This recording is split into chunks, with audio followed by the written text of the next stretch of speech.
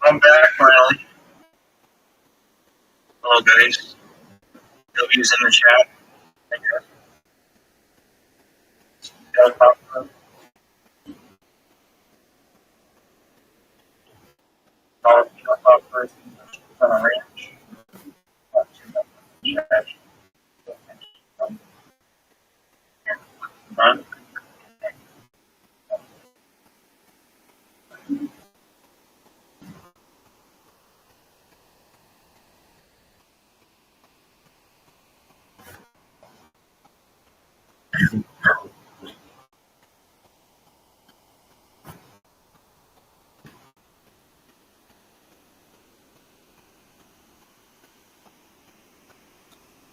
What's up, Rabbi? I'm back. All right, you drunk yet? No, I just got it. I went to 3 different fast food places. McDonald's, Carl's Jr., and Del Taco. Well, I would say if your wife is pregnant, that's a good sign. If she wasn't,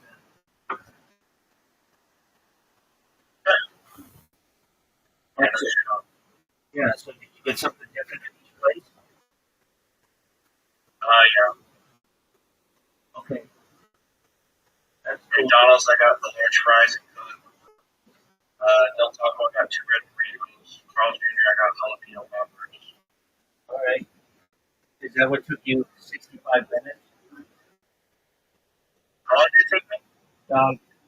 Days, man, days. That was like weeks ago that you were here. Now, my question to you is this: is there any ping pong currently going on anywhere in the world? I don't care if people are playing in some backroom bar, at some pizza place. I want to know: is there any ping pong going on? I'm sure of it. All right. Well, then, can you bet on it? I mean, I'm almost rinsed here. My hand.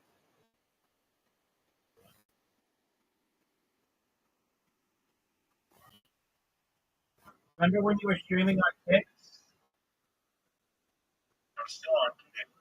So you left your Kick stream to go get fast food? Yes. Okay.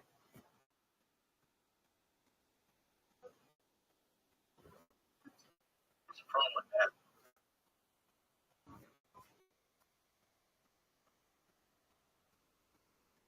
There's some kind of issue with getting food. I just rinse it all for a second.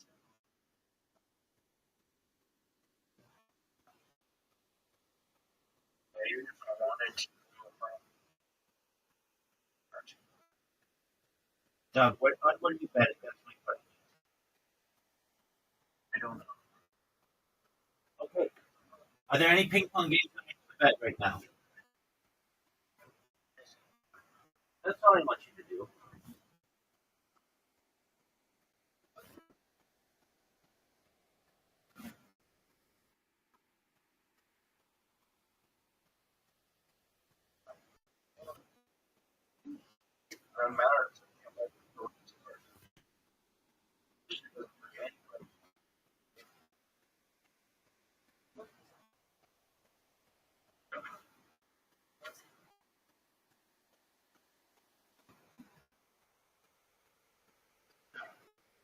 Dog. Go with this card or something like this shit. Possibly.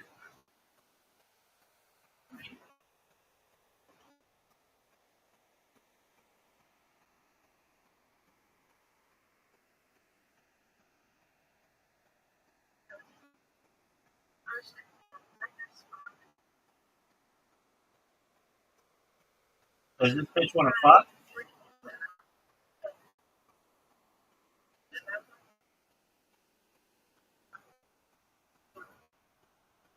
What are you doing? Show me TikTok garbage?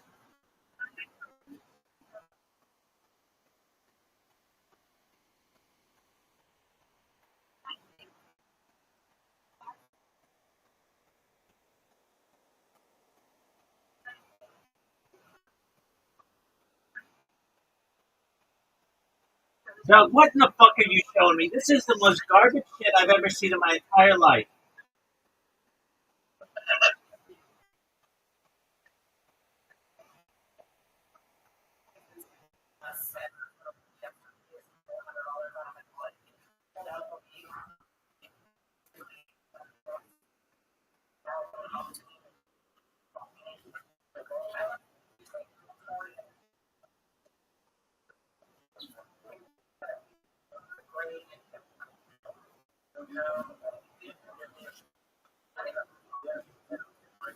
I'm gonna go see if it can be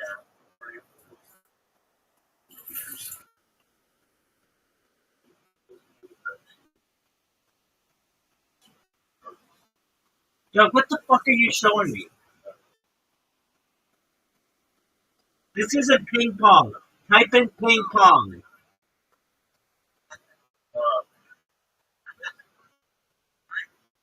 uh, Dog, this is the worst. Do you know what ping pong is? It's a ball that is played with paddles. Rabbi, for fuck's sake, I'm going there.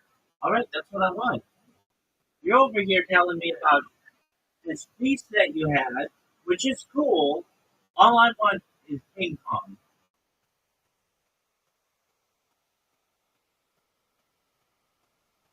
Retro Ray, do you know what Coast to Coast AM is? Dog, you've been sitting on your ass for all these years. You don't know what the fuck is up. Put me on then. Dog, it's the greatest overnight talk show in the world. It's the biggest overnight show in the Western Hemisphere. Here we go, ping pong. That's Russian what, ping pong. that's what I'm talking about. That's what I'm talking about. All right, who's winning? It's 1-1 right now. All right. Oh, that guy sucks. The guy on the right is fucked. I can just tell the way he picks up the ball. No, he's actually. He's just. Oh, He was just scamming. That's all. that's cool. Look at this motherfucker on the corner. Look at these shots. Ping pong may be the most exciting game to watch. It's very fast. Yeah. I'm gonna invent. It's generous. I'm gonna invent a ping pong arena where they don't have to go get the ball. They just hit another ball.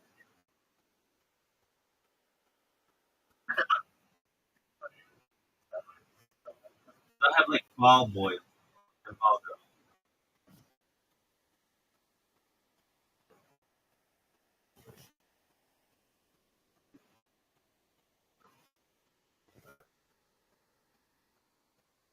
Are these guys Russian?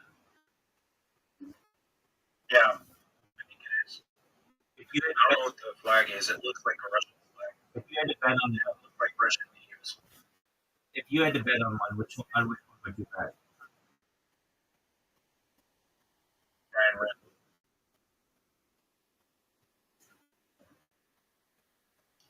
Just because he's do it. So that's really Yeah, great. my card doesn't work. This card doesn't work anywhere online. Okay, why don't you? It could work on Cash App, which I'm gonna try. No one wants to They're do that. releasing your promo card. No, don't do that. You got to pretend that you bet on it.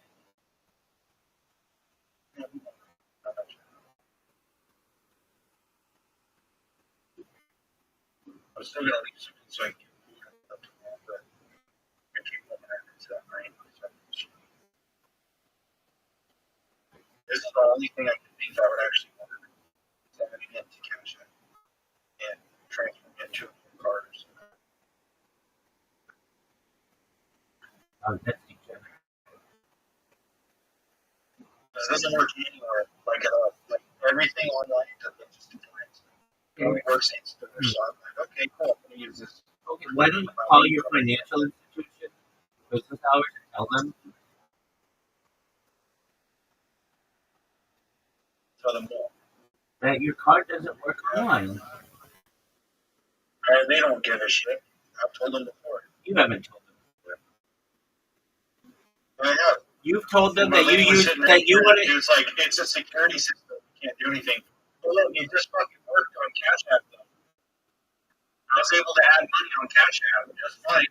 Okay, And then now I can just use the Cash App card to buy the crypto. all right.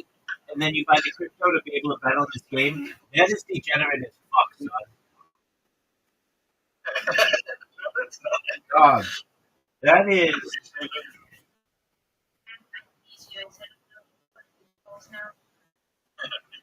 That is pretty fucking degenerate. I did that on purpose, so I put it back in.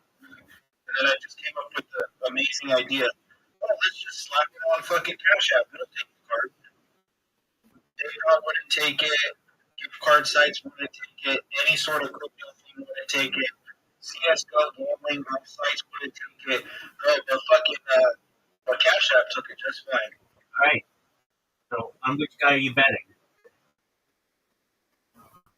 I don't know yet. I'm probably gonna find a different game. Fuck this game. It's already in the third or fourth quarter. It's 2-1. It's already cooked. There'd be very little odds if you're at all. All right, what's taking so long? But let me see. Maybe if you got time to prove, you got time to bet. We're actually transferred over to 3 different cards now. Dog, so degenerate. I'm taking a fee every time. Seems like 0836, right? 0836, everybody. 0836. Last 4 digits of the Visa's card number.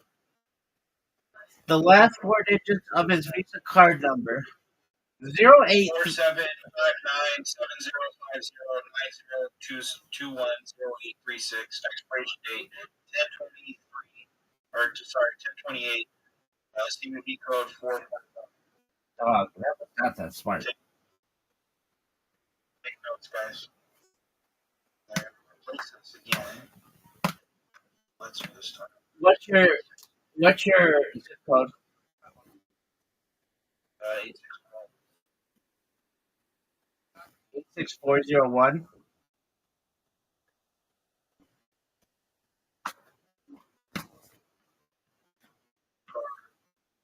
What's your social security number? Social security number. 521389. That's not a social security number. That's not even. Come on, man.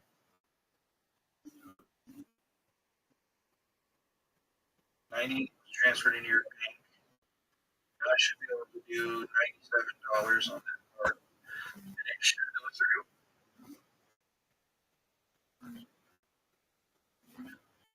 That man thinks that his social security number is 6 digits.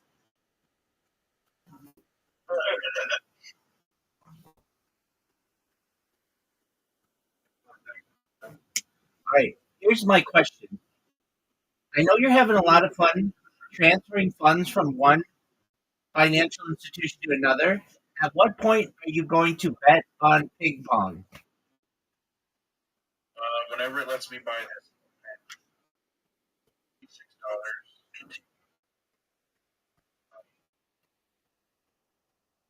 It doesn't even fucking work. What the hell? How much did I transfer over? Transfer. $97. Oh no. There is a fee of $1.95 per transaction. All right, well then transfer $93. Try 95. All right, try 95.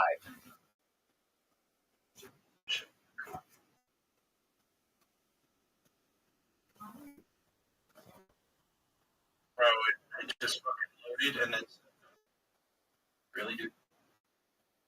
I have to fucking buy it. Another Australian thing to buy crypto. We're at playing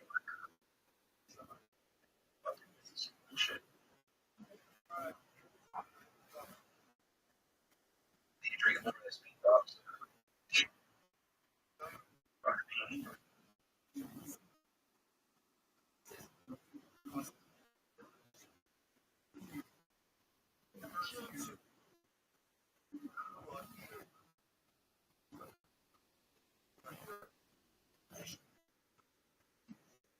Of course, I'm going everywhere for buying crypto. Oh yeah, dog. Includes my ladies. Dog, I don't know how this woman hasn't left you.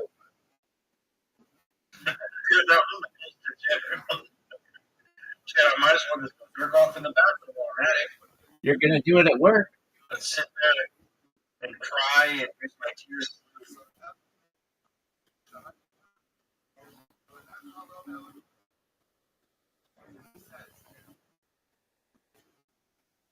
No, but it's the degeneracy.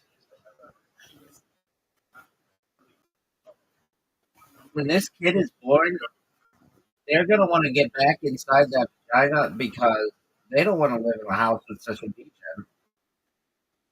They're gonna refuse. Oh, no doubt. You I are don't think you've seen any more degenerate on no. I know. That ain't been true. There you go. I know that you're so degenerate that you find random individuals online, random people you've never met in real life from other countries and ask them for loans when you need money for a gambling. That's fucking degenerate. That's what fucking people from Nigeria do. Except theirs is for like food. Yours is to bet on ping pong. Ping pong. Dude, it's amazing. All right, so here's my question for you. What happened to buckets? Buckets. Buckets. Who was your friend with the girl? You had a friend with a girl and you had a falling out with him. Oh, what about What's his name? Nets? Nets. Oh yeah, no, Nets. buckets. Nets. Yeah. Okay, so what happened to Nets? Oh, fuck him. I didn't talk to that nigga. All right, well, it's not cool for you to use that language, but why isn't he Bro, he in? is black. Okay, well, you're not cool enough to be able to use that word. All right, so why isn't he in your life anymore? Because he scammed me. Did he really scam you though? Why? Because one of these casinos had an infinite ledger where you could just keep submitting a KYC request, and they just keep you $10 free. If you make it, and you wager it, you know it. So $600 while I was at work. I told him when I came home, like, how much you made? He's like, oh, I made 600. I'm cool, send me 50 because I gave you the method. And he basically said, yeah, I will just give you 20 minutes. I'm going to gamble it right quick. Gambles that uses everything. Stop talking to him. Okay, but weren't you kind of just making a demand? Like, hey, give me $50 because I told you about this glitch, but like, What was it? It was a green on credit too. Was the thing as well. okay, that's You already told me And he's like, if I make some money, I'm going to at least give you $50. I'm like, sure? He's like, yeah, just let me know the method. Here's the method. And then he gambled and then paid me when I was hooked. And then he brought up some shit about how I didn't pay him one time. He justifies it, it's okay. And I'm like, no, it's not. I mean, that's paying, but it was okay because you were $3 plus one. So he just basically just. Yeah. And so you gave up a friend over $50? That's pretty degenerate. And then what happened to that Eastern European fellow who you brought in here? Gaba, he's still good. He's just not answering right now because it's early. I tried to get. There's Badminton. We could get on Badminton, bro. Oh, let's do it. That's the thing with the birdie, right? Yeah. The fucking fast. Fast game. 1.9 and 5.0 on Dude, first set. that 5.0, that's tempting. 5.0? Yeah, we bet $10 on him. Yeah, fuck yeah. All right, we got $10 on him. Let's go, baby. Let's go. I don't even think you can watch it though. Oh, get the fuck out of here. Don't bet it if you can't watch it. It's too late. You can't even watch it.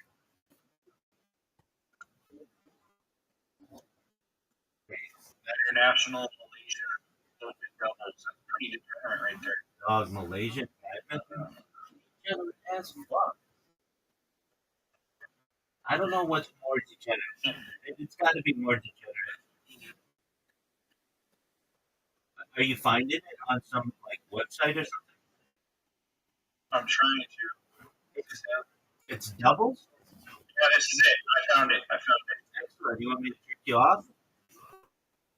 Yes. Okay. So we got our money on one card. Okay. Excellent. They're in the first set. I know nothing about this game. Okay. Are they top or bottom? Bottom. Damn, look how fast this fucking.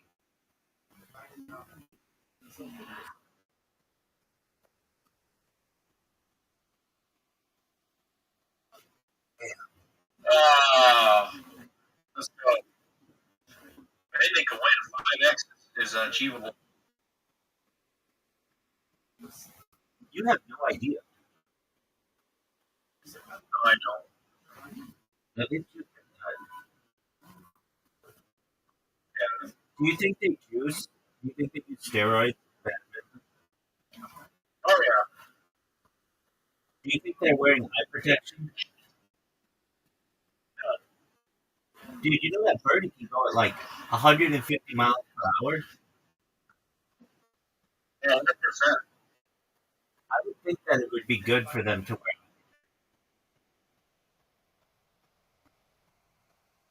Hey, remember that time we were watching Batman and then you just started clicking around on your fucking screen?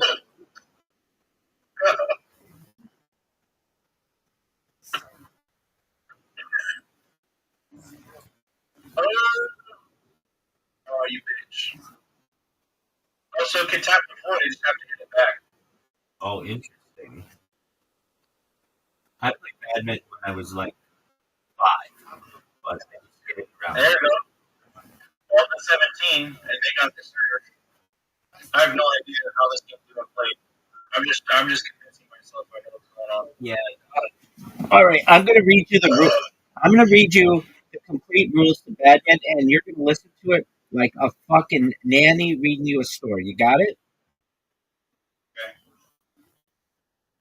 Okay. All right, here we go.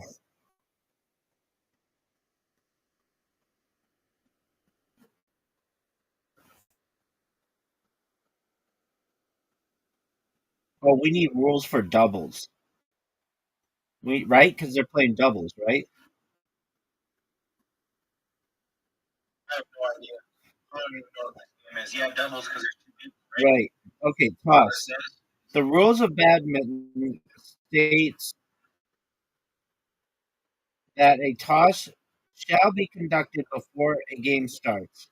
If you win, you can choose between serving first or to start play at either end of the court. Your opponent can then exercise the remaining choice. Scoring system. The rules of badminton states that a badminton match shall consist of the best of 3 games. In doubles and men's singles, the first side to score 15 wins the game. Didn't you say one of the teams had 17 though? 18 and 17. So they must be playing. Yeah. So we've got to look up Malaysian doubles.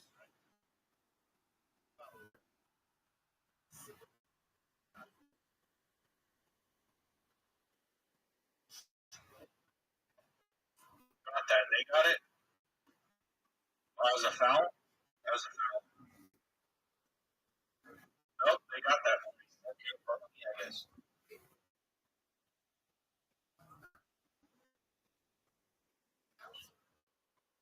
Scoring system.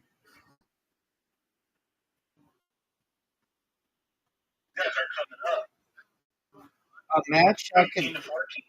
So it's the first to score 21. Oh, shit. Okay. You're done, son.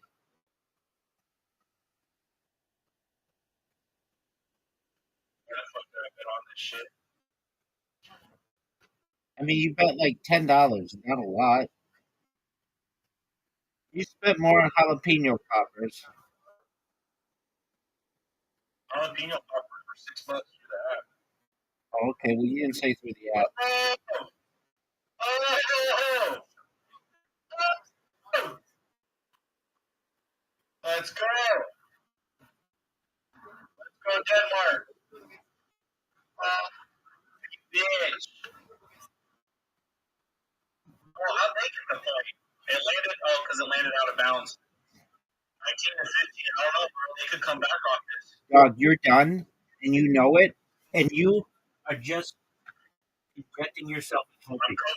You're injecting yourself with opium. Yeah, I know, bro. Lurking in the shadows. Hope we're having an awesome stream. Thanks, Arturo. Arturo, it's amazing. We love you, Arturo.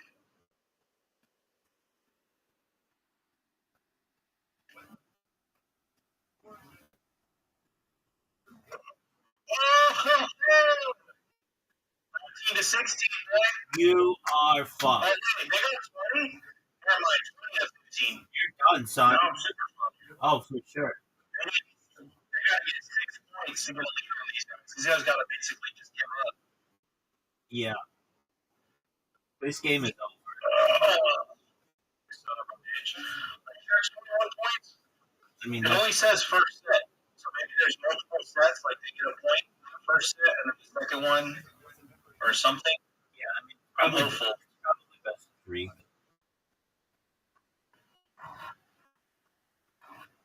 That's over. Yeah, 21. 21. But there's still another set, right? That first break. Yeah, so they got 1 point. I see, it's just a ping pong. Except they gotta get to 21 first. How many do you have to get in ping pong? 2 minutes. I don't know. I think it's like a lead of like 6 or something. I have no idea. That's incorrect. That's incorrect. Nobody believes you don't know. I don't know. It's probably something. You must know since you're asking me what it is. Yeah, I think it's 21.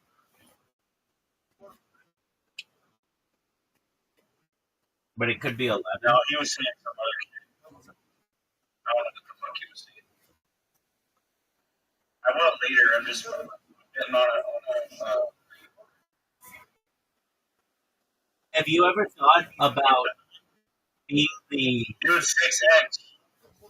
dude? You're fucked. Throw an extra $5 in there, bro. No, that's a bad move. Dude, that's a 1X versus a 6X, dude. The 6X has to win against him. They have a women's one we could bet on. That's 1 to 1. 11 to 7. The female Malaysian badminton players not? I don't know, but it could go hard because it's 1-1, but it's also 11-7. Just So wait. the Chinese can actually win. Just wait on that. We have to focus. No, I'm betting on it. I'm betting on it. Dog. I don't care. These bitches better be.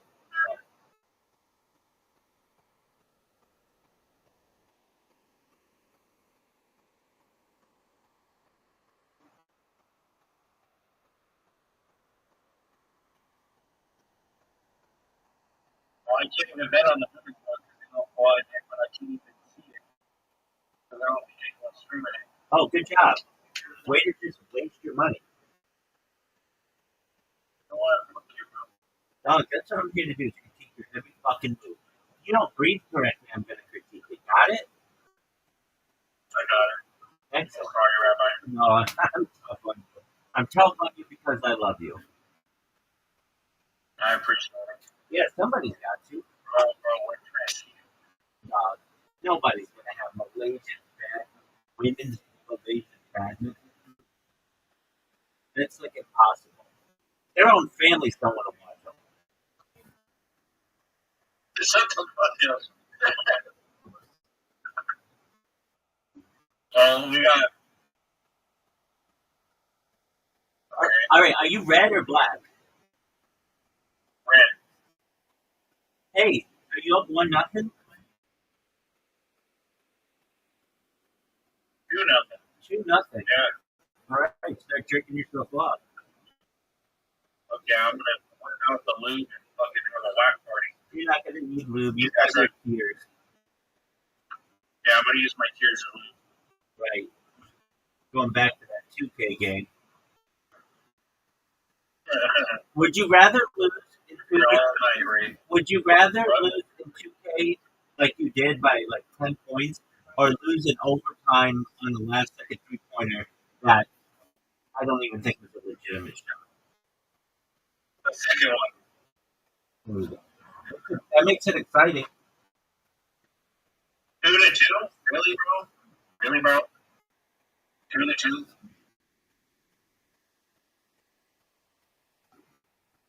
Don't you think they, Guys, I don't know who they're trying to fool.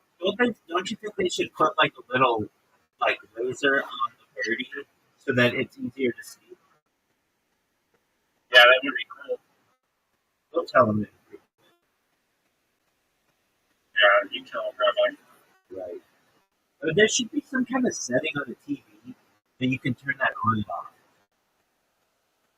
Like a hit marker kind of thing. Right. These guys aren't playing. Oh, they're going hard on these motherfuckers. Oh, wait, what? How big is that? Okay, never mind. What's the 2-4, that's not looking too great. I mean, it was great while it lasted. Remember when it was 2-0 and you were like, this is a dynasty. I have a badminton dynasty here. The guys in red are never going to lose.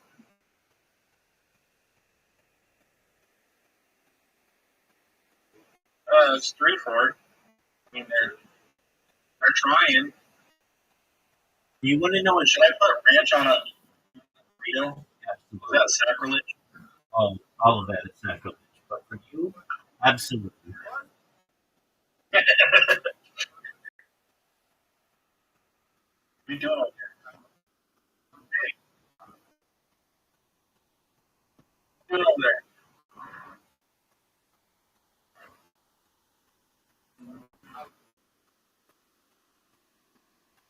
You know, being a more degenerate if I split screen this and I did some CSGO case openings. Don't do that right now. Let's focus on one thing at a time. Alright. Focus. Lock in. 3-5. Not looking too great. No, you're fucked. You should just give them your bench. Honestly. Give them my card. Give them my wife while I'm at it. No 5. I mean, you're coming back. Your wife is too good for Malaysian badminton players, but it may be a sacrifice that we need to make.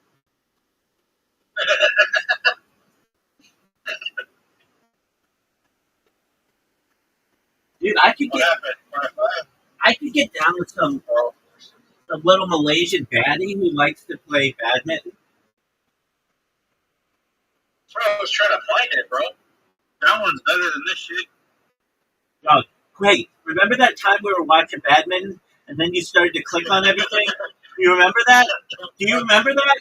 Because Pepperidge Farm remembers. Go back to the fucking game, dog. Rothschild, me. Dog, no one gives a shit about anything you're doing. We care about badminton right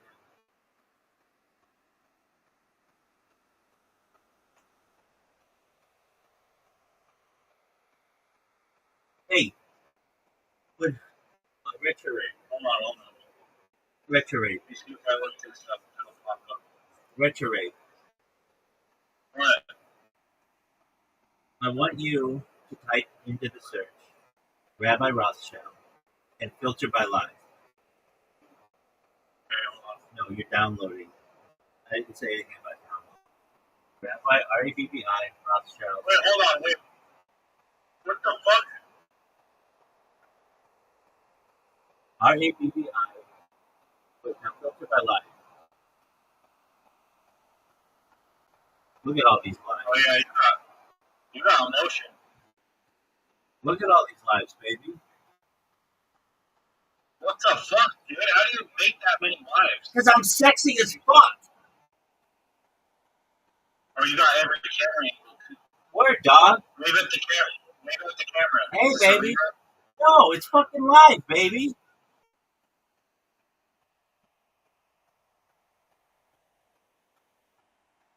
Wave at the camera real quick. I am. I'm giving you the finger right now. It'll take about 30 seconds. Okay, let me see.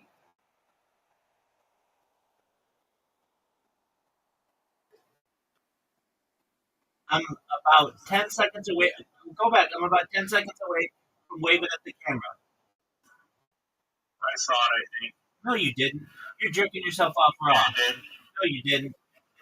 Just wait. There it is. There you go. Yeah. I'm live, baby. That's crazy. Have you ever seen somebody out with so many lives? No, that's insane. I agree. I don't know why you're not live on Kick on 20 different channels and on Twitch all the time. Wait, hold on. Let's talk about this. I used to do that on Kick, and then they said that was against their terms and conditions when it wasn't. It wasn't written explicitly in their terms and conditions. So they had to add it. Right. You made it a whole ass channel as well just because of you. 100%.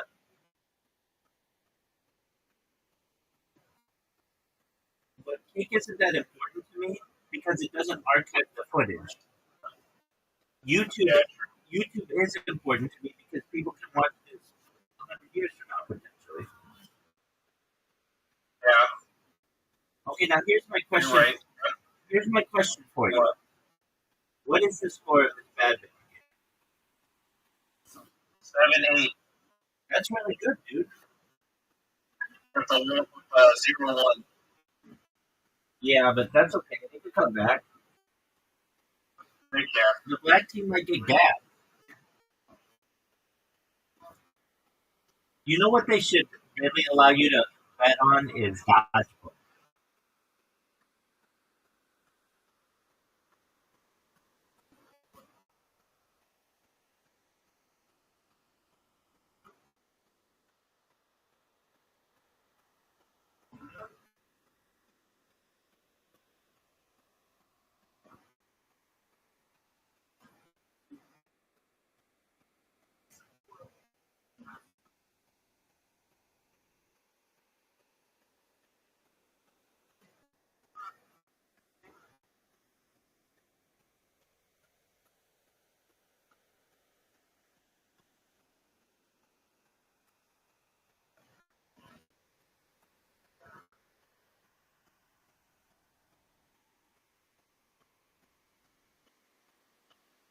Oh, 9-8. What is it? 9-9.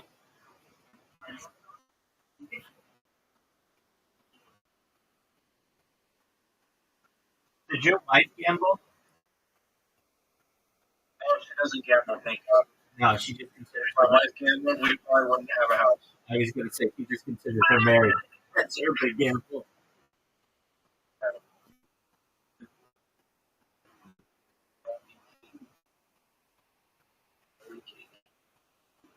Did you hear my joke? It was really funny. Uh, I said she just considers her marriage to be her big gamble. yeah. All right, so what's the score? Dude, hey, remember that time? Remember that time we were. I gotta see what this one's Doug, remember that time we were. Doug, remember. It's regular at 15 or 13. This women's one's good because I got it at a 5X. So that one could pay pretty good, actually. That could be a $50 bid right there. The women's one's looking more promising than the men's one. Okay, remember that time we could watch the women's one on TV? Because I don't. Yeah, we. If it's not being streamed, it's like it didn't happen. Yeah, right. Now, what's the score of the red team versus the black team? 10-10. All right, you're doing pretty well, man. So far, they're locked in now. They don't want to lose this shit, or else their mother will be unhappy. Dude, a lot of Malaysian people will be pissed off if they lose. This is the biggest event in Malaysian history right now. Is it really? I mean, do you know another time when Malaysian sports have been so important to a global audience as ourselves? Uh-uh. Right. This is like the Super Bowl. Hey, dog, I thought this isn't like the funniest joke, but I think it's kind of funny. You know, there's a winter and a summer Olympics. Why isn't there a spring and a fall Olympics? Because winter and summer, there's no in between. No, there One or could the be. other. There could be. And then also, what about this one? There's a World Cup and a Super Bowl. But why isn't there a World Bowl and a Super Cup?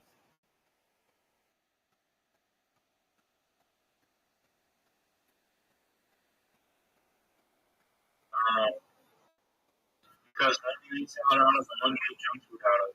That's why. Or something like that. Okay, I'm okay with that, I guess. All right, dude, I need these badminton people to understand that they take too many breaks.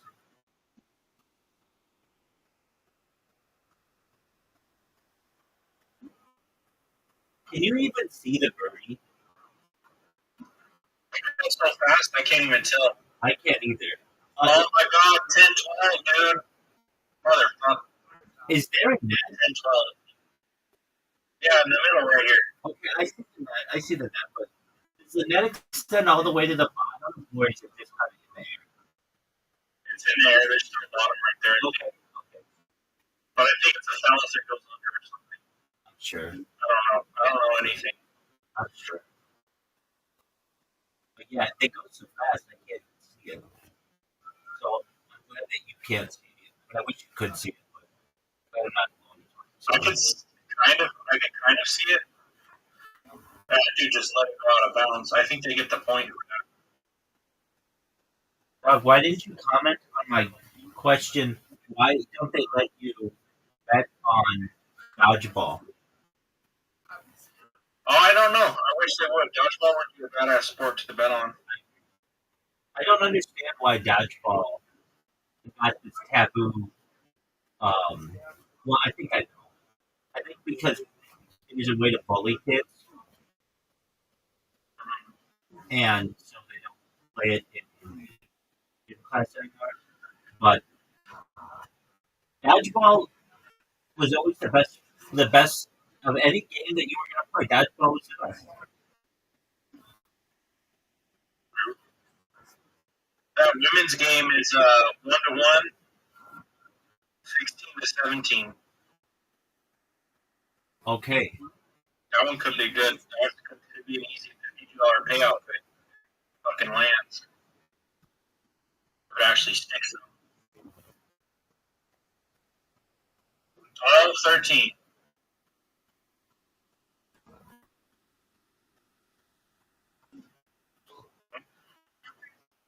Yeah.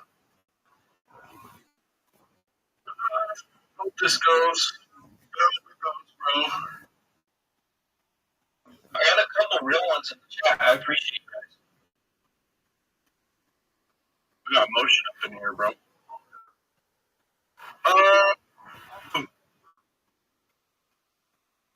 You like G-Money?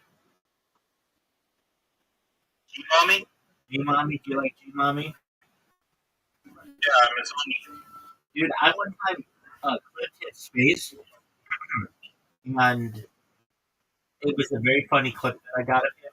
And I actually recorded it, and I have it on Instagram. Send it to me. I will. I'm gonna find it. So this is what I would do, which I think is really funny. I would spam people until they complained about me, and then I would clip them and tag them on social media. Yeah, basically. All right. And look up Gmail. 13-15. I don't know, bro. They're 2 points ahead. No, you got, and everybody knows it. That's cool.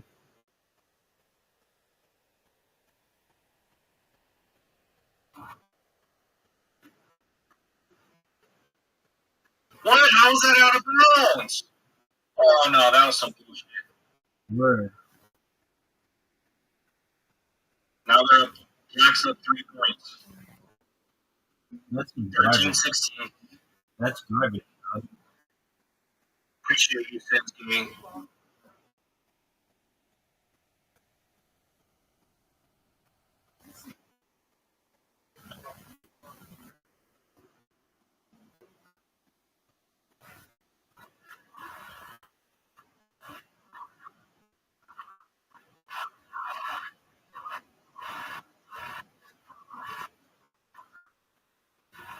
Oh, what? 13-17. I don't know, bro. Yeah, you're dumb. They're 4 points behind. Because they keep hitting out of bounds. Just fucking play ball, dude. The bloody goal.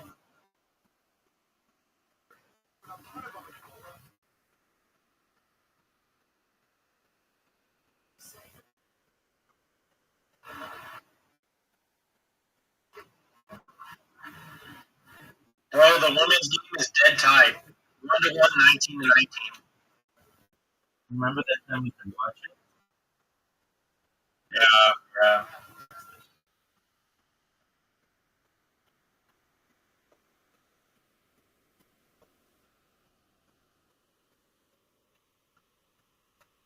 Okay, they must have got the point. Really? Still?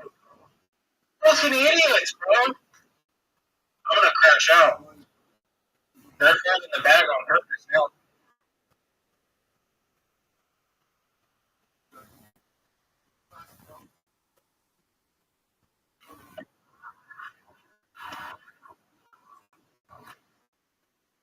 Oh my god, dude. 20-13. Yeah, they're getting their ass beat.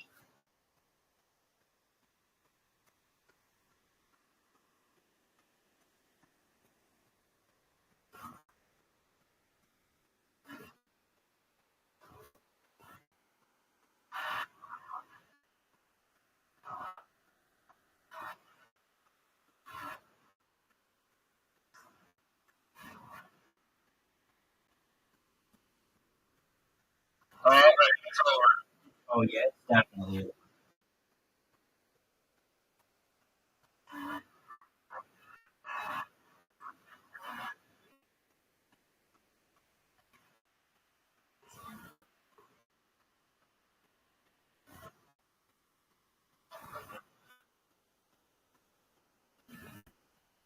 it's done. I lost that one. The women's one was promising, though. Oh, wait, no. I lost the women's one as well. Shut up. Yeah, I lost both. Why's that? Wait, no, I didn't. I still have one more to go through. It's 2-1, and he just started. I don't know. There, that's done. Yeah, it's done. I lost both. You know what that means, right? Find something else on which to bet. Maybe at its finest.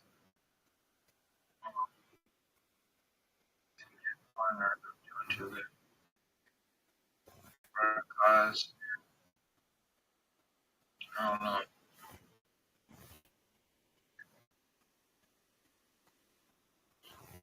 That's 17.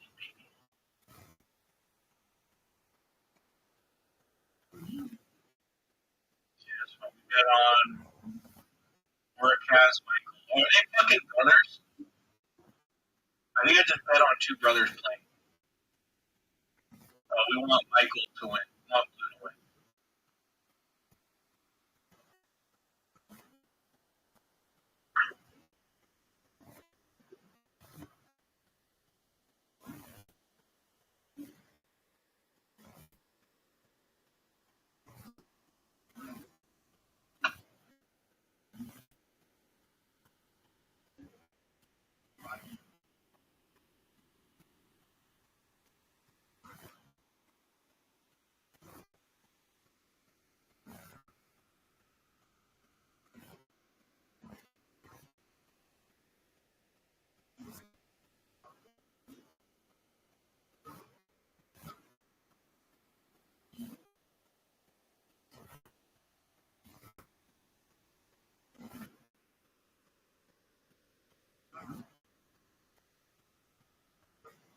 Yeah.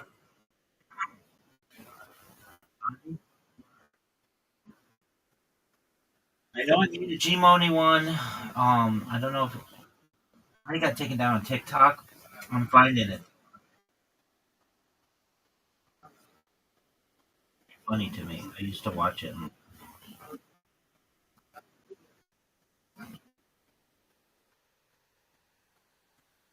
G-Money. I asked somebody, he's like, yeah, that motherfucker used to spam my Discord every day. Like, no shit. His Discord or his What is Kick? it, 8-7? His Discord. I used to spam your shit. His Discord. Yeah, that's yeah, that's true. Okay, 8-8, low, or 0-1. I don't know, I think I have this Rabbi. Oh,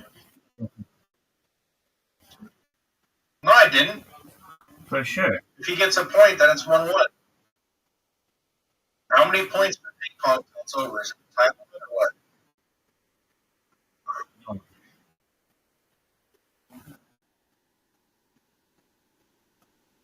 All right. Mike was doing good. Got on He's doing good so far. So.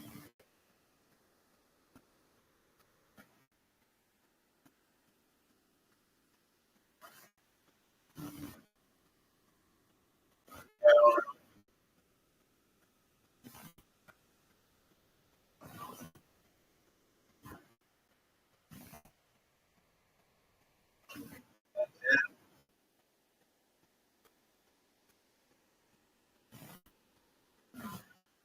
he's fucking big, dude. Come on. There you go.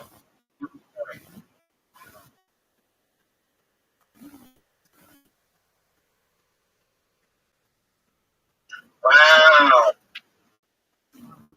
You're a fucking. how do you spell his name? G-Money?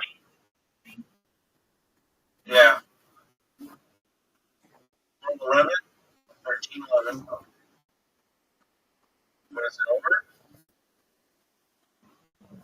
Oh, it's just going to be 2-0? No, I don't think it's over. I'm also Oh, yeah, you lost everything. No doubt. still got 50 in the bank. What's happening, Rabbi? Let it ride, baby. Hey, All right, baby.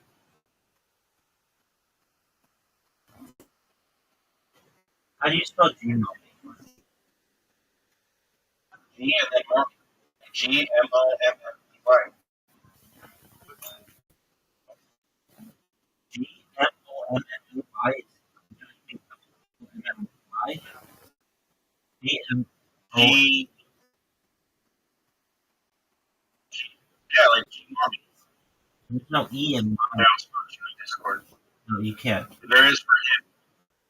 has an E in his name. Okay, are you sure it's not? Just spell it. Just read it. G. Yeah. Isn't there an under? GMME. It's Lil G Moment. It's Lil G Moment. Yeah. Yeah, Lil G Moment. Why didn't you say Lil? I thought you already knew that. Nobody. You asked me how to spell G, which is G Moment. I don't know how to spell G Moment. The little part. Yeah. God damn it. Claim the right back and hope for the best. Oh, I found it. I found it. Wait, I found it. Okay.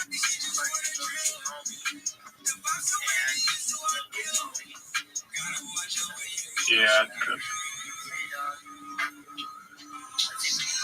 No problem, Uber officer.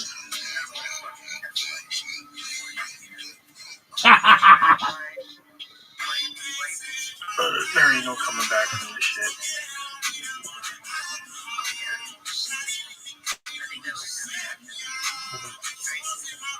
Depression sets in.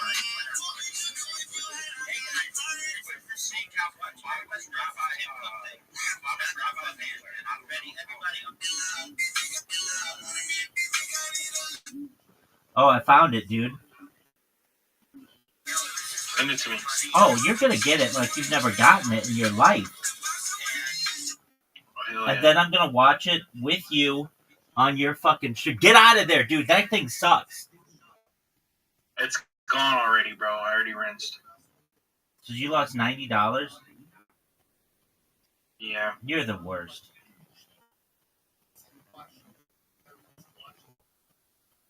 All right, I had a crypto monthly reward, but it didn't let me claim it. quit with that garbage. All right, go to your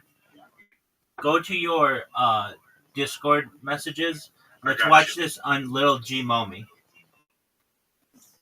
Let me see here.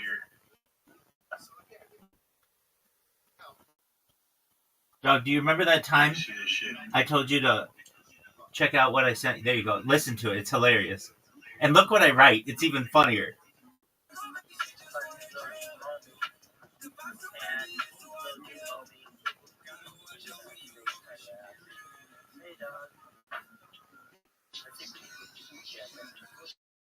I say world famous pussy eater. Hey,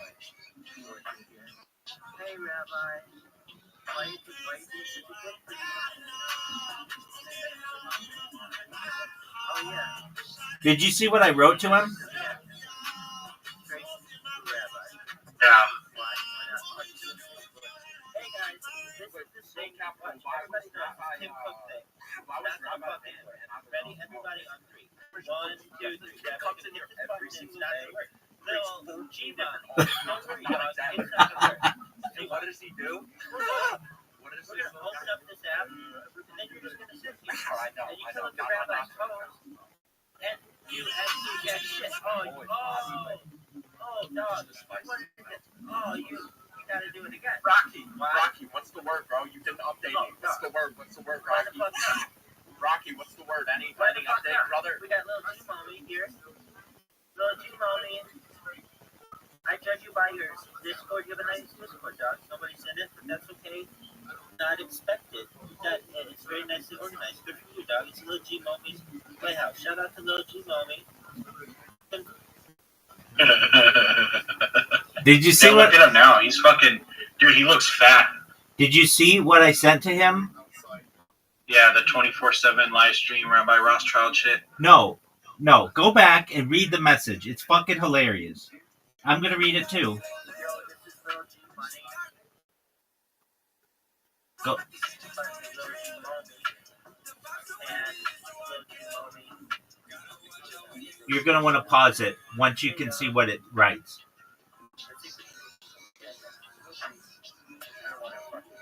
Okay, pause it. What's it say? World famous pussy eater Rabbi Rothschild takes karaoke requests live on YouTube for world peace. And type in viral rabbi in any search engine.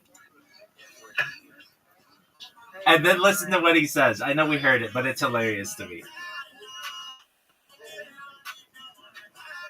yeah. I think that was the reaction. Straight to Rabbi. Why? Why not watch it? Hey guys, this is the same watch. Everybody knows Tim Cook thing. That's not fucking. Ready? Everybody on three. 1, 2, 3. Comes in here every single day. No, she's different. Don't worry, dog. It's not gonna work. Hey, what does he do? What is We're this? gonna open up this app, and then you're just gonna sit here. I know. And you go to your rabbi's host. He's so triggered. Look how fat he is now. Look at this fat fuck.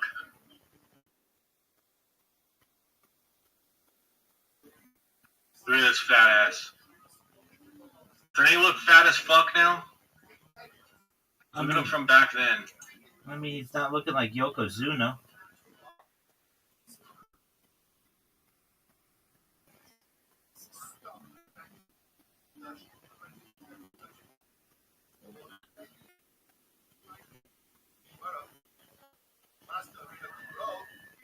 Mike, you got some punch, bro. All right. He'll get on those GLP-1s and be skinny as fuck in no time. Is that good for you? Probably better than Not like obesity. super bad for you. Probably better than obesity, son. Probably better than obesity, son. Well, fuck, Rabbi. You ain't got room to talk either. Baby, I'm sexy as fuck. I got dad bod. Just masturbate to me. Okay. I have a lot of fear about I bet they definitely do. Oh, I definitely do. Do you know how many discords I'm in? It's just a numbers game. If you're in as many discords as I am, people are gonna masturbate you. People masturbate to lights on the wall. Bro said hello, my little Discord.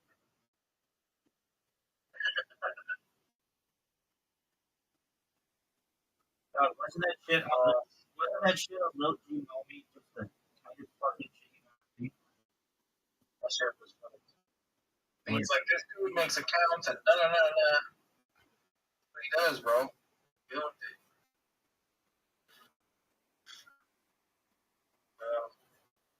Like he getting notices from Snake saying, we noticed that we deposited 5,000 per seat. I'm sure you don't offer depositing large sums of money does not guarantee success rate. Each better game remains largely dependent on the amount spent. We have a tool which can keep you to assist gambling like a safe and drug of false limits, budget calculator, safe gambling tools, and don't hesitate to contact us. If you need help, call 1-800-GAMBLER if you have any gambling problems. Hear about me, dude. They don't give a flying fuck. They're like, hey man, you deposited over $5,000. That's a problem. Hey, you gotta take a step back and look at what you did. Calm down, man. Let me see, maybe they have some kind of one. Hey, do you remember when you came into my Discord and you were like, hey, Rabbi, you know I've got this amazing tool to be able to promote people, and then you didn't use it on yourself? Why is that? Down, bro. Look. Down, it's not working right now. I have to get it moving. I think that your tool sucks. I'm just going to be honest with you. If it doesn't work 24/7, then what good is it? It definitely does work. It's just down right now. It doesn't get little G moment. It doesn't get little G moment to know about you. I guess.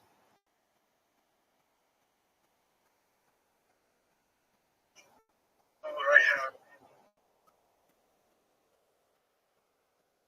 I have. Why are you so anti little G moment?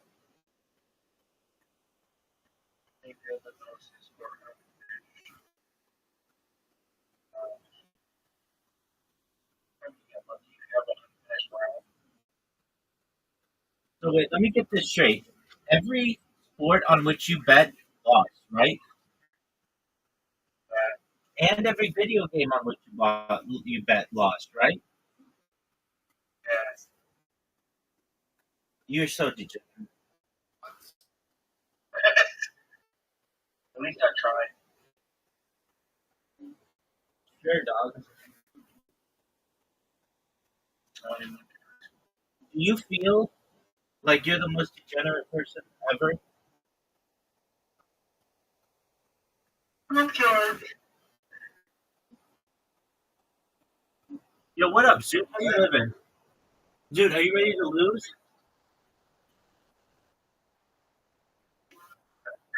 Yeah, okay. Dude, I'm gonna send you an invitation. I'm gonna beat you like you owe me money.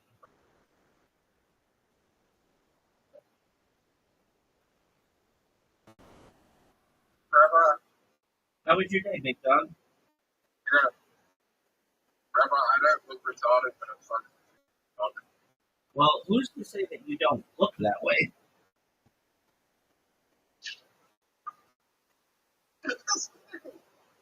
Zoot, you have an invitation. Zoot, Oh, Russell Brand's going down. no one cares. The only thing about which they care is if you're gonna accept my invitation. Zoot, are you gonna jerk yourself off raw? Retrograde. Retrograde, I think it's time that you retire, at least for the night. Don't spend any more money. You literally you literally lost everything. It's only this card, bro. Zoot, do you have an invitation? Don't kiss your ear, bro. Peace, Retrograde. Zoot, what the fuck are you doing? Zoot, Zoot, you have an invitation. Zoot, Zoot, Zoot, Zoot, what the fuck, man? Yeah, sorry. My black. Dude, I don't give a fuck. Get your shit together. Let's play. I won the card is literally black. I won one of those games somehow. Which one? I don't know. Out of nowhere, it's like $136. So you're gonna go blow it? I'm trying to. What do you do with friends? I run on the mic. I put 17. Oh, I won on the huh?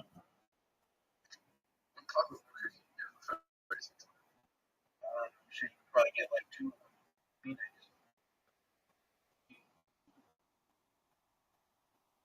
Zoot, did you know that I made it in 2 shots?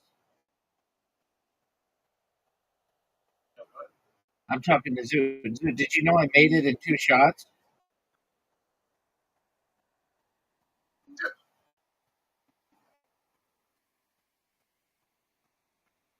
Dude, they're giving me every. Oh, $100. You Yeah, want? boy. How'd you? Back in. Dog, you're so degenerate. Just quit. I just hit $2 bet at 30x. Bro, we haven't even started yet.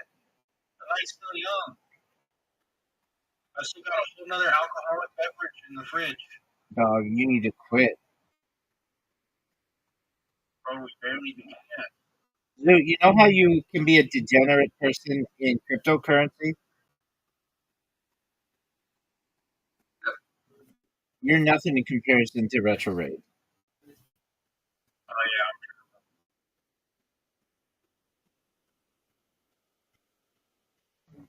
I'm the worst. You, We're gonna mix this up. Zoot, Zoot, you know you can do better than that.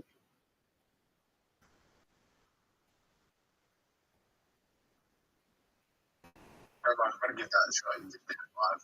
I appreciate your ranking of my shot. Zoot, do you know who was on Kill Tony this week? Sure. Shane Gillis and Joe Rogan. That's big time.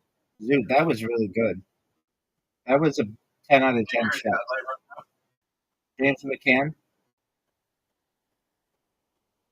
Yeah, I'm going to a shot. are you?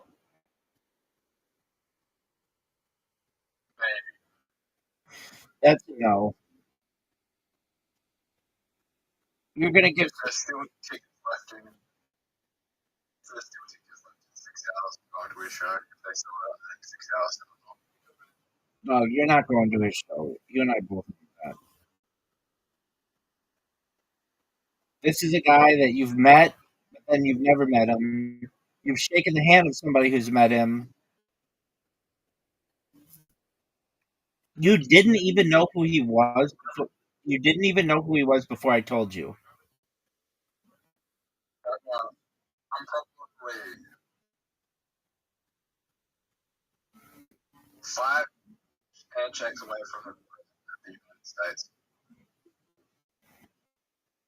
That's not that good.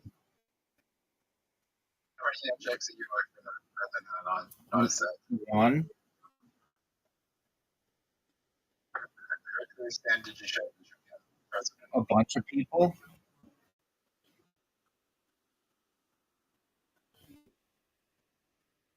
So,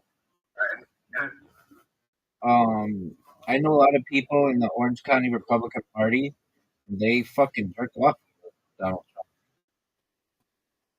Right, I was probably for him. Okay.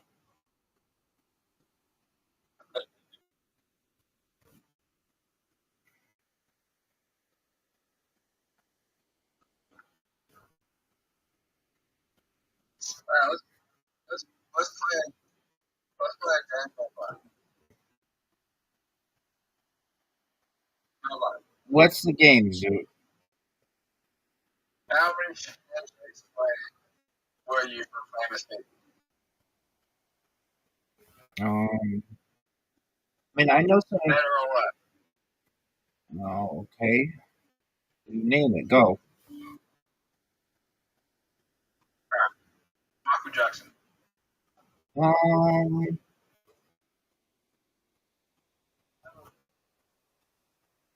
Let me think.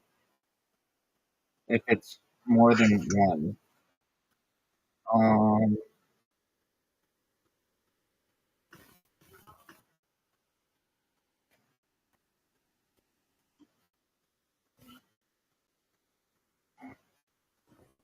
Let me think.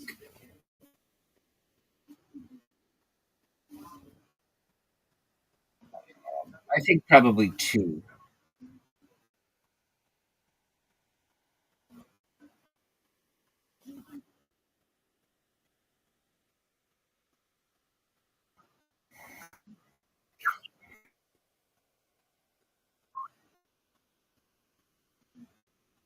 Handshakes. Here's the thing, though. For a lot of the people I know, they don't shake hands with members of the opposite sex. So it could be even closer, but they've just rejected them. Like, I know a lady, I've known her quite well. She wouldn't shake hands with George Clooney.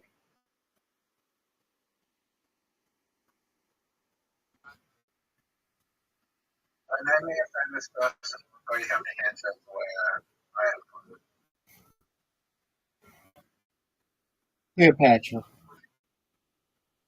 Right? Cleopatra. Sonia Gomez. Cleopatra.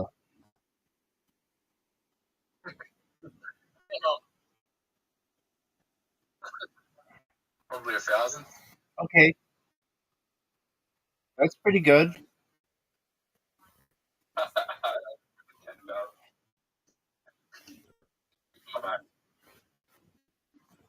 Selena Gomez. Selena Gomez.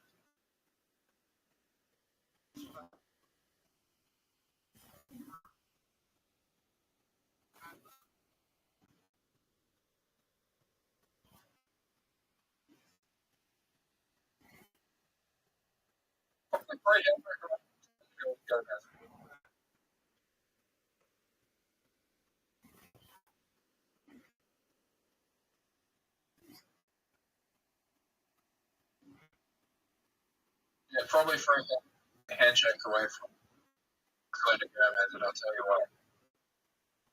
Said 3. Yeah, I'll tell you what. I know someone who's spent a lot of time with Post Malone, Post Malone's hand, and I know Postman Lamb shook Justin Bieber's hands, and Selena Gomez and Justin Bieber David, so only 3 handshakes away. Dude, you're 3 handshakes away from giving Justin Bieber a hand job.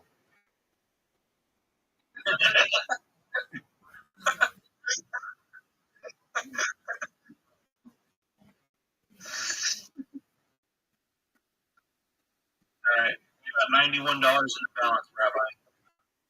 Right. All right. Let's play this down again.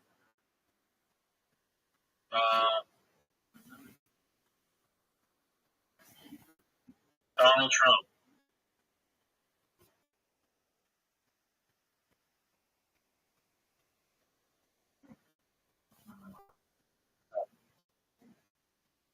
It's crazy. Postman Lamb hands with Donald Trump, but I know little shook hands with Donald Trump. So this video footage will come shaking hands with Postman Lamb and Donald Trump. So perfect. Dog, you're like 4 handshakes away from giving Donald Trump a hand job.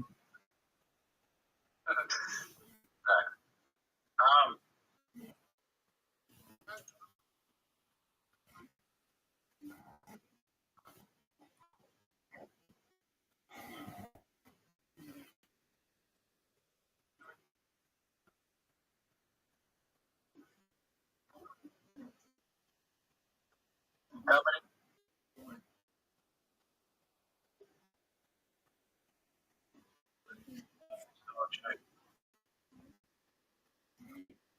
Some good.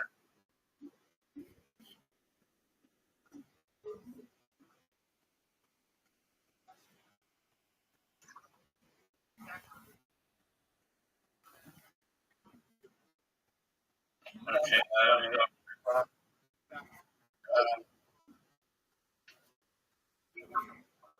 Rabbi. What up, baby? How many handshakes away from?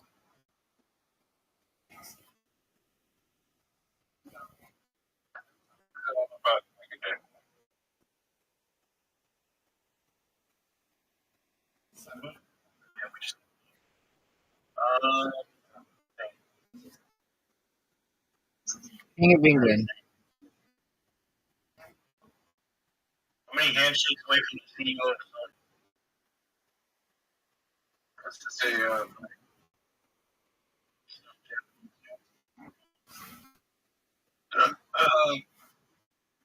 probably. Hiroki, Oki. Dog. About Heidi. Zoot, you're 5 or 6 hand jobs away from giving the CEO of Sony a hand job. Does that make you proud? I mean, that's like you're like in his family. Yo, baby. How many handshakes away are waiting from each other? Virtually, we're united.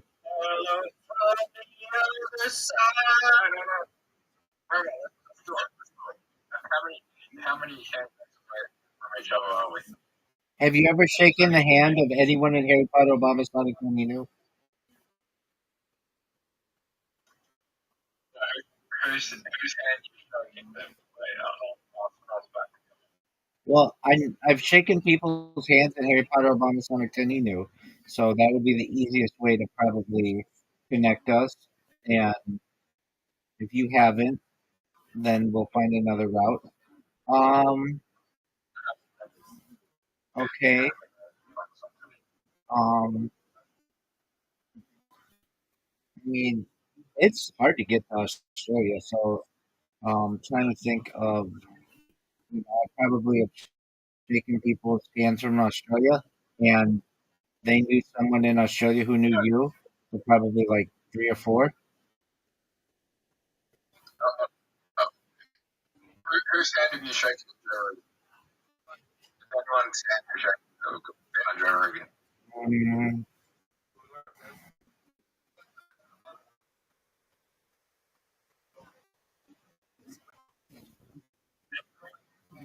Um,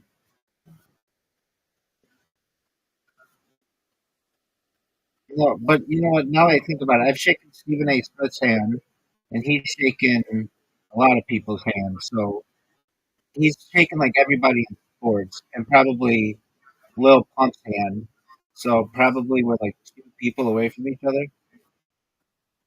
So I better pull up that kind of shit. That's the line. And then that's the line. So it's like four. No, you've shaken Little Pump's hand, right?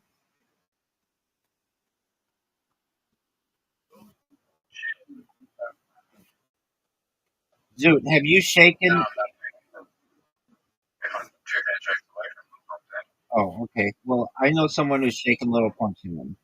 So then we're like 3 handshakes away. I can keep later.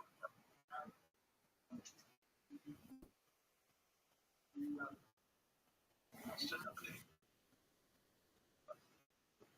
we somehow went from 0 to 36 to 175. Wow, that's amazing. So are you gonna quit? It's like once you know. All right. Is there any ping pong on? Is there any ping pong on? Yes, there's ping pong. Let's play ping pong. There you go. Now here's my question. How many people? Dude, just hold on. Why don't you bet on the favorite in ping pong? Because I like to go on the one that has higher odds. Like Thomas Scott, I bet on him before. I'm gonna throw 15 on him for a 28 payout. But then in the last quarter, 8-8, they're tied completely, and I just got him like right at the best odd. I thought he was gonna win. Let's see, Tecumseh gonna win. I think he is. Easy $50 right there. I'm waiting for the war games to start because they're on in the fifth quarter. They're all basically over. Come on, blue guy. Let's go, blue guy. Let's go, blue guy. Blue guy. Yes. Oh, yeah. Blue guy.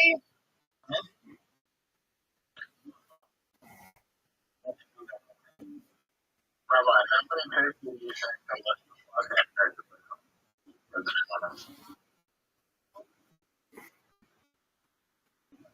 Oh,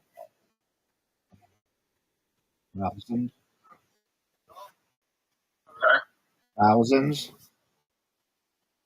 How many handshakes were you away from Edward Craven? We're friends on Discord.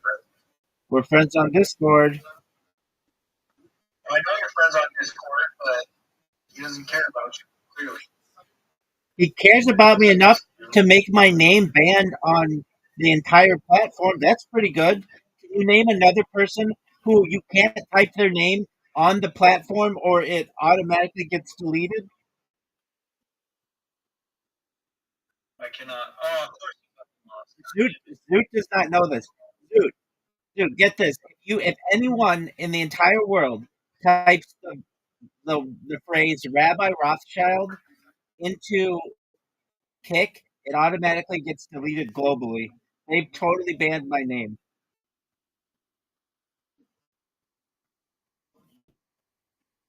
Zoot, did you hear me? Isn't that tight as fuck?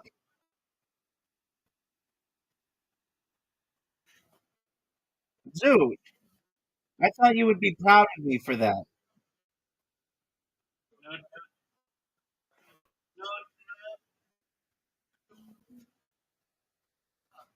Zoot, Zoot, you're not proud of that? pretty proud of it. Oh, I know you are, but I figured Zoot would think it's tight as fuck. Yeah, he pissed off the whole platform. That's pretty. I'm pretty proud of it there. I mean, you can literally put in all kinds of bad people's names in there. It goes through. But my name, it gets banned globally. That is a feather in my cap.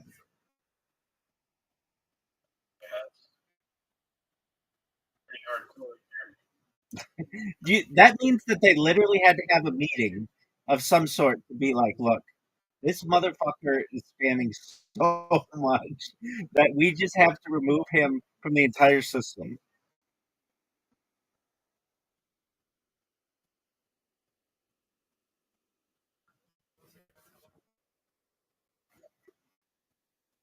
Yeah, they were like, this guy's genuinely a problem here. Exactly. Okay, I'll come back.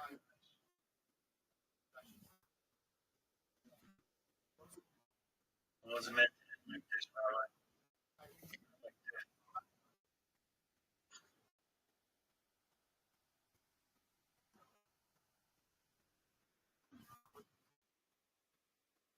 Okay, yeah, now it's officially fucked. Are you done? Yeah, I'm done. I'm done. Take care, big man.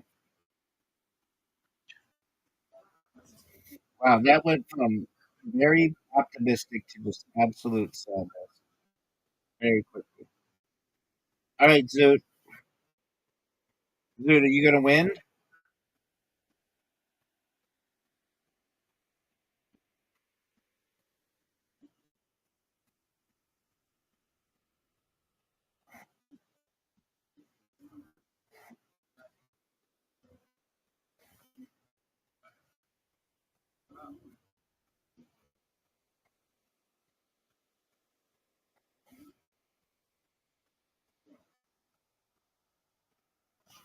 Zoot, you passed.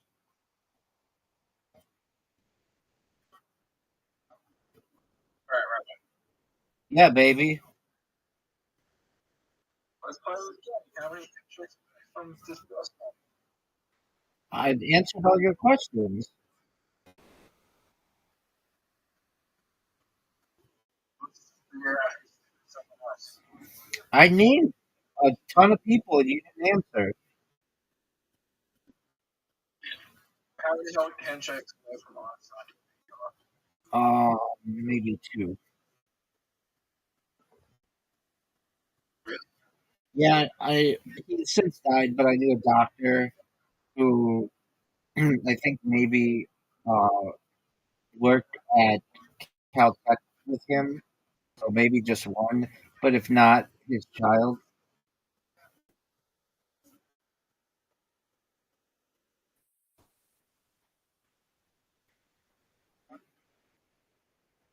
And How many handshakes away?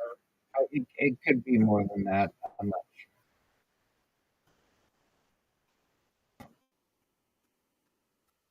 That's handshakes away from Texas. Maybe less. So do you see? I just scored 34 points on you. Um,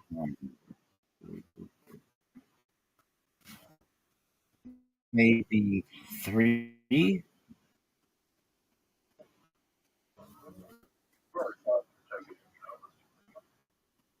Would you give Elvis a hand job right now if he asked for one? I'll go to Edge. How much money? Okay, you at your age now, and Elvis at age 69, and it would just be for bragging rights to say that you gave Elvis a hand job. Okay, what about for $1,000? Yeah, probably. Okay, all right, you got quite a low number. Wait. No, no, no, no. I have to make I have to I mean, what do you think a hand job is, dog? make the go. What do you think a hand job is? Somewhere ahead of me. Make it like That's not really a hand job. That's jerking someone not even off, just jerking someone.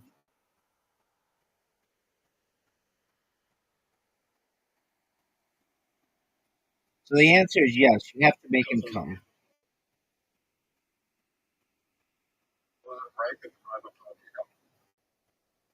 No, it's not rape. It's rape if neither part, if one of the parties doesn't consent.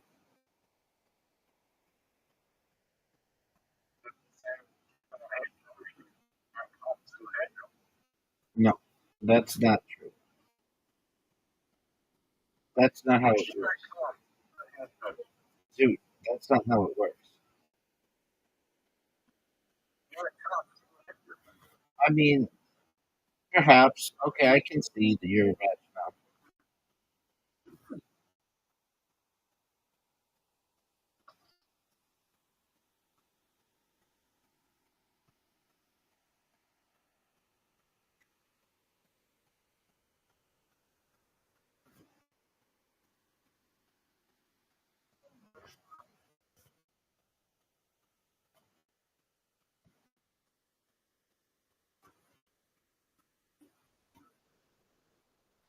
Zoo, you have 69 right now.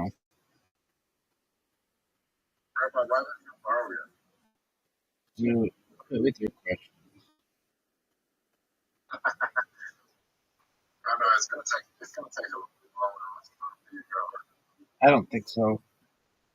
I had someone who, well, you know him. You know 50.eth? He was talking about me today.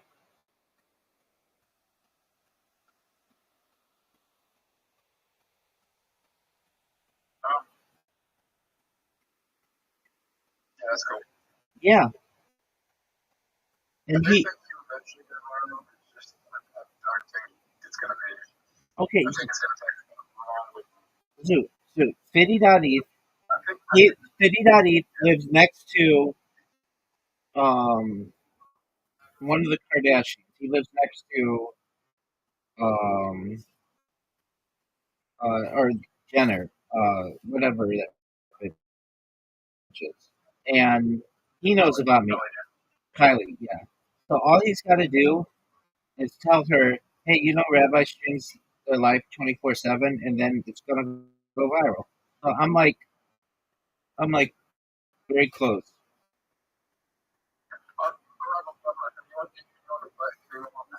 to play you in a movie. Um, Perhaps one of my cousins.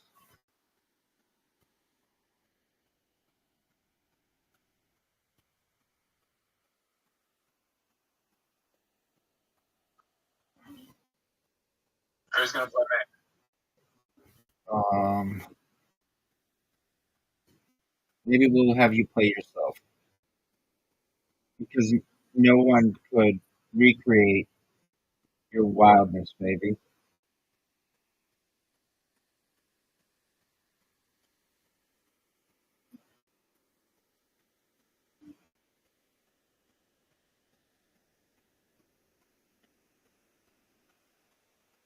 Zoo, why aren't you on X Spaces anymore?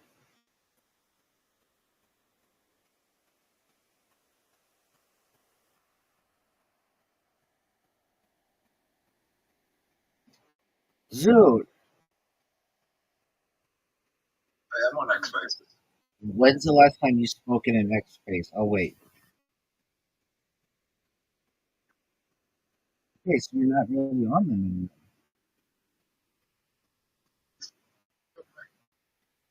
I know, but you've got another account. Was made by X Face. Yep. Were you that? Yeah, they, Fitty.eth knows who I am and invited me to come up and speak, but I was talking to people in my Discord, so I didn't. But I've spoken to him before. He knows my shill, and he thinks I'm sexy as fuck. Alright, Rabbi, I'm not this on it. Zoo, why would you do such a thing? Alright, look at the scoreboard, bro. Baby, I'm dominating. Do you realize that?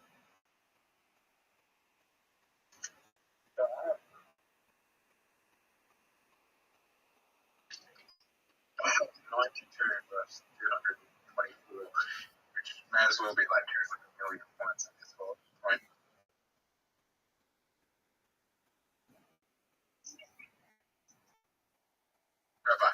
Yeah, baby. Tell him you think Russell Brand's got the senses. What did he do wrong?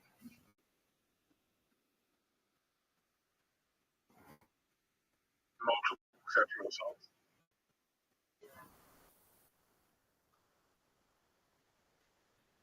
Do you think he's a good role model? Do I think someone who sexually assaults real Yeah. no. Do I think someone sexually assaults someone who shows absolutely no resources to be role model? No. Okay, I think I'm two people away from shaking hands with Russell Brand.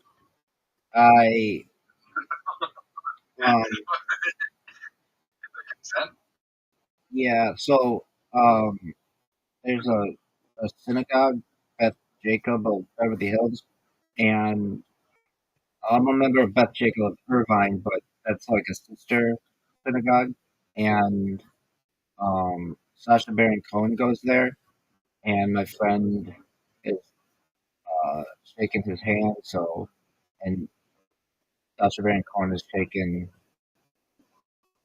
um, Russell Brand's hand. So that's like two.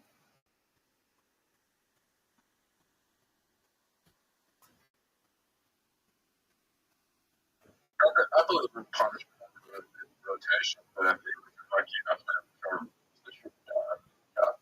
for any sense of rehabilitation in the future. I mean, weren't I these think we should.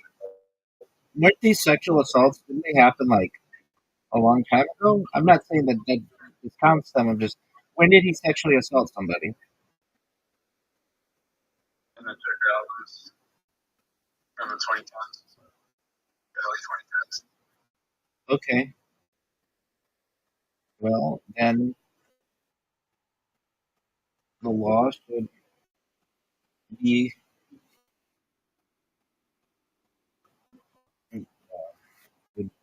if he's guilty, he should have to be punished for it.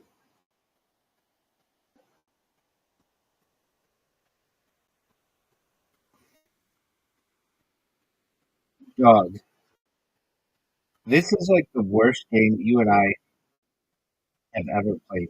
We usually do a lot better than this. And you're not even at 100 yet, and we're both struggling for good words.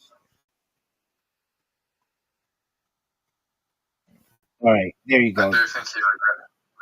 I do think he regret what he did, but I don't think he deserves government's would. Would you give Russell Brand a hand job for $1,000?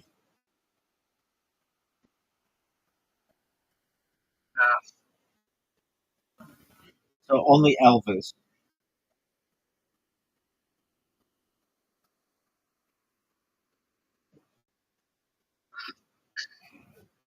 Would you brag to people?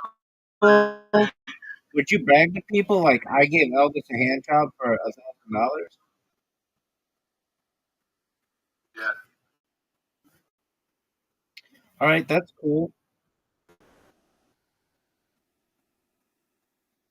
he didn't sign. He didn't make me sign an NDA, and I couldn't get sued.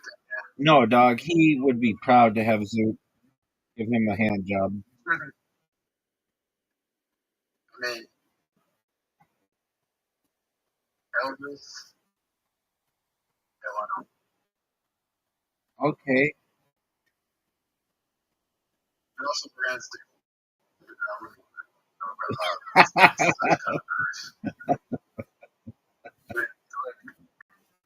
Like everyone, like everyone would be like, forced it. Like, wow.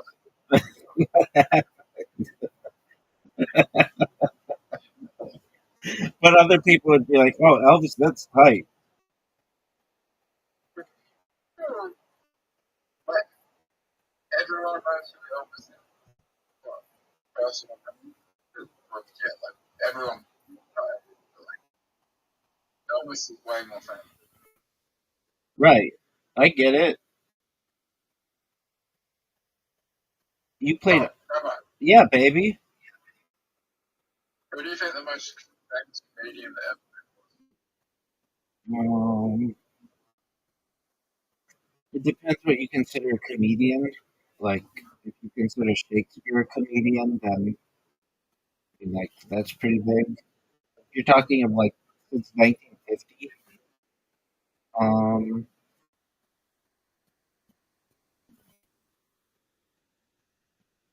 maybe um, maybe Richard Pryor's a pretty big comedian. Jerry Seinfeld's a pretty big comedian. Robin Williams? Yeah, but I don't like him as a comedian, to be honest with you. He stole a lot of.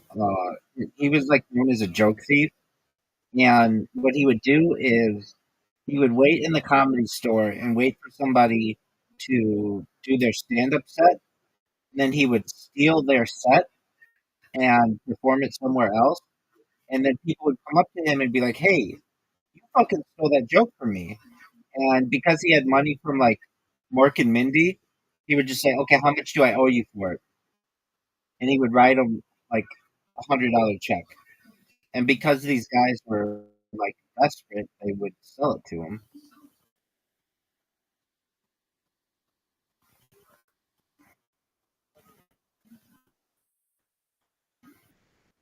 Have I stolen that? Yeah, you steal everybody's joke. No, nobody wants a joke about an Amish orgy. That's funny.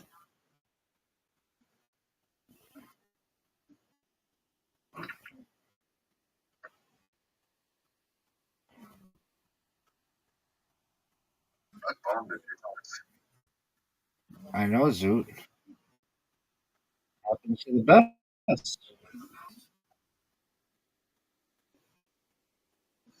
think it's pretty that is the bomb. Pretty obvious I was doing it. That's a good point. But I have seen someone who's also if it's bombed, it's hard stuff. What happened? They literally just got on stage and started feeling direction, kill Tony. And then they went first time. First time they got away with it.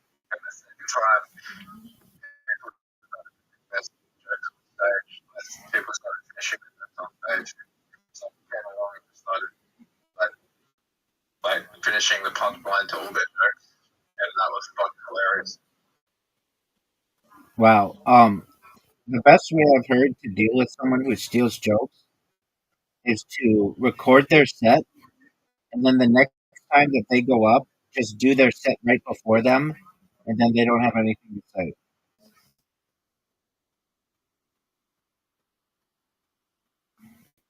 Does that make sense to you, Zoot? Yeah. Yeah, I would do that, but that's my fault. Why would you lose your spot? And I'm just wasting a spot.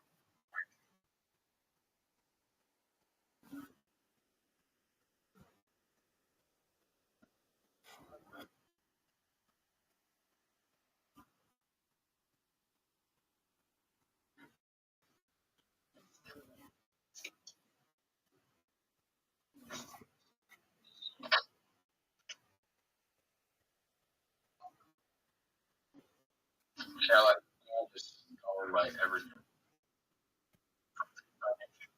I don't know if you remember the I remember everything from Tony. I'm the biggest Tony fan in the history of Killing Alright. and Tony. Jumanji joke. I actually kind of remember this. Said my favorite Jew's favorite board game is Jumanji. King is probably something like that. Yeah. And was that not very popular? No, it's just predictable. Everything he was saying was predictable. He was talking about what else did he say? He said something about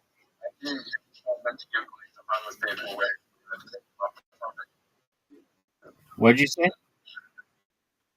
So, did you hear, meant to give money to homeless people, you meant to pay them? That was one of the jokes.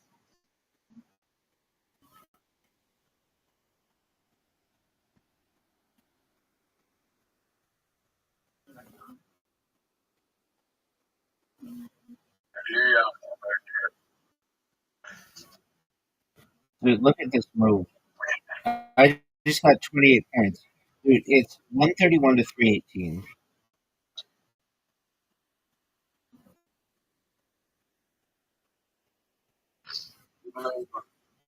Zoot, Zoot. No, I don't. I think you should be able to prosecute going back as far.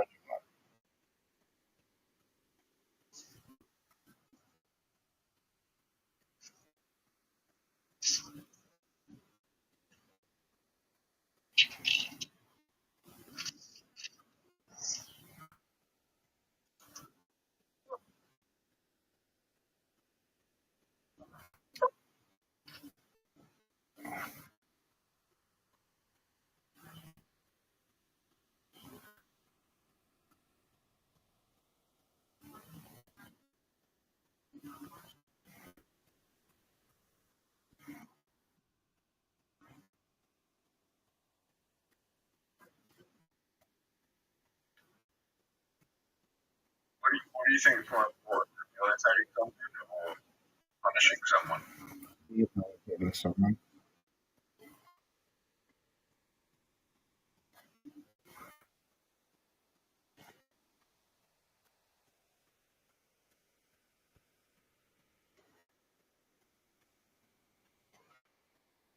I can't believe this system we got in place. Just like really like make it hard for someone to get help because it's a conviction. It's got to raise them back into the system. You're a dog. Really like that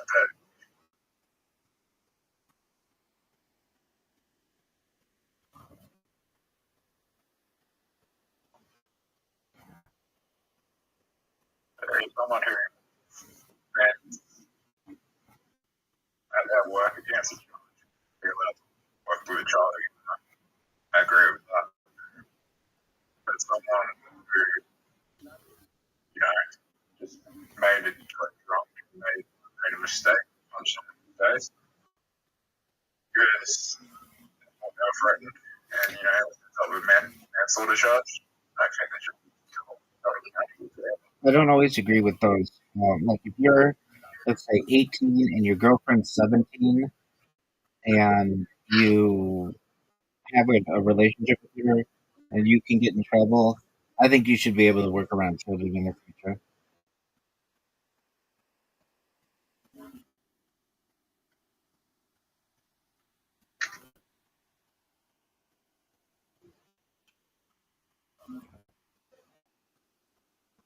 I would let somebody, if they were 18 and they had a girlfriend who was 17 and 364 days old, and they got in trouble for it, I would let them have a relationship. Not a relationship, but like, I think they should be able to be, I don't know, when they're 40, a they should be able to own a, I don't know, uh, they should be able to teach students. I don't. They made a mistake when they're 18. It's like really, really close. Like, but a lot of times they're not allowed to, and I don't agree with that. Now, a situation where it's like a 50-year-old guy who has a relationship with an underage person. No, I agree with that, but everything is subjective. I 80% is 17. Okay, so there you go. Um, It wouldn't matter. no, it would. It would if they came to the United States. So let's say you have a guy who's 18 and a girl who's 17. They're Australian. They come to the United States for vacation, and he can go to jail if he touches her.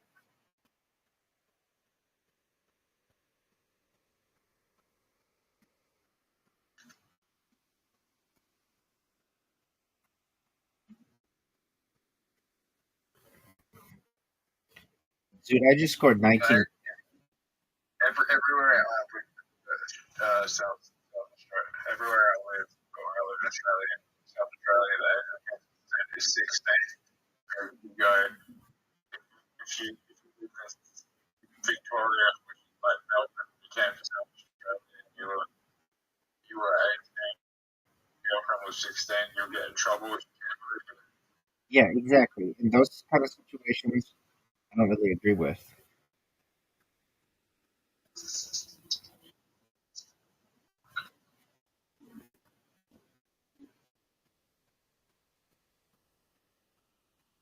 Another one I don't agree with. This one's ridiculous to me. If you're let's say, a 15-year-old person and you take a picture of your dick, you get charged with child pornography. Yeah. That's ridiculous. That's that's an absolute joke of a fucking law.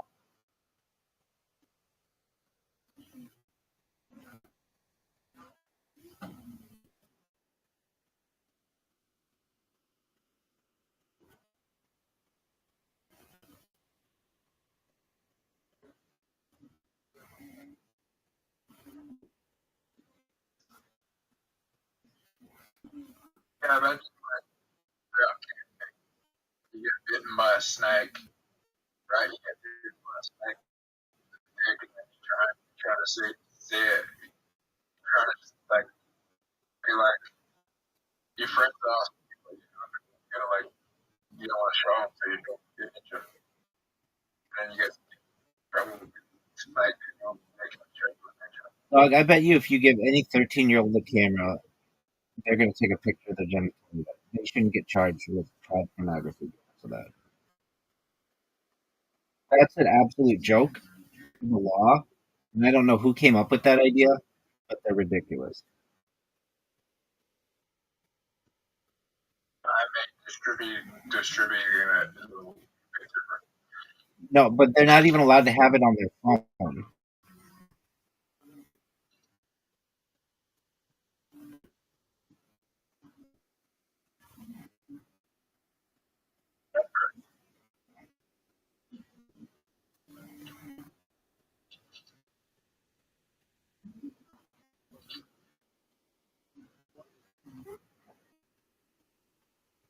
What are your thoughts on my having beaten you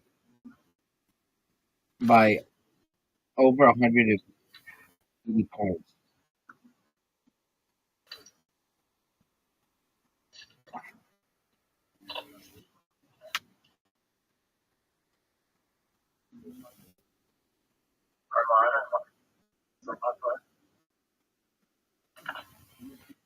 I mean, then don't take a big dog. And I don't know what the fuck to tell you. Sometimes I want to.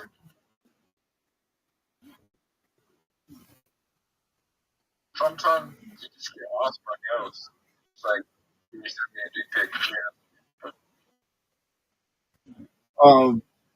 Okay. I mean, you can always just say no. I get asked for dick pics all the time. And I tell them, go to my Instagram.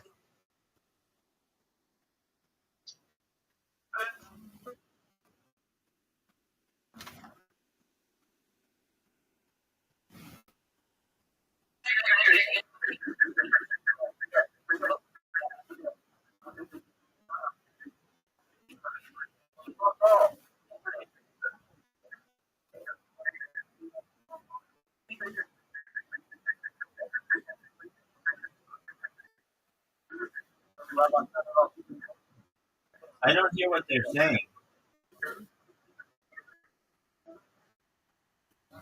They're saying that I know what they're saying. What's that? What's Rabbi, that? What up, baby? a dog that dated about 10 years ago. Yeah, 10 years ago, she would that be sent out the Okay.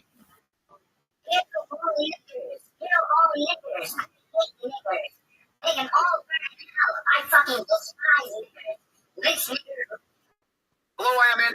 You are a fucking nigger. Instead of picking cotton, how about you pick up some women? Badass nigger. Niggers can't be talked to because they're black. Holy shit, I hate fucking.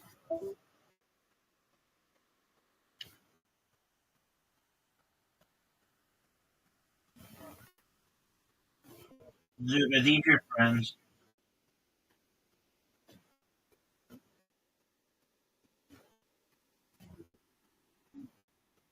Zoo.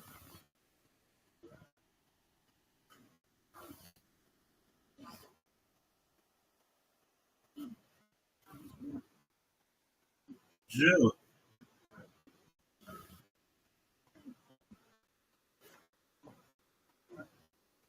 Zoo.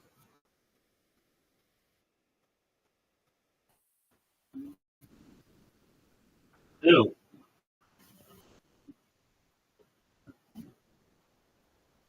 Zoo. Dude, you're the worst communicator ever.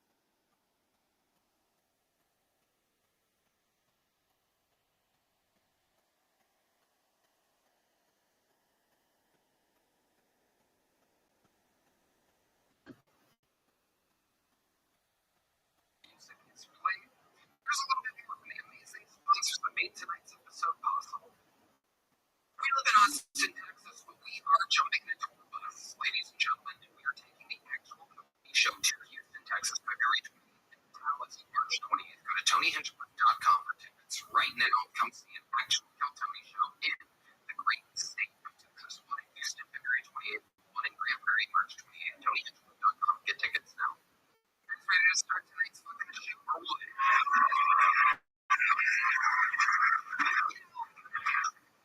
Living here in Austin, Texas, and I just love my friends.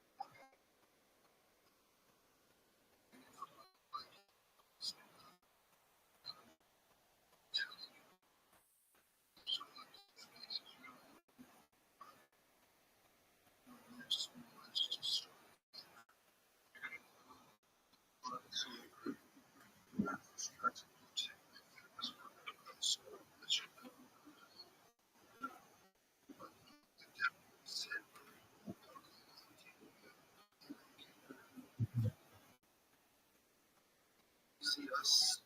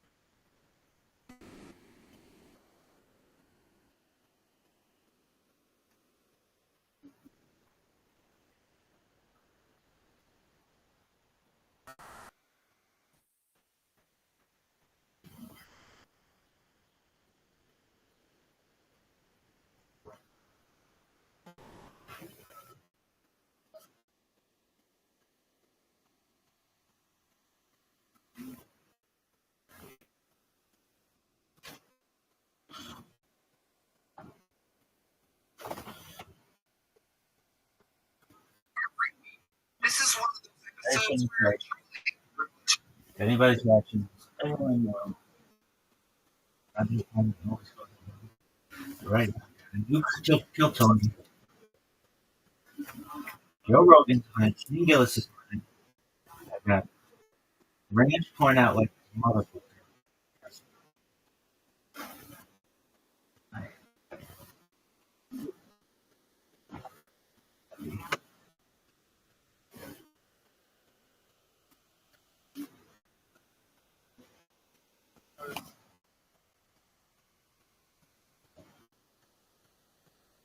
Best. Two of my best friends are on tonight's wheel.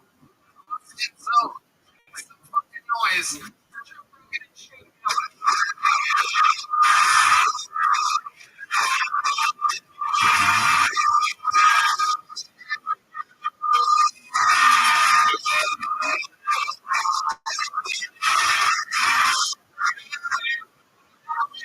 ladies and gentlemen.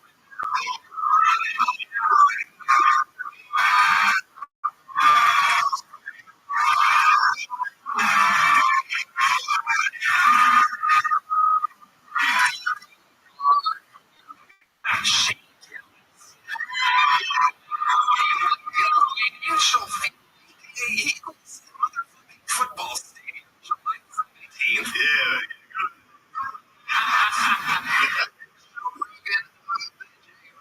One show.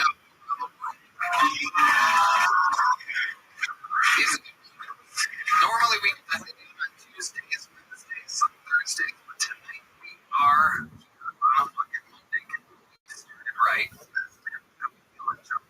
Let's fucking go.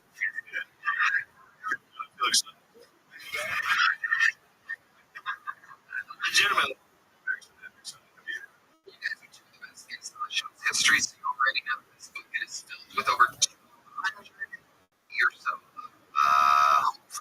sometimes it's a great upcoming comedian discovered yet, sometimes it's an insane person that just signed up this week. You don't know what can happen. I'm gonna let this guy whose eyes are extremely close together, I'm gonna let you pick first you can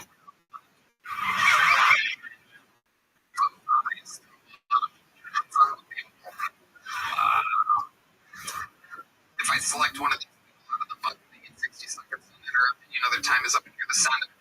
That means they have to wrap it up and you're asleep. Like the angry West Hollywood bear, which shortly interrupts theirs. And then I can interview. They get feedback from like dear friends here, and we have a things otherwise. Anything can happen. You guys ready to start tonight's fucking show? We're gonna get it started tonight. We go rank that innocence is going to go up after him. This chicken ticket winner is great at opening the show. Very neurotic, very, very possible. Make some noise. 60 seconds uninterrupted for Randy. Jack Shaw.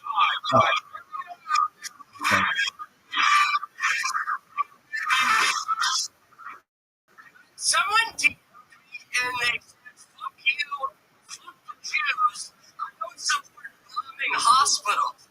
And I was like, dude, that's not me. I'm not doing that. I have no part in that. If I did have a drone, I'd bomb those people. Right? I mean, talk about making unwanted settlements. That's Dogger. Okay, didn't go right. I'm just a silly little guy. That's just what I am. Right. My girl told me that it gives her the gift of my peace sitting down. So I got upset with her, okay? I said, if you don't want me sitting down, you should see me pooping starting up. Also, didn't go as well as I thought it would. I was like, very cool, awesome. Okay, got one more. Awesome. Hey, you guys really have rocket money? Okay. I got this app. You don't know what it is. It's an app that tells you the subscriptions that I got the app and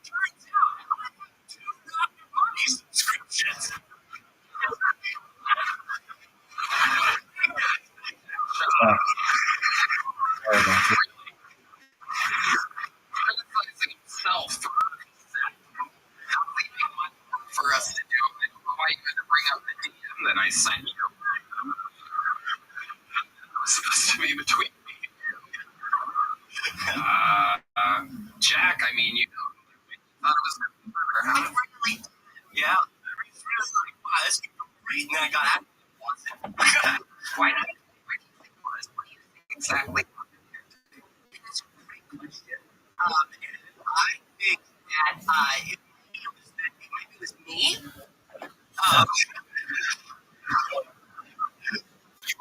That is the correct answer. Yeah. It's been great. It's the most fun I've had. Good night, everybody. Texas cream on your side. I got some presents for all of you guys. That's kind of what I did. I got some presents. Bring out my Hanukkah. My goodness. Here we go. It's Hanukkah time. Shaw, ladies. It's Hanukkah time, and ladies first. So Tony. I actually got you something very special. I made you a very Uncle Tony yarmulke. Oh, okay, great. I'm gay on it. This is a really appropriate preparation for this week's episode.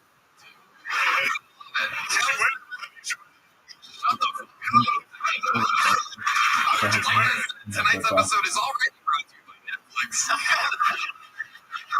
need to put it on. When the deal is up in 2 years, I might have to put this back on. We good. Alright, let's see. Well, we got something special for Brad, man. I got you a lean cuisine. Guys, it's going so much better than your set. This is incredible.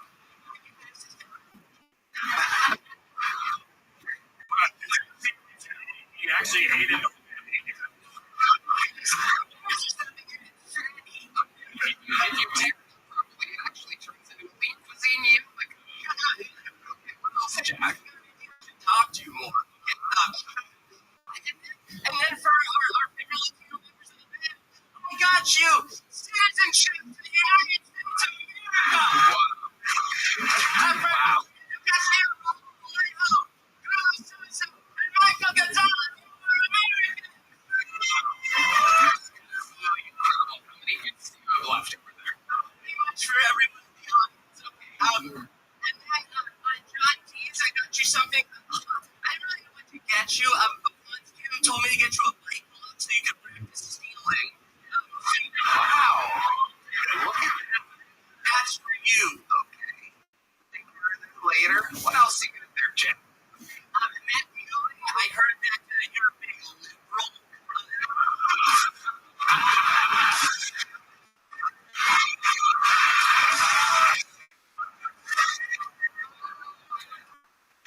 Oh, It's crazy. it's just schizophrenic. It's totally schizophrenic. What is going on? It's inclusivity. So much happening.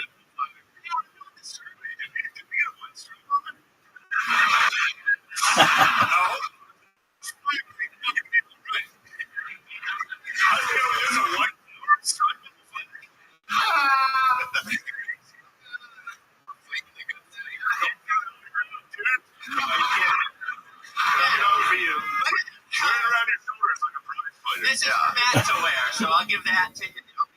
I'm gonna wear it like a cape. The flag, you gotta treat it like a San Iranian flag. I don't know what that means. It's like, you have to leave it on the ground. Okay. Yeah.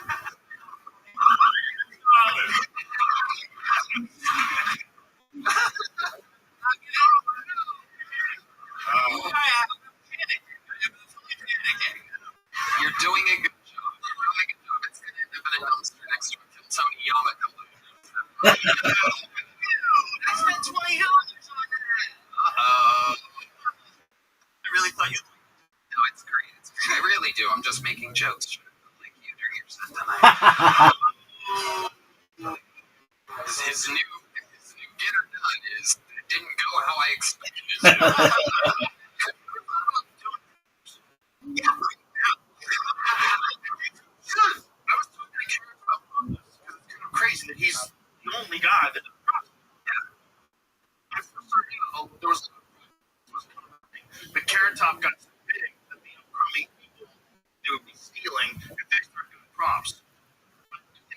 legitimate idea for you. This was like way funnier than the other stuff.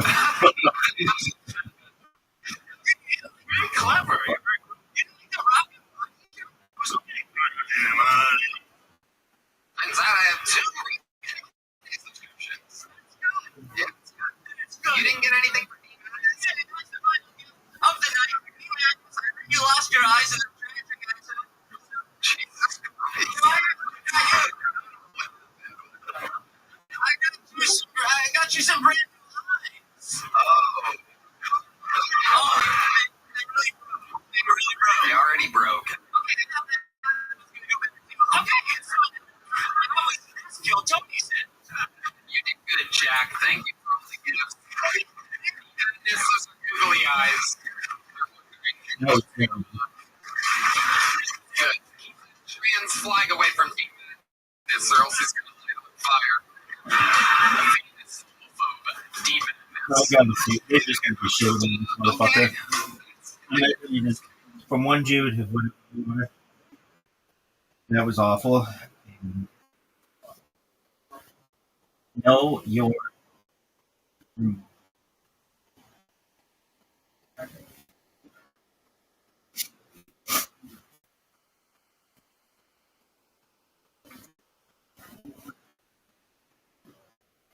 Nobody's shitting on this motherfucker.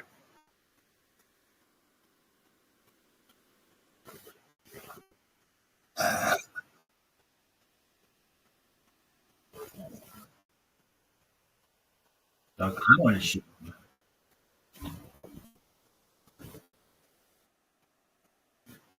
He's terrible.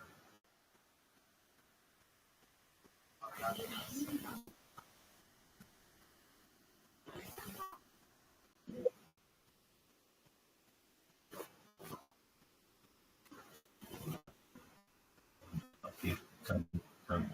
There. Not too much.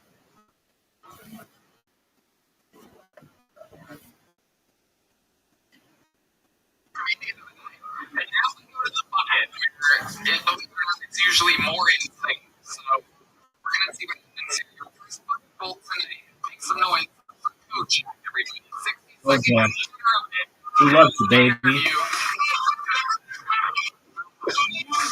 Hey, people ask me why I did Jake Paul during the 6 rounds. I was like, bro, I do like boxing though. Rest in peace to George Foreman, boxing legend. A couple months ago, George Foreman. Well, nobody known for all his kids, George Foreman, the girls. But also the George Foreman grill. I'm sure you all had a George Foreman grill, right? I just moved into my new apartment. I got a George Foreman with a knockoff version. We got the George Foreman grill.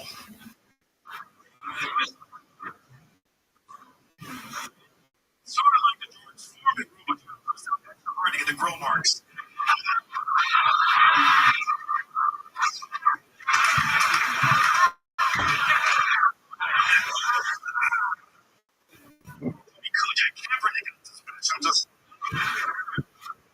I invented the grill. BLT, B11. That's what I do. I used to talk about 20 before, so this is what I think it's the time to give. Coach, look at that. Welcome, Coach. How long have you been in stand-up? 4 years. Since you opened this. 3 years. As soon as the bullshit was going to start. Maybe you want to start that. I've been watching Kill Tony since 2015. I saw you. How old are you? 20 or 65? 46. Look at that. Great. I believe it. You're doing these things to young, Stay in the town. Stay in the school. pretty there. Yeah. 24. Perfect.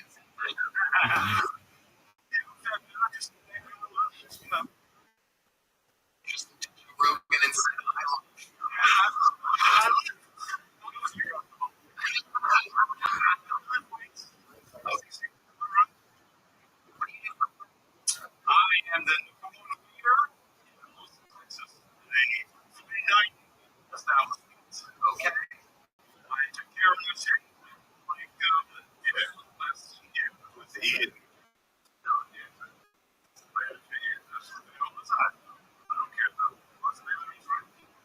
say? I don't fucking remember. It was good though. You.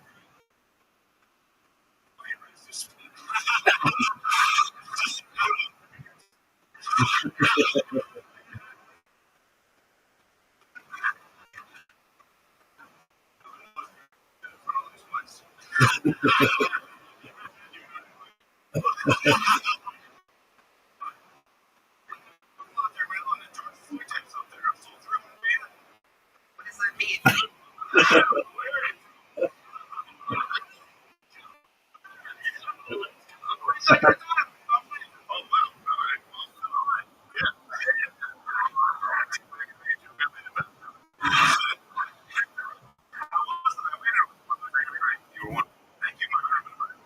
You don't want to stay in the restaurant? They go get in trouble for George Floyd.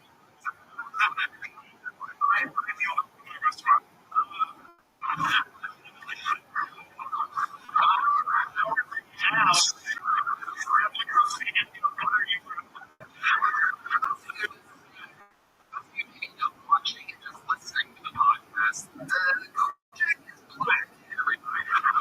Extremely racist. He is black. Why? What's your problem? They said you were a hero. George Floyd and fucking Peter to us hero. Man, I mean,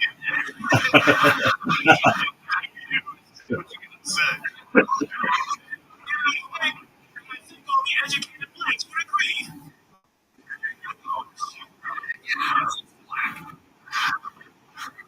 So you need her. So, Jack, can you say you're the number one leader in all of us? That means I was rated number one in all of instead of my. When it comes in, take care of. Okay. All right. You like steak? Yeah, I like bone. I like bone in my butt.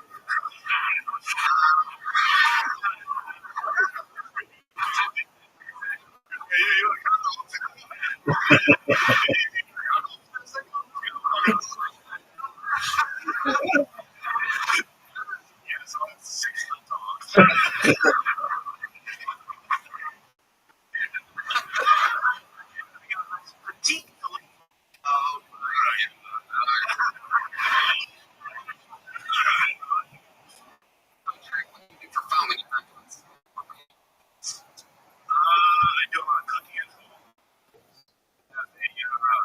My was at HEB shopping, so I have my boyfriend is American, so we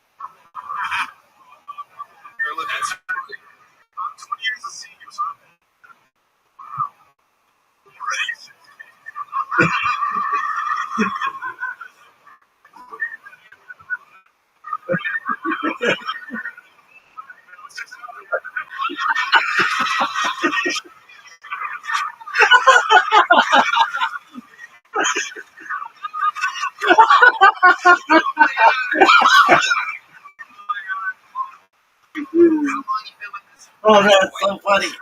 This motherfucker is the funniest comic around today.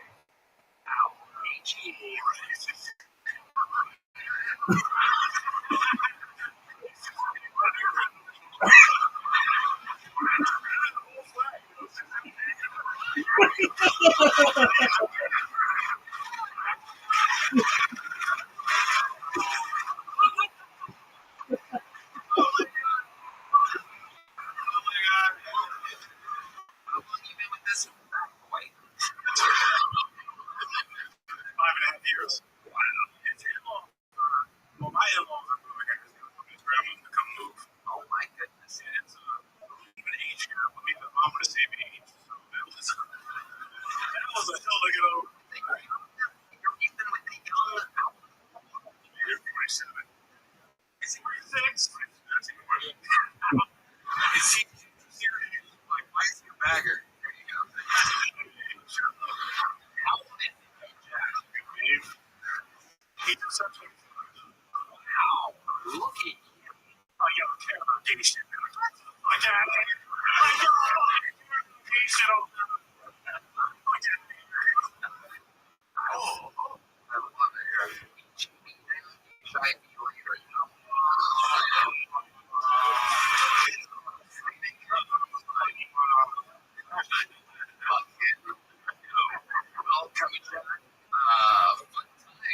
I like George Floyd mentioned. But there you go.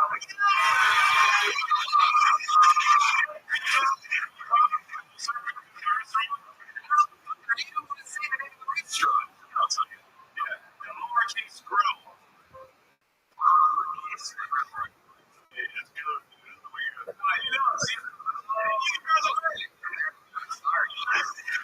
Everybody.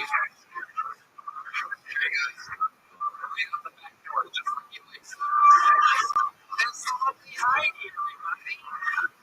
She's going to be working tonight on these complaints. Live in the flesh. She's in her podcast. Hey, what's up, everybody? This episode's brought to you by Prince Fitness. Whether you're starting a new routine, Yeah, no one would be like, oh, fuck, that's what it can be hard. And on respect, it always feels good to be with running pressure playoff matchups every weekend and the league moves action almost every night. The action never stops and excellence, control. I love prospects. It was so simple to get started on the app. I didn't want my first pick. It really makes my first watching experience with my friends even better. The app has a new feature too, right? Early payouts, if the player gets off to a hot start, you now have the option to catch your next even adventure. So get it. Operation practice and available level days, including California, Texas, Florida, and Georgia. Plus, PrizePicks puts their users first, so all electronic payments and secure. PrizePicks accepts most major payment methods, making deposits in your account and the easiest to use. So download the PrizePicks app today and use code Tony to get $50 in lineups after you play your first $5 lineup. That's code Tony to get $50 in lineups after you play your first $5 lineup. PrizePicks, it's good to be right. This podcast is sponsored by Shopify. 2026 is the year you launch your business. One powerful move with your future firmly in your hands. Starting a business with Shopify. Maybe you've got an idea you can't shake your credit. Everyone tells you to sell a story you've already designed in your head. With Shopify, 2026 is when you finally make it happen. Shopify gives you everything you need to sell online and in person. Millions of entrepreneurs have already made this leap from intelligent check shop to first-time business owners. Just getting Shopify. It's the best business tool out there. Shopify gives you all the tools to easily build your dream store. Plus, sign up business for Shopify and AI tools. They're right. The scriptures and templates and help you with product photo. Marketing is built into create email and social campaigns that reach customers wherever they scroll. If you create Shopify grows with you, land more orders, expanding markets, and do it from the same dashboard. In 2026, stop waiting and start selling with Shopify. Sign up for your $1 per month trial and start selling today at Shopify.com/GuiltTony. Go to Shopify.com/GuiltTony. That's Shopify.com/GuiltTony. Here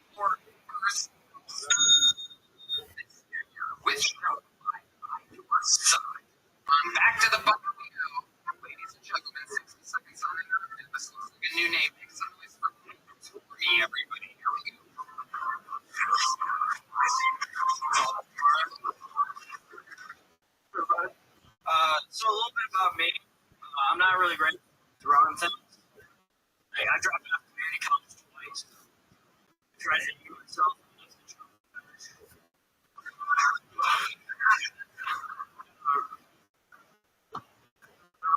From the ceiling, but I shot a few right back up there.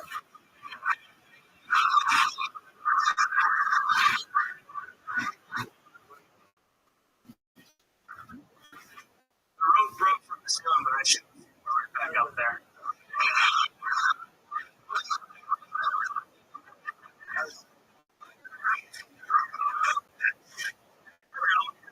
Hobby. You don't ever feel like you're gonna parkour by attempting suicide. They jump from the building to the boat for it. Some French guy show up and he starts playing.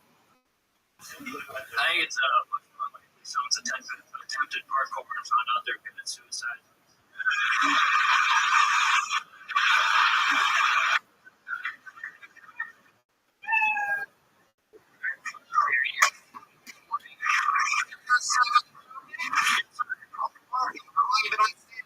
About 6 years. Nice. Mostly salt. Okay, that's pretty good. Still, No, I moved down here in August.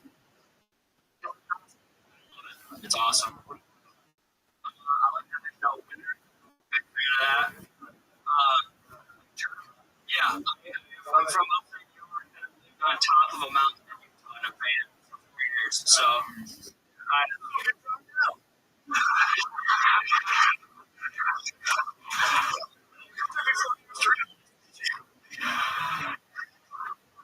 smart. Love it. I did work in ski resort for a while.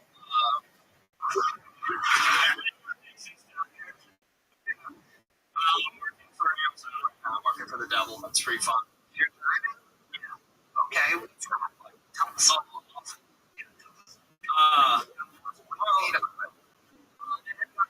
At all times, I camera that's tracking me the whole time. And I also threw out my bag yesterday, so I'm walking around like Quasimo for most of my deliveries.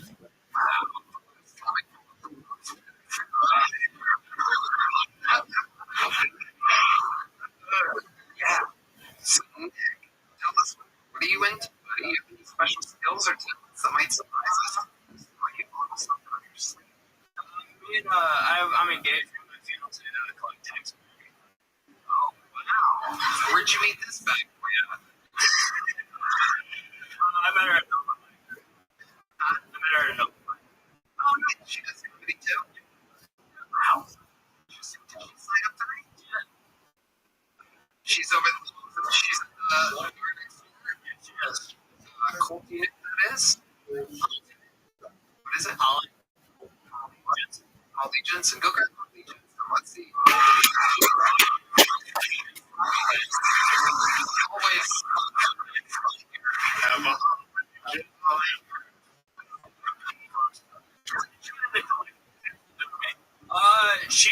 I got her a taxidermied frog. It's like a toad, like an invasive species in Australia. It's like a purse. She has it with her.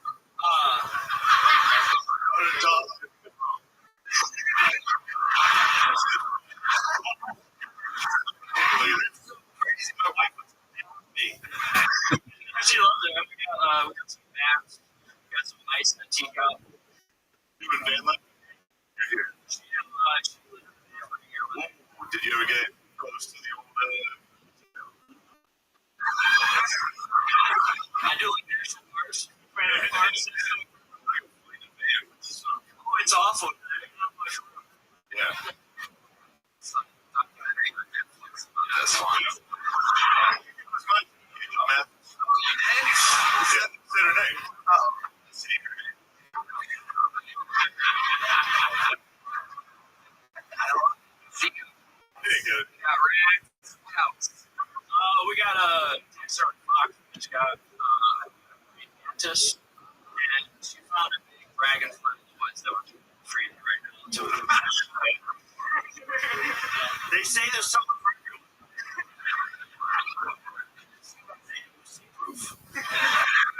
So you guys guys have a place. It's here in Austin. Or something. Okay. Yeah. Do you get like taxidermy, like people that have died that have like creepier? For sure. But no, they had human skulls too. It was weird.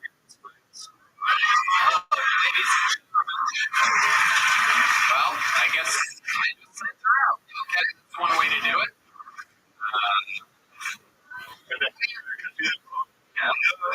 Wow.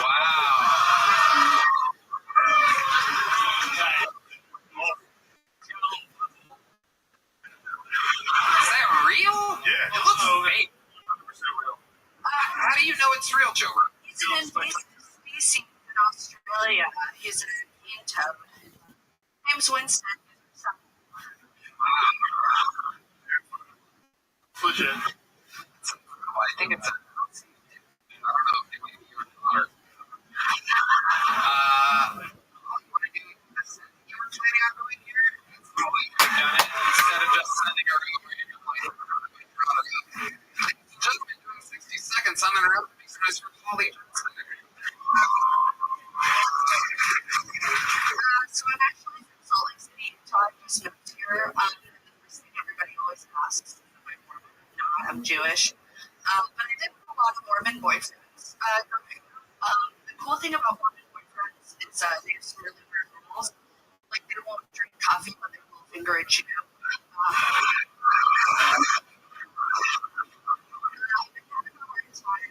Getting a job out here in Austin. When I was in Salt Lake, I was a stripper. Thank you so much for supporting my parents. I appreciate it.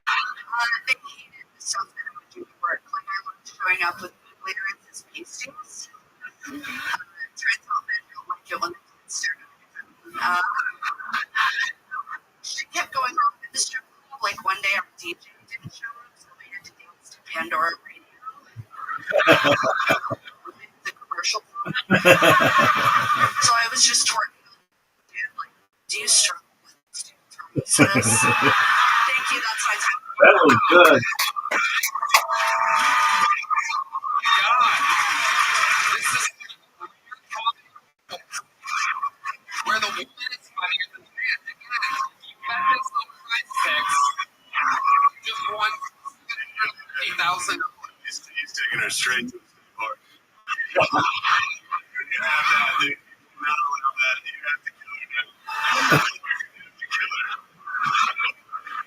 Yeah, she's about to be That's it every year, bro. next to the dragon. Oh, you're hilarious. There she is. Years. Yes, man. Upstate New York or Salt Lake City, and that's where you're from. Amazing. Absolutely. Why don't you work? Oh, I mean, jobs. What are you good at? What do you want to do? I'm good at stripping. I love doing ski. Really? I love doing both of those things. So yeah, a job.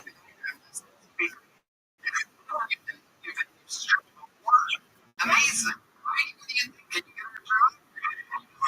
The Yellow Roots. Congratulations. This guy's life.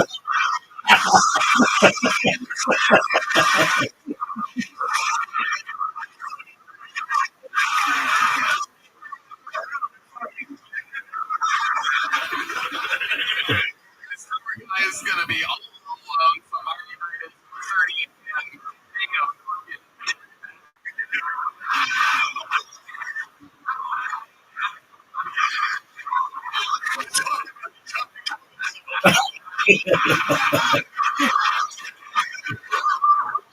Shit. Well, you guys fucking did something real special here. Very entertaining. We got a small one for an you time to get a big one? There you go. Holy Jensen. Holy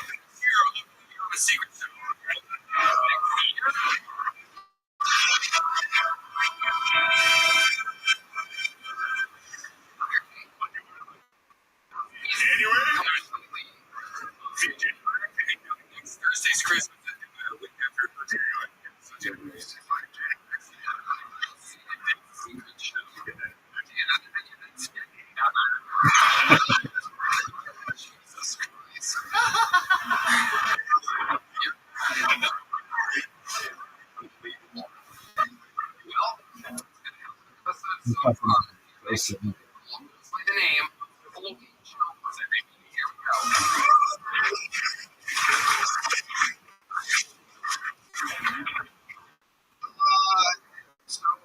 Are we just gonna act like Kanye wasn't a Nazi? That's just so broken and perfect. Because you already actually changed his name. He's Kanye West. Kanye, which is crazy. Like, he was done making music, done making controversial statements. So you're gonna open a channel for the all natural grocery stores. And they were trader Jews. I think it's problematic to say the least. But I like the thought of restaurants just fucking up. Like, I think it'd be cool if Olive Garden gave abortions. You know? Because then exactly to be when you're here, you were almost family. Speaking of all the piece of shit at that restaurant, you guys thought I was Puerto Rican. I'm miss. I'm got the paperwork. I'm 23 and beat right now, even though that just sounds like a movie about Michael Jordan. So, white people just need to know. They're like, I just want to make sure. Oh my God. And so, to go to a sushi restaurant because the waitress is black. And she comes over. I go, can I get some salmon daiquiri? She's like, you mean daiquiri? All right, let's. Floyd, is this your first time on the show? Yeah, grab the microphone. That happened. Even with comedy. Since like 2021. You were sick, right? Okay. Yeah, she knows. Oh my gosh, you're rocking.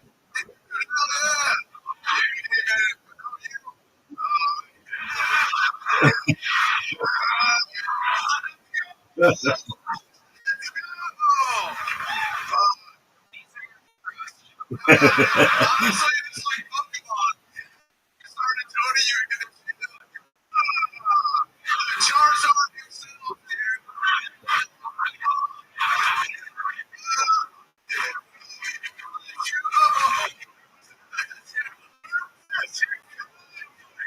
I wasn't ready for it. Having better interviews than sets today. Tell us about you. What do you know? Just here, I guess here. I play music, man. I'm a Professional musician? Really, you're a drummer? Well, I mean,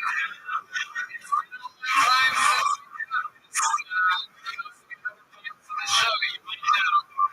Everybody on the show is we have a little thing where they get a drum solo and our house drummer gets a drum solo. And the guest drummer is able to meet our drummer in a drum off, become the full-time drummer of the show. So, drum off. And you beat the soloist in the drum solo. You become the full-time drummer on the show. And Michael has to dress like a 5-year-old and this is the Mexican drum off.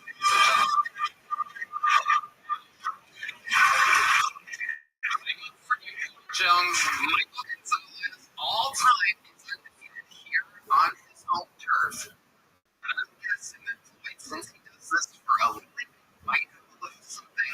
Well, we know he doesn't have anything else because he's very good at this. I'm guessing he is very talented. Let's see what happens here. This is Phil Tony, January 12th. 1, 3, 4.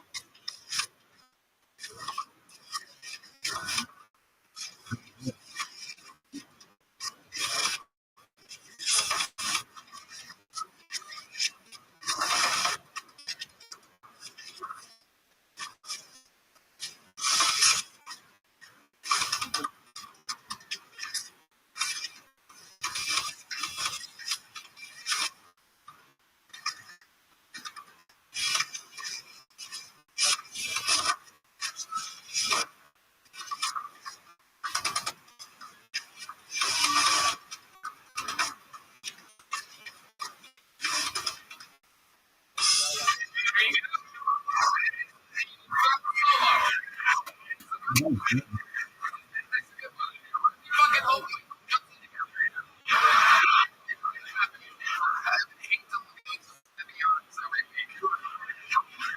incredible amount of separate weight loss on this guy. Defending his defeated all time in Mexican dramas. On his turn. Here's the point.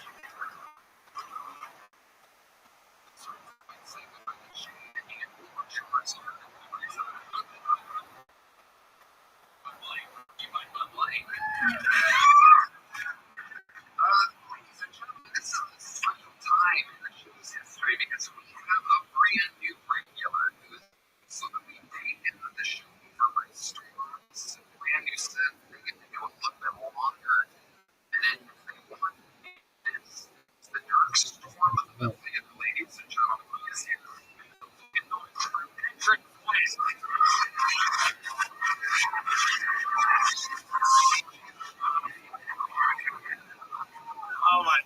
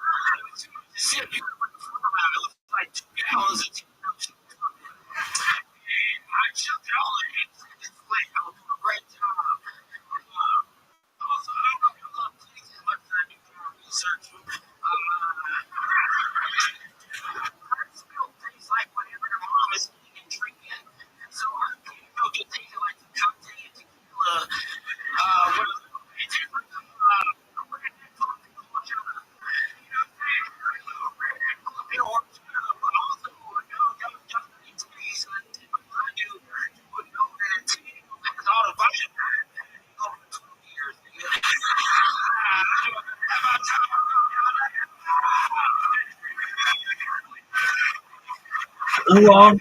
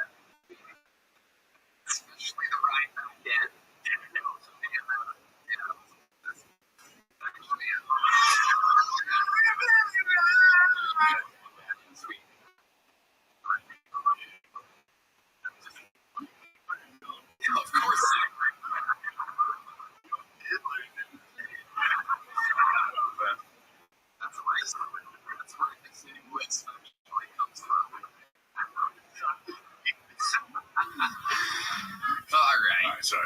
Yeah.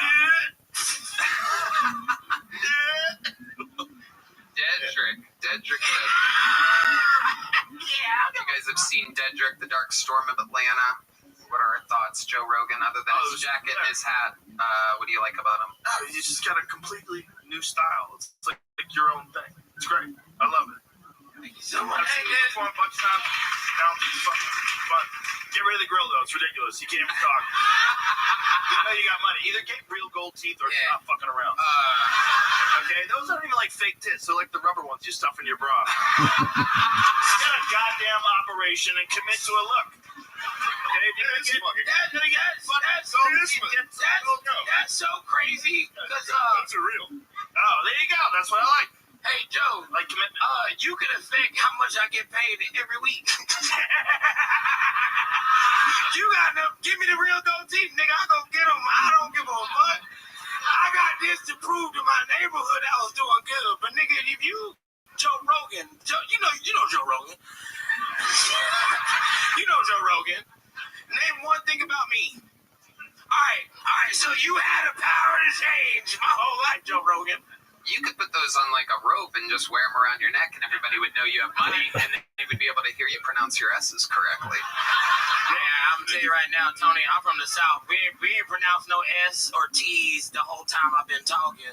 But sometimes they don't understand me on the internet, so I can talk how I want to. I agree. Freedom, Like a slut. freedom of speech. Dedrick, you've done it again. We love you. Freak of nature, the dark storm of Atlanta has graced us with his presence. On and on we go. Back to the bucket. This person has to follow Dedrick. Make some noise. 60 seconds uninterrupted for what appears to be a new name. Tyler Cole, everybody. Here comes Tyler Cole.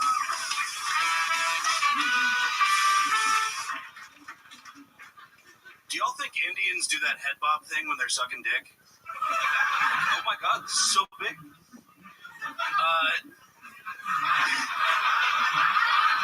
Did y'all hear Joe Biden woke up today? Yeah, so 6 more weeks of recession, that's what that means. So I went on a first date the other day, told the girl I was a comic, and she said, no way, I'd love to see you perform sometime. And I said, well, we should probably have sex first, so you can appreciate just how long 5 minutes really is. It's a long time, I swear. Do we have any fans of Jersey Shore in here? Yeah, someone told me the other day I look like a cast member on the upcoming spin-off Gaza Shore. It's just 5 Jews and 5 Palestinians arguing for an hour. This bedroom was promised to me. Someone also told me I look like the situation in the Middle East. And then they said it looks like my forehead could bench press 225 pounds. That was really rude. I've been Tyler Cole. Thank you, guys. Tyler Cole.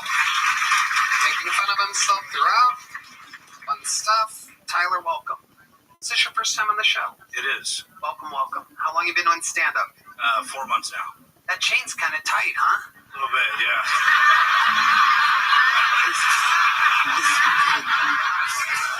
Are you a pit bull? What is going on? What exactly is happening over there? Is that the size that you want it to be? I got the size wrong. Yeah, why would you wear it? Would you ever wear it? Did you just wrap Dedrick's grill around your neck? It's like an autoerotic asphyxiation thing, you know? Something. Yeah. I guess. You're trying to look cool, right? You got me. But once you put it on, were you like, no. I was like, fuck it, I spent $50. How much did you spend on that? $50. He was right. Wow! Ladies and gentlemen, Shane Gillis. You don't think I've run into a tight chain? Take that thing off, dude. Did you get it like Hot Topic or something? Well, what is? I did indeed get it at Hot Topic, yes. Did you really? No, I forget. I don't know. You forget where you got the chain that squeezes your neck all day? It's just so tight, I forgot. Did you get it when you were in 5th grade? Just grew into it like one of those fucking African ladies.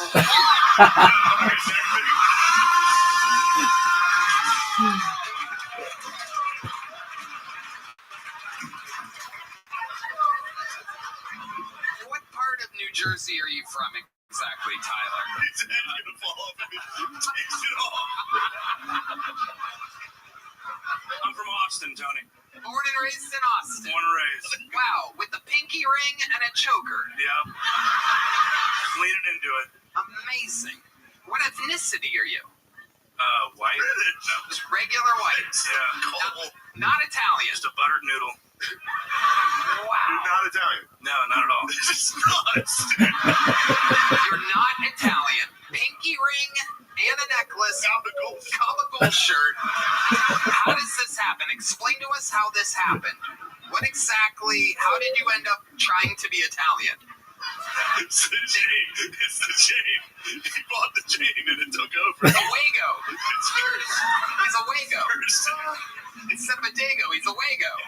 You are a Wago. He's a white Dago.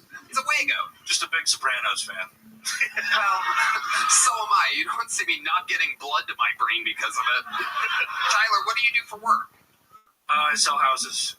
Do you really? I do really. Timeshares? No, houses. Regular houses. Regular Are house. you good at it? Pretty good, yeah. Yeah, you see the fucking drip? Yeah, I'd say he's doing all right.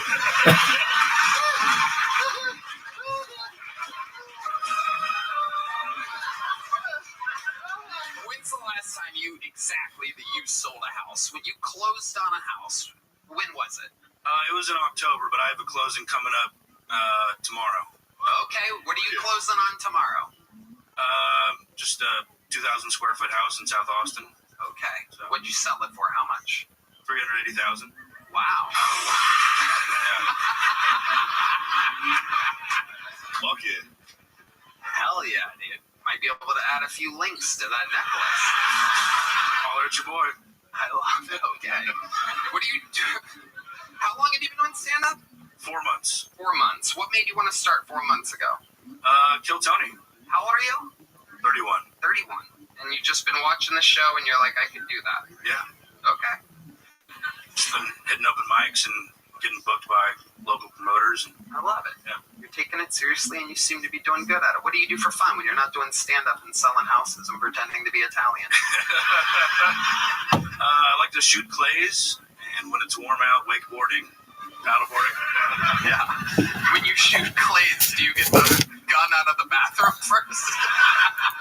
Yes. Godfather reference. Godfather jokes.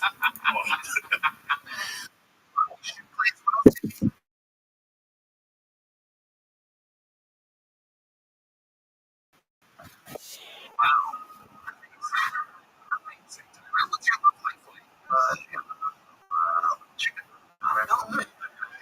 Still currently. When's the last time you had a girlfriend? 10 years ago.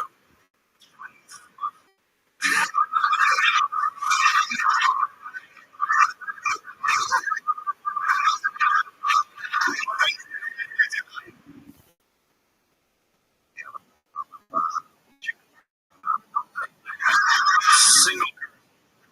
When's the last time you had a girlfriend? Years ago. Oof. Oof.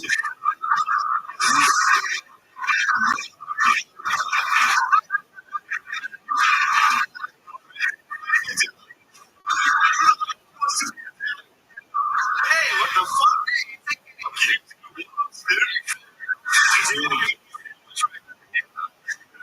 What the fuck?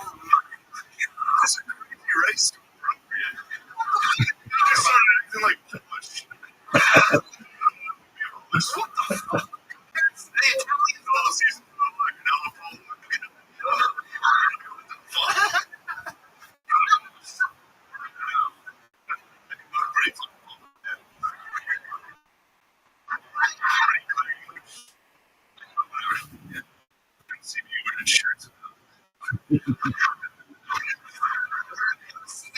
This relationship that ended a few years ago, how did it end? She was married. Wow. Okay. I love this. My God, am I good at these little interviews. You find out. Exactly how did you find out that she was married? What were you looking up with her? It was like 9 months in that she told me she was 9 months in, and she just told you. Yeah, when we first started dating, she said that You were dating, you were fucking and hanging out. She was married. when we first started fucking, she said she was divorced. And then 9 months later, she was like, oops, actually, I'm not divorced. Okay, where were you exactly when she told you this? Yeah, that's not how you put it out. Now, we were bartending together at a club on 6th Street, and she told me while I was working. Wow. And that was that. She He's ready to say it. Give us an example of the neighbor does. Crazy bitch doesn't tell you she's married for the guy. Oh, yeah, fucking get it. But she was so much fun. Give us an example of a fun sexual experience that you guys ever bang at the bar or in the car outside. Bang at the bar. You can bang at the bar. Talk about diggity diggity. The buggies think I'm trying to bang at the bar to bang.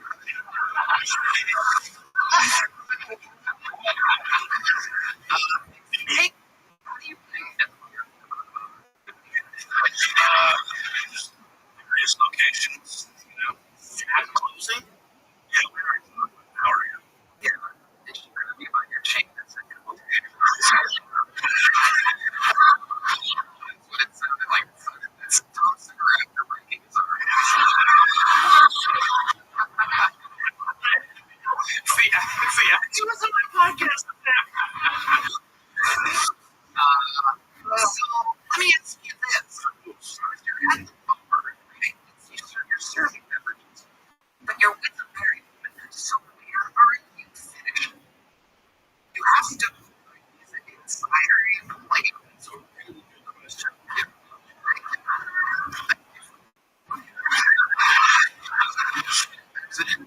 Every answer is bad. She was on birth control, so Cream pie.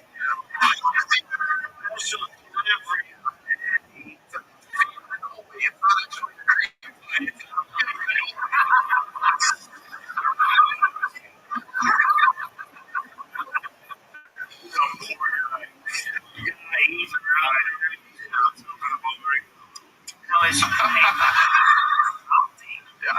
Italian?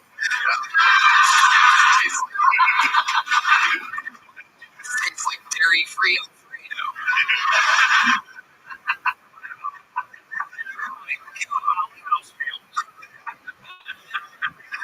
Absolutely incredible.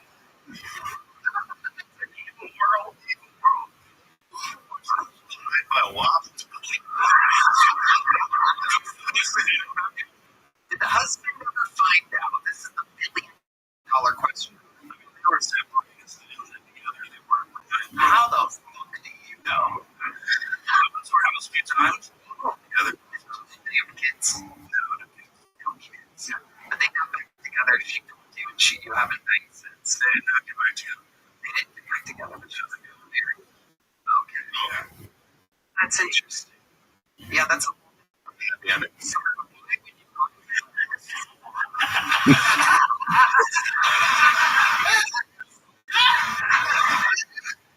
don't really bitch. Tells me that She's fun to me. Just let it go. Yeah. I'm still all the crazy people in this world to make everything fucking boring. I just don't Let understand. her fucking guy work. How she yelled at you? Questions. They're all You know? Come here. Come on, Paisan. What was her name?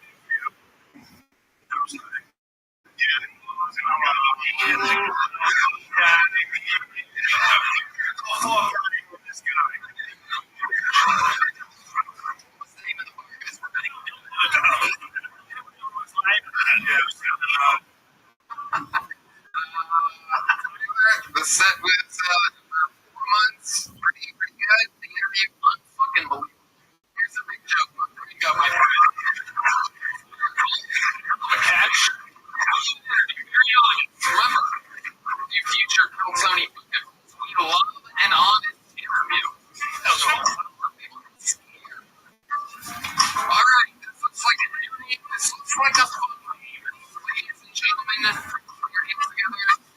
Diamond Daddy, everybody. Here comes Diamond Daddy. All right, here we go. Wow.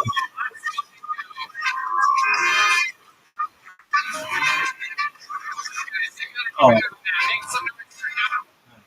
I gotta pause this bitch. This is lettuce, folks. I fucking love it. Shout out to he introduced it to me. This is my favorite show.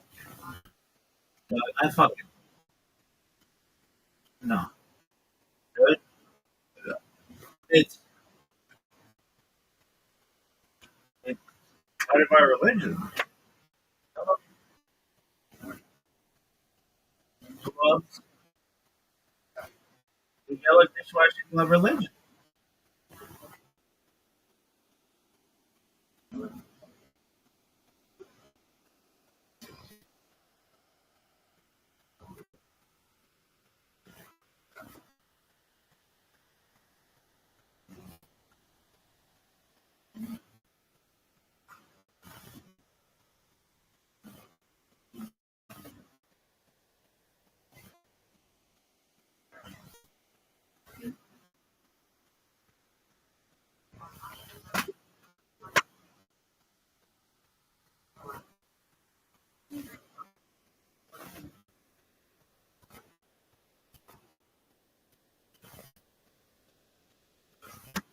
So it's a religion of the yellow dishwashing gloves. Well, I mean, I kind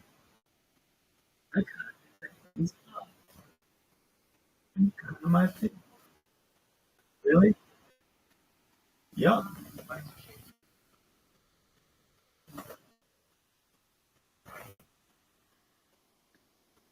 Really? Yeah. Oh, shit.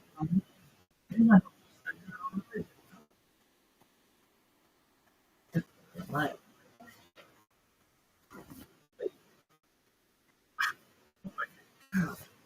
Find it out.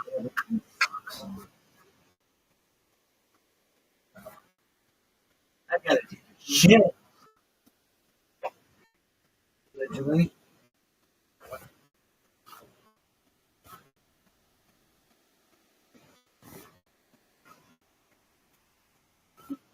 Folks. Oh man, that's push, man.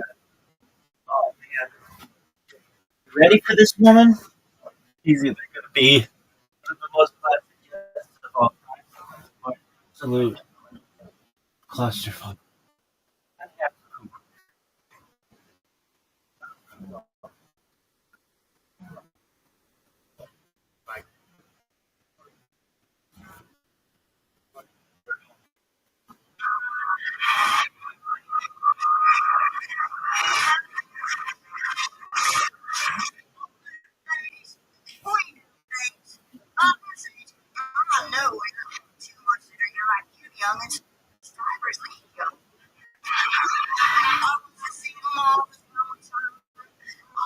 Recommend that to any young thing. If only I'd have there. You know where my sales at, right? And wanted to see how to take care of me. Hey, and what's all this about the T-word? We had that T-word back in the 60s, y'all. Most of us could have teachers. I was looking for love in all the wrong places during the pandemic. But you know, the competition's pretty stiff. And you're out there. Right now, even the guys with dementia, after 4 or 5 times, they got it figured out. I'm not Debbie with the pump out plate. They can see me coming. They just call me old blue chew. Well, that's it. When life beats you, you got to start over like I'm always going to do. I'm just saying, Jesus, do we see I'm coming home? Wow. Oh my goodness. This is the first time on the show I would remember you. Well, you know, you won't find me 3 times in my chair, but crops. Okay. So I get this is my 111th surrender.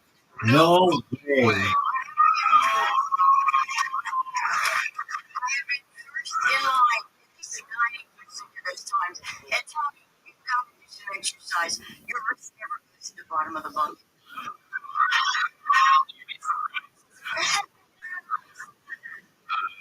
Diamond, how many centuries have you been doing stand-up comedy? Yeah, you have a jack on that fucking door.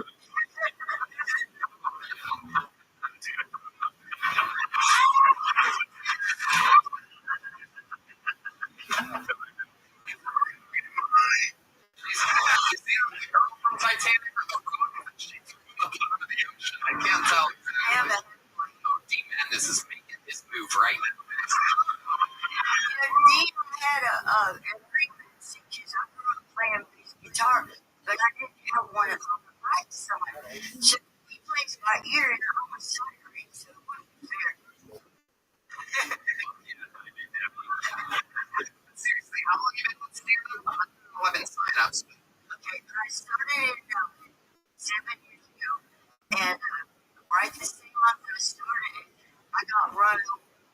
My wheelchair is crash test approved by the DOT that has me 45 miles an hour.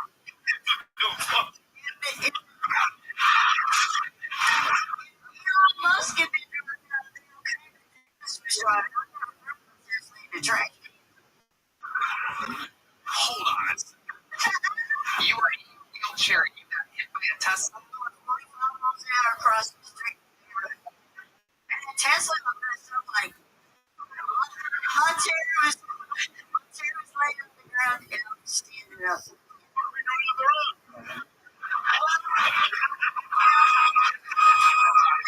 I want to talk about, yeah. You know, it's odd that we do have the right to go outside.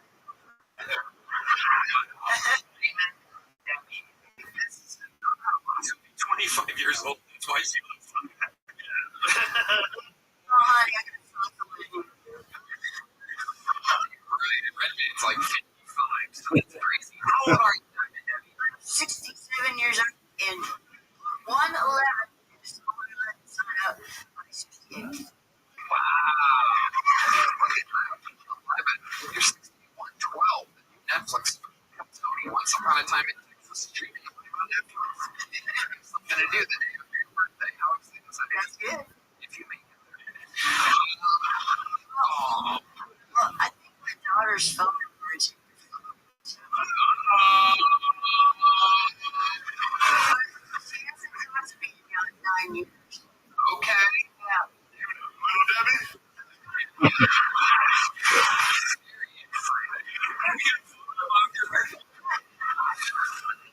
Very exciting. Debbie. Secret. Coming up. That must it just came out of nowhere. When you see it, you're like, oh. She's the brother's she's Your daughter is a famous really trying to hook me up with her daughter. no. She can certainly Yeah. Let's talk about it. What the fuck have you been doing the last 67 years? Well, my favorite thing is, I grew up in Denver and get car loans or houses. So I would go out to take auto mechanics or something. So my favorite hobby right now is taking in the car and working. Fixing them up and learn how to drive. So, you know, we've been on. Can't do anything without home health care. It's your work. It's fun. I get around. I can 6.5 miles an hour. Wait, you hit on the road where you fucking flying? Yeah. Like going somewhere? Were you like fucking boat that? Down the streets. You across the street. I thought that when you were talking, you were like, oh, like a grocery store. I thought you were choosing those things up.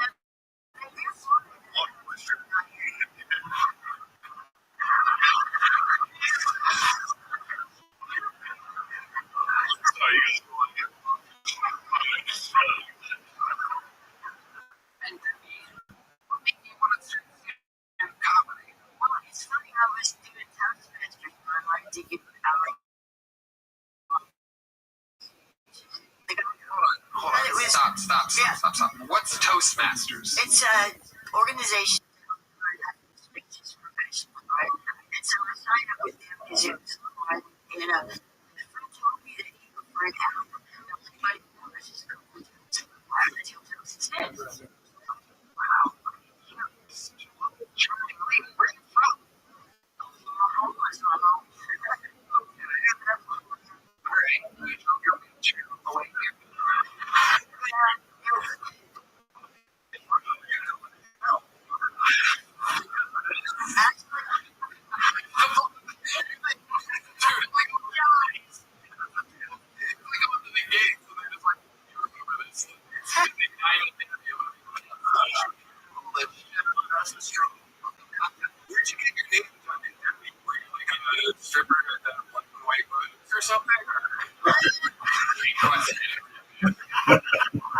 What did I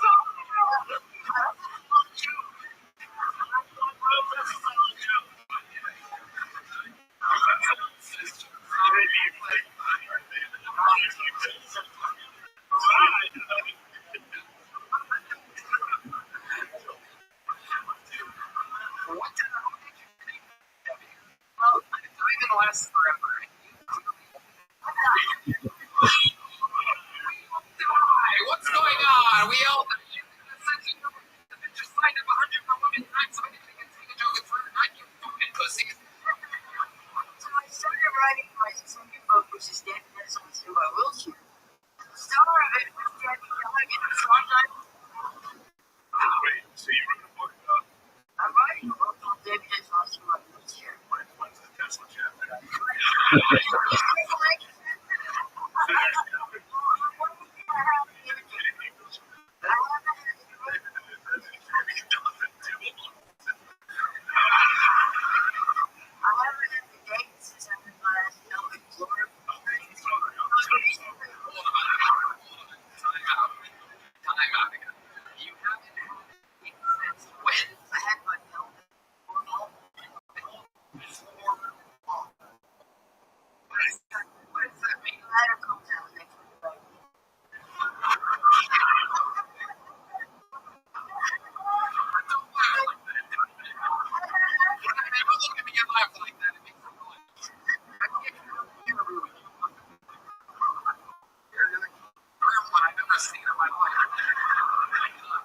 Come out. So I haven't had dates since I've been 11 years ago. I tried to date this one guy, but he really isn't on me because he's in the wrong later. I love later, that's a wonderful real. It's voice that's moving us.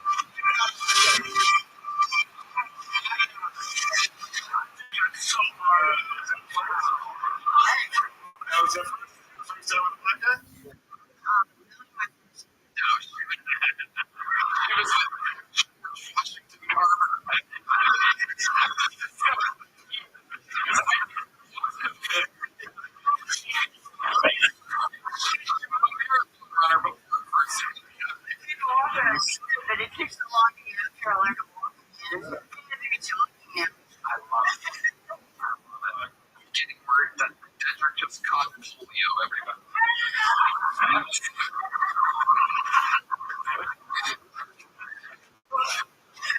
Debbie, you are an legend. I have somehow run out of big jokes. Do you have one in the back? Great. I'm going to hand you one in the back. And Simon, Debbie, let's just let's just have you sign up again sometime. But why don't we just like find it out so you don't have to wait out there with all these fucking. Or let's wait in the elevator.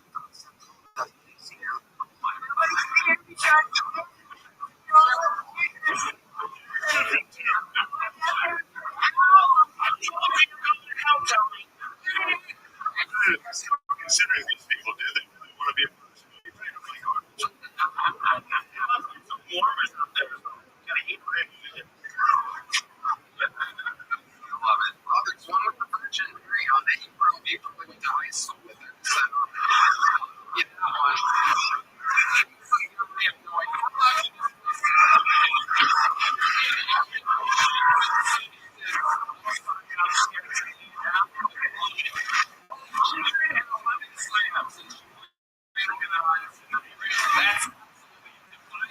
That's of the bucket.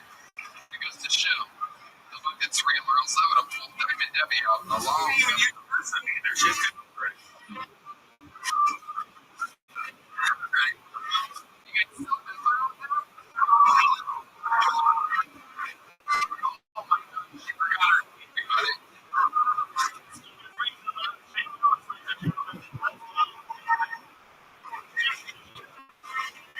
Alright, this next fucking pull is from the inside, everybody.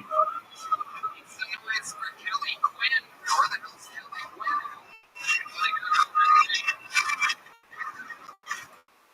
I lost my job. My husband's a constant volunteering. But I feel like I've given enough back to society. I married a redhead. I used to be a radio DJ, and that's where I am. But I got loads of handwritten fan mail. All from jail. Prisoners in Zion have access to high quality paper. The pages were always stuck together. I'm passionate fans.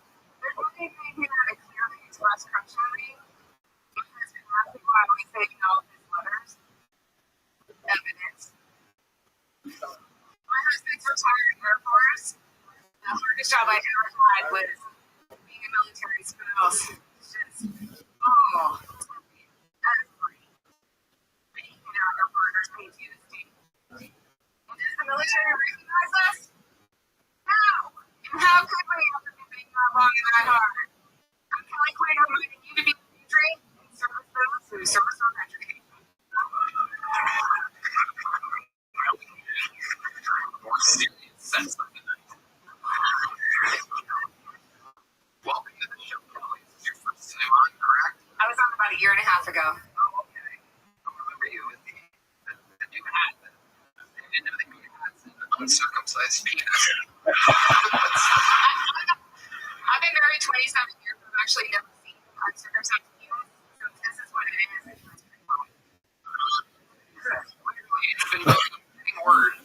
It is the worst shit of all time. The world is saying right now.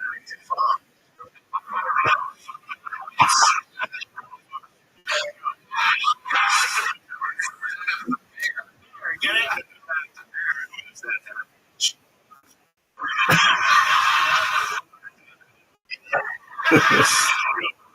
Kelly, you were on a year and a half ago. How long have you been doing stand-up? 3 years. 3 years. All been here in Austin? I live in DFW. DFW. Hell yeah. Okay. What do you do for work? So I own a small business. So when I lost my job in radio, I just switched to that. So the question remains, what do you do for work? I own a website called businesscontact.com. I run it off of Shopify. Oh, we love Shopify. We absolutely love Shopify. In fact, you can go to Shopify and start your own business. Not a lot of people know this, but lot of other companies all started with Shopify, ladies and gentlemen. And with Shopify, you can hire at the men's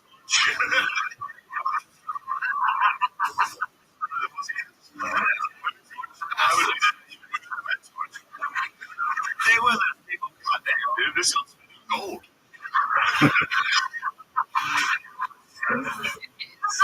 incredible. You did it, and anyone can do it. Create email and social campaigns to reach customers wherever they scroll. Shopify grows with you. Shopify. That's right. Shopify.com/Tony. Shopify.com/Tony is here. Shopify will be by your side. Okay. Kelly Quinn, tell us the craziest thing about your life. I lived in 4 countries. For the 4 countries. Japan, America, England, and Italy. Okay. Which one do you like the most? America. Very good. How long were you in Italy for? 3 years. And yet you don't have a pinky ring, a necklace, or a gun. Absolutely incredible. Where in Italy did you live? Emilia Romagna, in Ferrara. Oh, okay. See, senorita. There you go. Kelly, you're really a redhead husband. No. When I married him, he was redheaded, but as a Christian woman, I believe I could pray away. What happened? No, his hair just got dark. He just turned into a brunette. What does he do for work? He's a pilot. Okay. All right. What exactly is ChristmasCockpit.com? He's having stockings like a Crown Royal box. Okay. So they're purple stockings. Some of them are. I did make special Tony versions that I brought for you with band. That was like a month ago. Apparently, they didn't make it to you. Oh, we do have those. We have those hanging with a chimney with. You guys got the fucking Totally. crazy. Out those nice gifts you get. We really do. Wait till photos the other day and share them with your favorites. Yes, absolutely. They are hung on the chimney with care that hopes that St. Nicholas will soon be there. Kelly, have you ever thought about making yourself a better cook?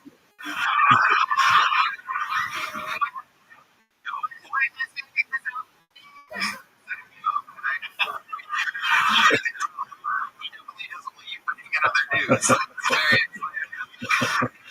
That is an instant moment.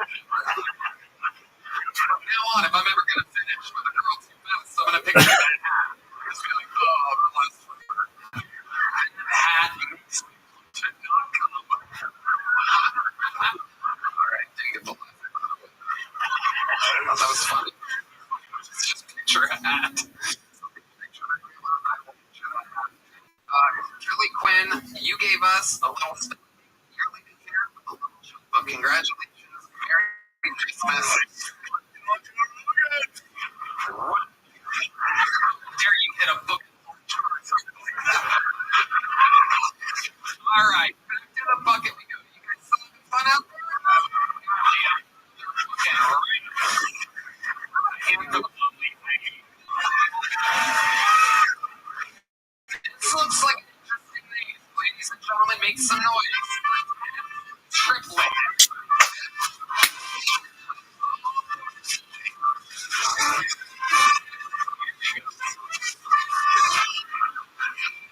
Make some noise for Tadpole Triplet, everybody. Here we go. The clock has begun.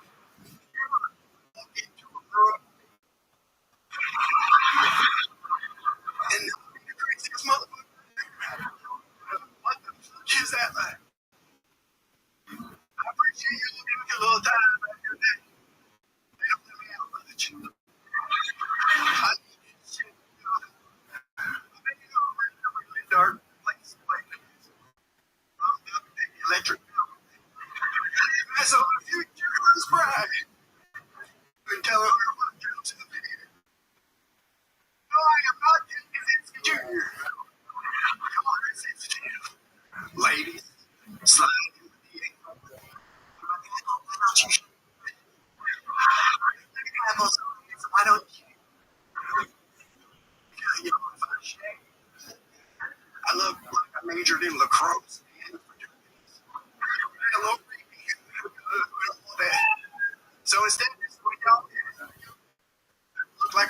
was in it.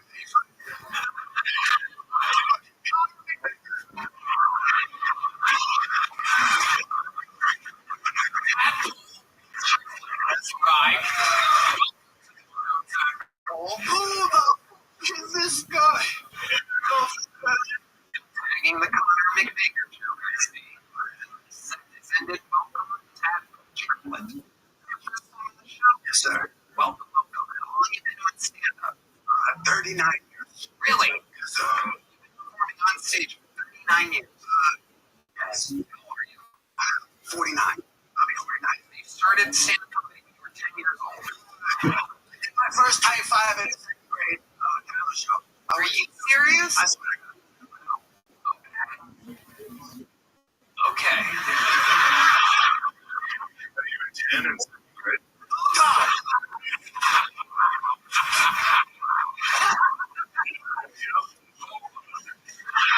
Jesus. Wow. Triplet. Staring at you broken like he is the Liver King's angry son. I see resemblance. He's the Liver Prince, if you will. So, talk about even stand-up comedy for 39 years. What else have you been doing? Like, perhaps time in Vietnam or something? I spent 20 years in Hollywood. Very cute. What are you doing in Hollywood? I was the writer. Okay. Did you write anything that they might recognize? Perhaps some graffiti on a wall or something? The guy the best, that's me. But what else? Anything creative? My biggest success was the Tonight Show.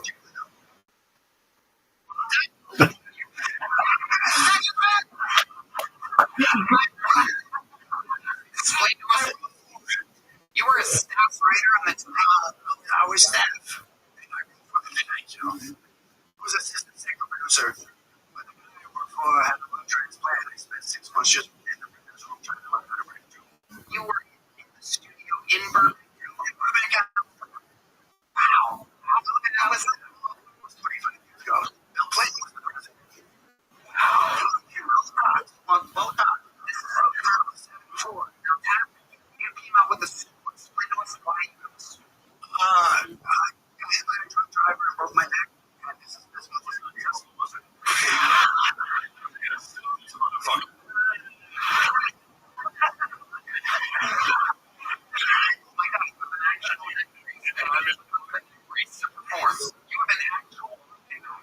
Yes. Wow. I'm going to try and rough it out and then put it on. Look like this is. Before you die. Yeah. Also, for real, this is the funniest thing you can wear. I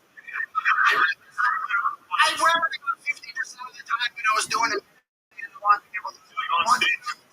On stage would be really funny. I swear to God, I think this is funny. No, toss that fucking thing on. You wanted to put on the neck brace. Ladies, it's Tony's. It's the first time we've ever seen a man put on a brace with a broken neck after performing. This is incredible. So, Tadpole, tell us, how did life change? Gotta get the beard out of there. Tadpole, explain to us what it's like with a broken neck. You call it like a baby for the baby, man. You decide if you want to be a tough guy and. Right. And it was that day or every day? I'm going to take a day for class. 12 second grade. You got hit by a Tesla 12 years ago? No, that's the one. I think.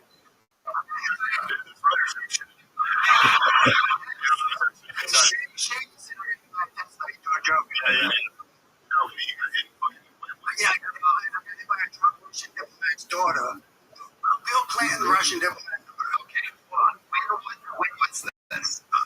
96. 96. Did you get money from this? I had to sue my grandfather's insurance to pay for my surgeries.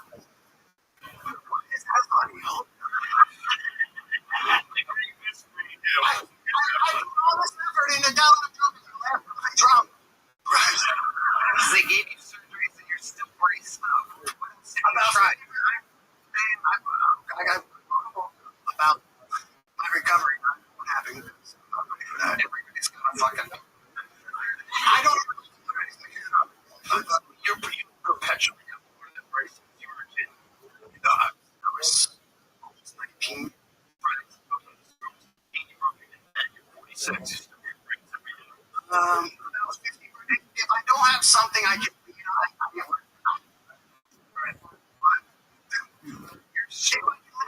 sit on a stool and I try to do stand up. What is the injury? I'm famous front of the back, C3 or C7. Oh my God. No shit, I gave you up. Wow.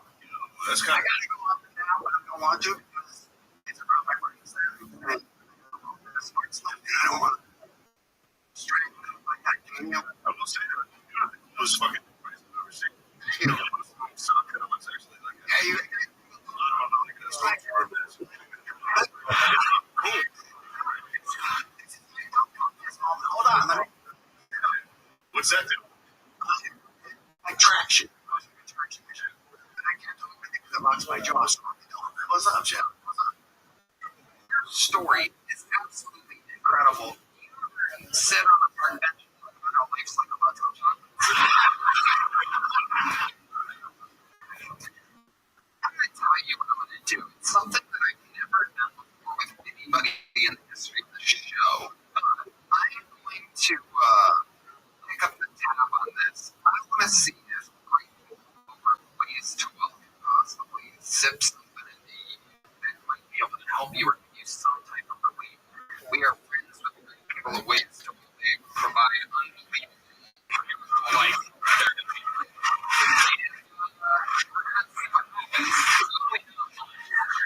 Broken for 30 years. They said I never want a bag of spray in for like 90 seconds. Don't you know? Doing that. I listened to them and I sat in bed for a decade. Now, every day, yes. Don't forget that you get one. I'm in a cage right now with my bag and all the things that I never do. You are that.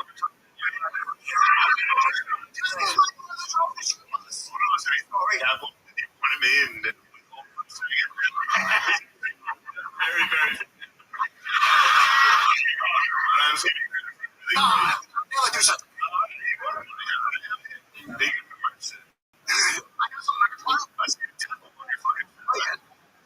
This is my friend's breast cancer charity.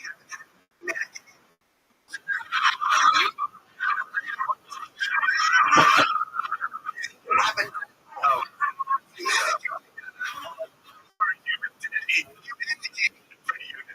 Yeah, well.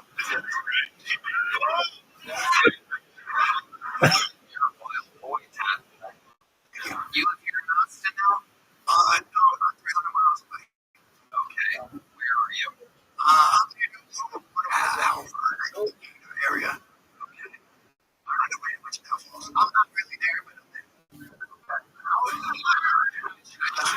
in Cadillac for 20 years. The whole world shut down. Everyone got work free. And then I was like, my brother's got a house. I can live in the basement. That makes sense. The basement's the basement. I have a girlfriend to play golf. They want to. What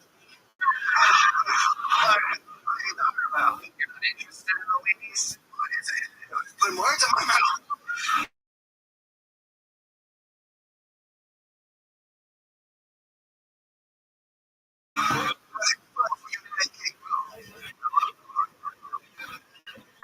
Save all the trees. Let me know. Jump in the office. I'll get the fuck out of here. No rust. He does know he does. What now?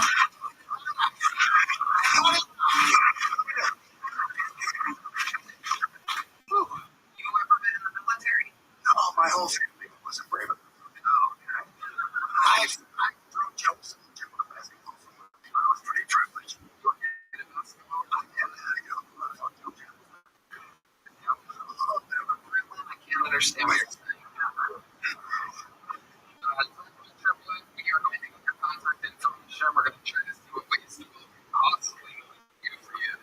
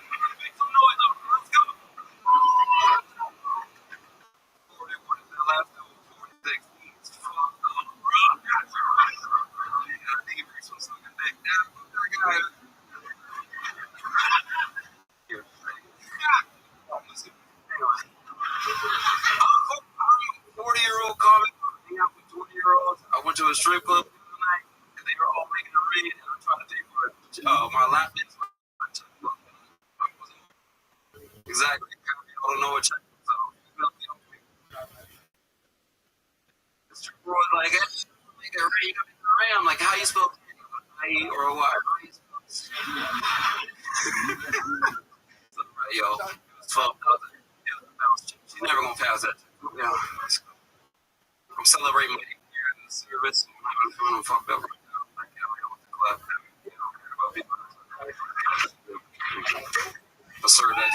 I served as State Jehovah's Witness. So, for you,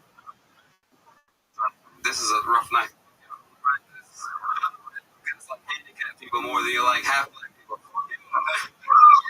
My name is Gordon.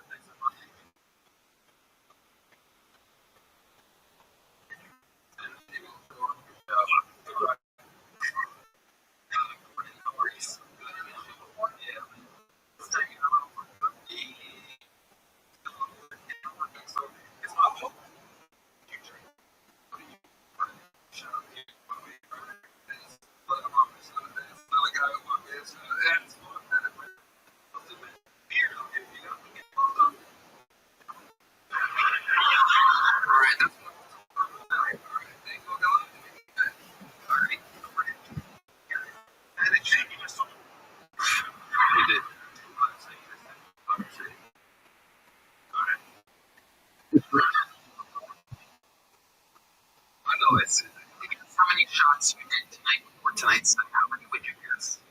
Just three. I did strong three. I did strong three. But I'm almost on. I shouldn't do any at all. I just stopped drinking at this point. But fuck it. You know what I mean?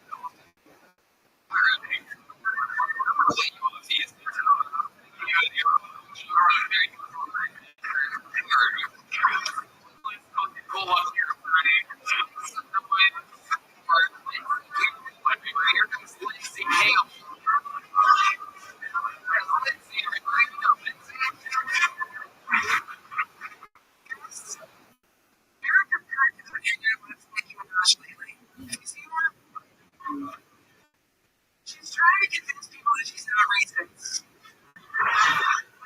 But she does. Run her fingers through people's hair. She hugs them. You can tell she doesn't have a single word.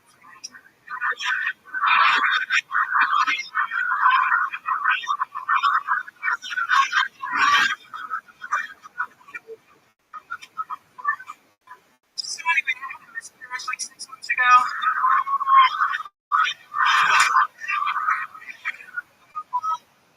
After that, my husband was fingering me. And he got on his Google us. It's brain pregnancy matter. Relax, guys. At least you have to hold her baby.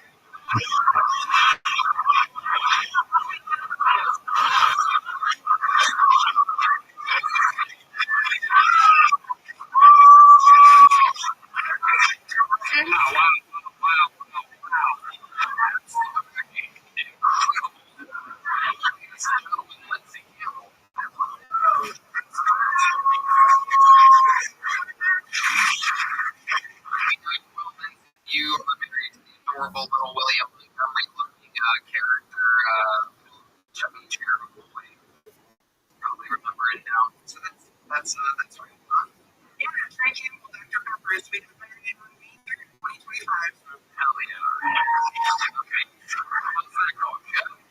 Let's do it for awesome. I just keep the nails in the house and he just keeps trying to get rid of them, but I don't know if I'm not idea. That's what we're talking about. I have to find now. I have 2 dogs, we have 2 cats, and we have a snake. Wow, okay. Oh, yeah. What did you want to do when she said snake? That's a good question.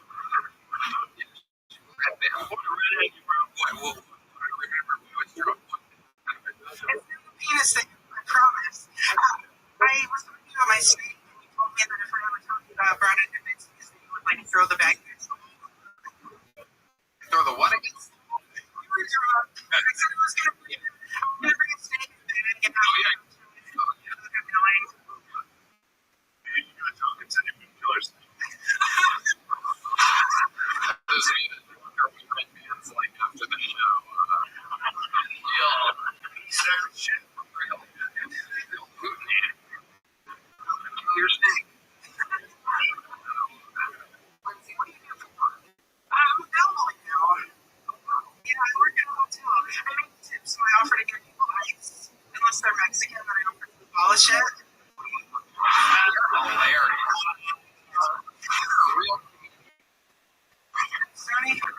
what is going on in life? Anything else crazy we should know about?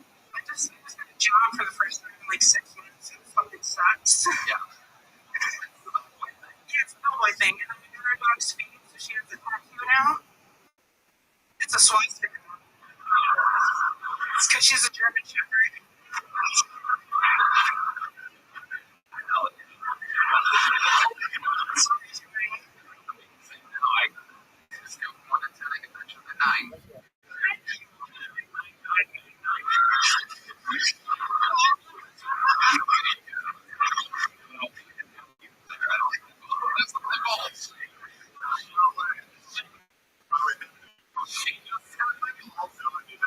You did.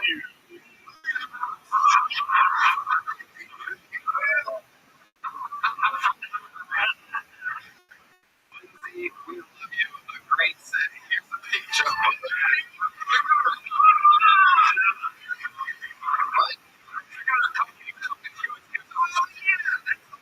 Like, yeah, obviously getting high order is so fun. What an episode this has been. I mean, shit. You know what? Like, my name should feel July 17th. Rogan at the J3. There's only one way to end an episode like this. William Montgomery is already on Christmas break. However, there is a young man whose dream it is of one day taking his citizens on the great honor.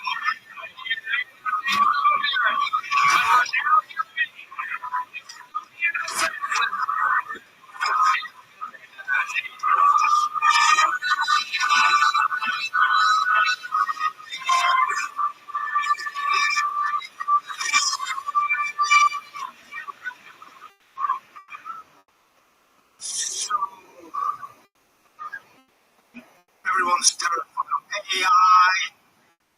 It's fun.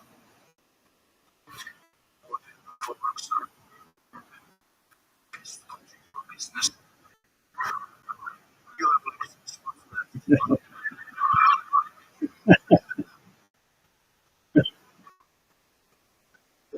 See, the secret is that I got a job.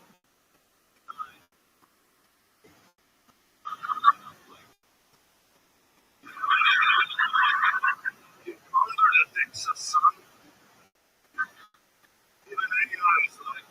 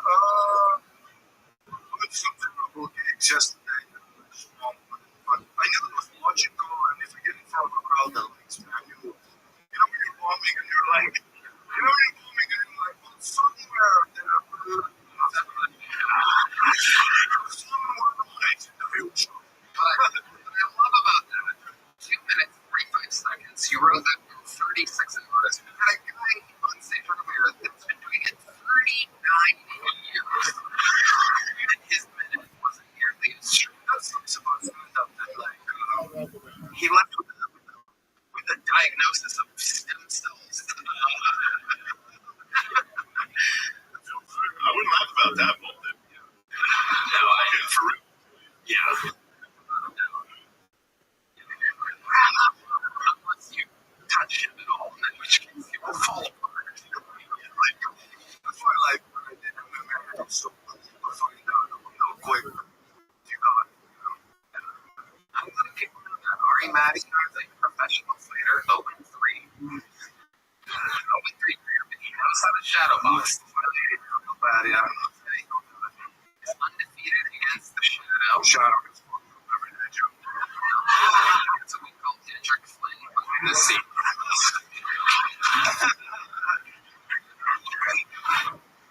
Ari, what else is going on, man? You're killing it. I don't know, I'm watching this series called Spyos. You guys seen it? Watch Spyos? What is it? The most, he's running the Secret Service. Okay, tell us more. I will. See, like usual Secret Service, CIA linguistics, they gather information, and then they kill the guy. Like with cyanide, it was just, nobody even knows what happened. Mossad gathers no information, and they just blow up the whole building. Mossad always has civilian casualties. But then always, well, it's a decent game. Dude, there's one episode, okay? There's one episode they were after a guy who's a Palestinian terrorist member of the Black September. They killed him. The people.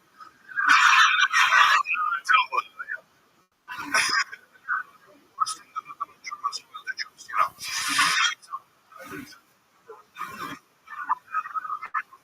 So they're after one of the neighbors, okay?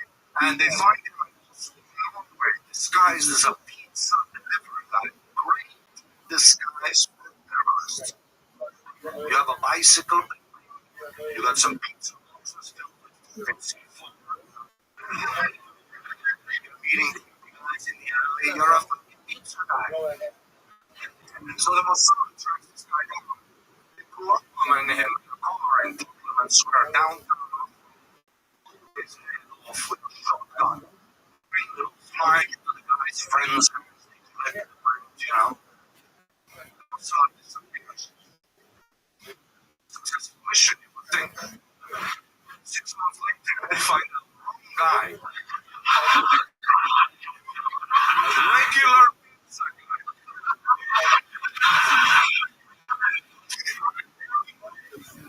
Imagine you're at the funeral. Your parents are like, what did my son do? Next September. But of course, see, but the downside about those sons, they always get cold. Now, those guys got cold. It's after they blew the guy's head off. They took the rental agency. That's how Jews get cold. The deposit.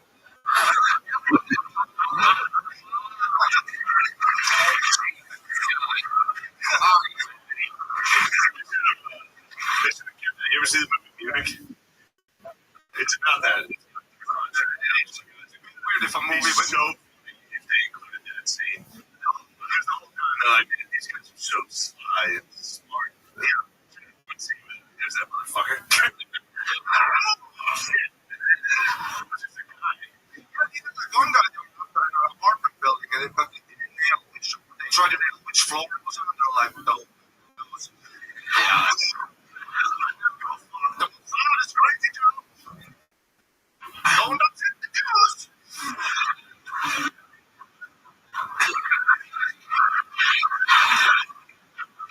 Who's that? What's that? Now? No, I had it sent away on top of my Christmas tree. It's us. Yum. I'm gonna put it on you.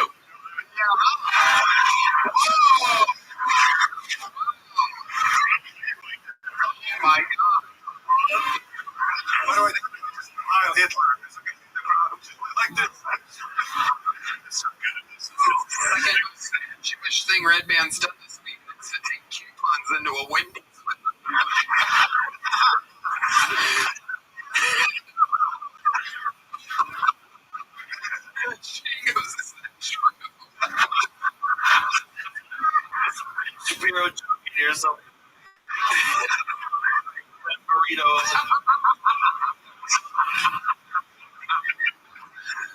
Oh, sorry, Maddie. What can I say? The set of the night, the fucking interview of the night. Catch them on Monday. I'm on tour. I'm on tour. I'm really low. Sorry, Maddie. Sorry, see this man's full-length set. You're not gonna fucking believe it. Love it the minute you love his hour. DJ Rogan and Shane Gillis. Let's see what Chris Rogers drew over there. Oh, it's a Shane Gillis. Look at that. Yeah. Look at that. That's a very nice picture of you. Look at that. He gave me a little.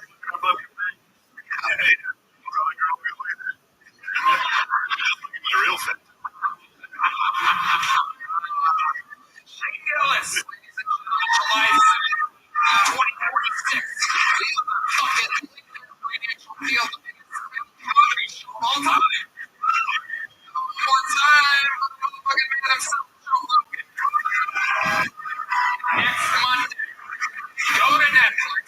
Watch the whole goddamn thing. Tell everybody that you know. Watch Kill Tony Once Upon a Time in Texas, filmed live at the Moody Center on New Year's Eve. Here's on Netflix next Monday. We will not be here on YouTube. We will be only on Netflix and then back on YouTube the next week.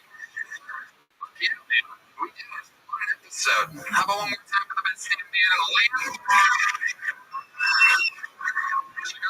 Single pandemonium. Everywhere our music is available. And we did it, right, man? Love you guys. We love you. Have a fun Netflix next week, motherfuckers. Good night, everybody.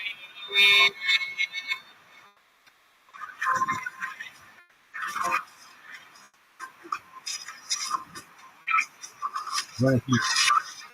Red Cat 7.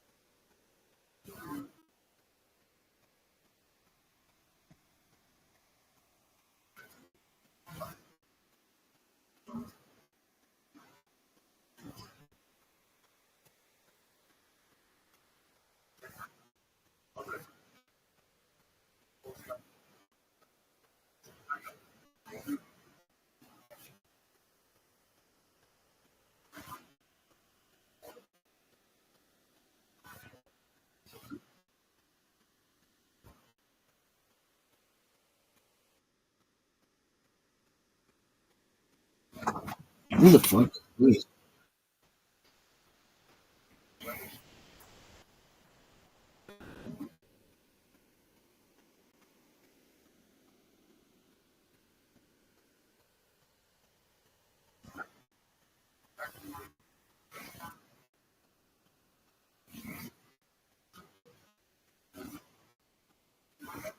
Wow.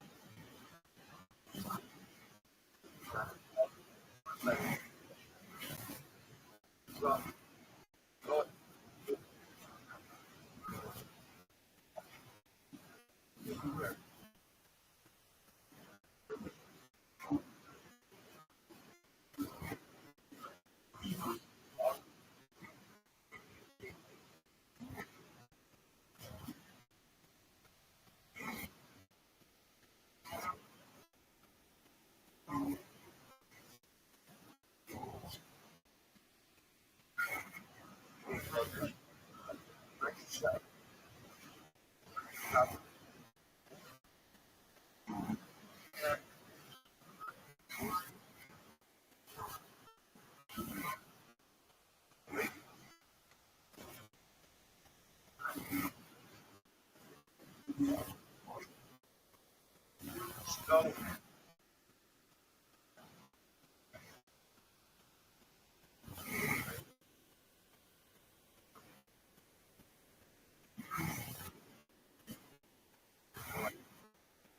self-centered one comedy. And he just jumped up on the stage, and you saw that live. It was a live part of the show.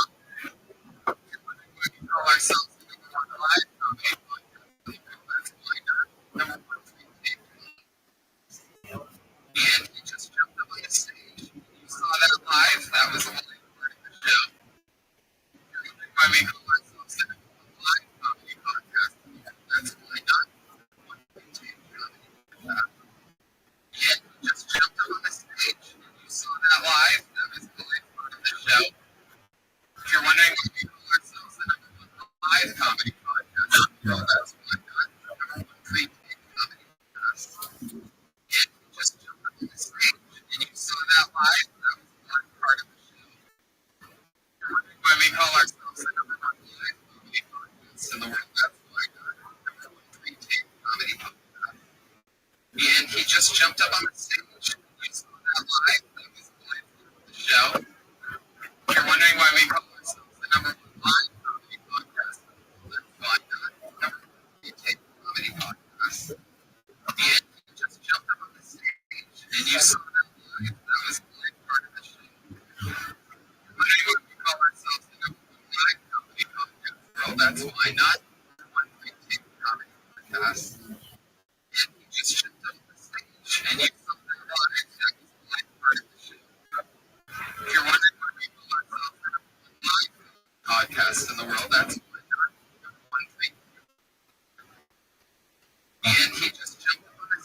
And you saw that live. That was the live part of the show. If you're wondering why we call ourselves the number one live podcast in the world, that's why not number one free. And he just jumped up on the stage, and you saw that live. That was the live part of the show. If you're wondering why we call ourselves the number one live comedy podcast in the world, that's why not number one free tape comedy podcast. And he just jumped up on the stage, and you saw that live. That was the live part of the show. If you're wondering why we call ourselves the number one live comedy podcast in the world, that's why not number one free tape comedy podcast. And he just jumped up on the stage, and you saw that live. That was the live part of the show. If you're wondering why we call ourselves the number one live comedy podcast in the world, that's why not number one free tape comedy podcast. And he just jumped up on the stage, and you saw that live. That was the live part of the show. If you're wondering why we call ourselves the number one live comedy podcast in the world, that's why not number one free tape comedy podcast. And he just jumped up on the stage, and you saw that live. That was the live part of the show. If you're wondering why we call ourselves the number one live comedy podcast in the world, that's why not number one free tape comedy podcast. And he just jumped up on the stage, and you saw that live. That was the live part of the show. If you're wondering why we call ourselves the number one live comedy podcast in the world, that's why not number one free tape comedy podcast. And he just jumped up on the stage, and you saw that live. That was the live part of the show. If you're wondering why we call ourselves the number one live comedy podcast in the world, that's why not number one free tape comedy podcast. And he just jumped up on the stage, and you saw that live. That was the live part of the show. If you're wondering why we call ourselves the number one live comedy podcast in the world, that's why not number one free tape comedy podcast. And he just jumped up on the stage, and you saw that live. That was the live part of the show. Wondering why we call ourselves the number one live comedy podcast in the world, that's why not number one free tape comedy podcast. And he just jumped up on the stage, and you saw that live. That was the live part of the show.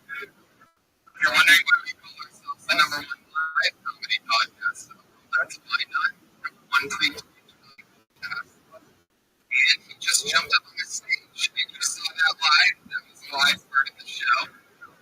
If you're wondering why we call ourselves the number one live comedy podcast in the world, that's why not number one free tape comedy podcast.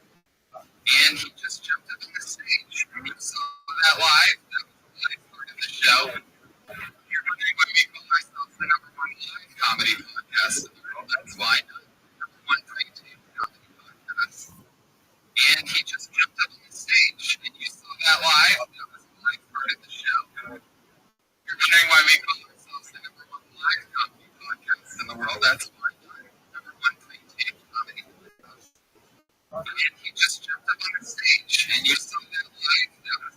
part of the show.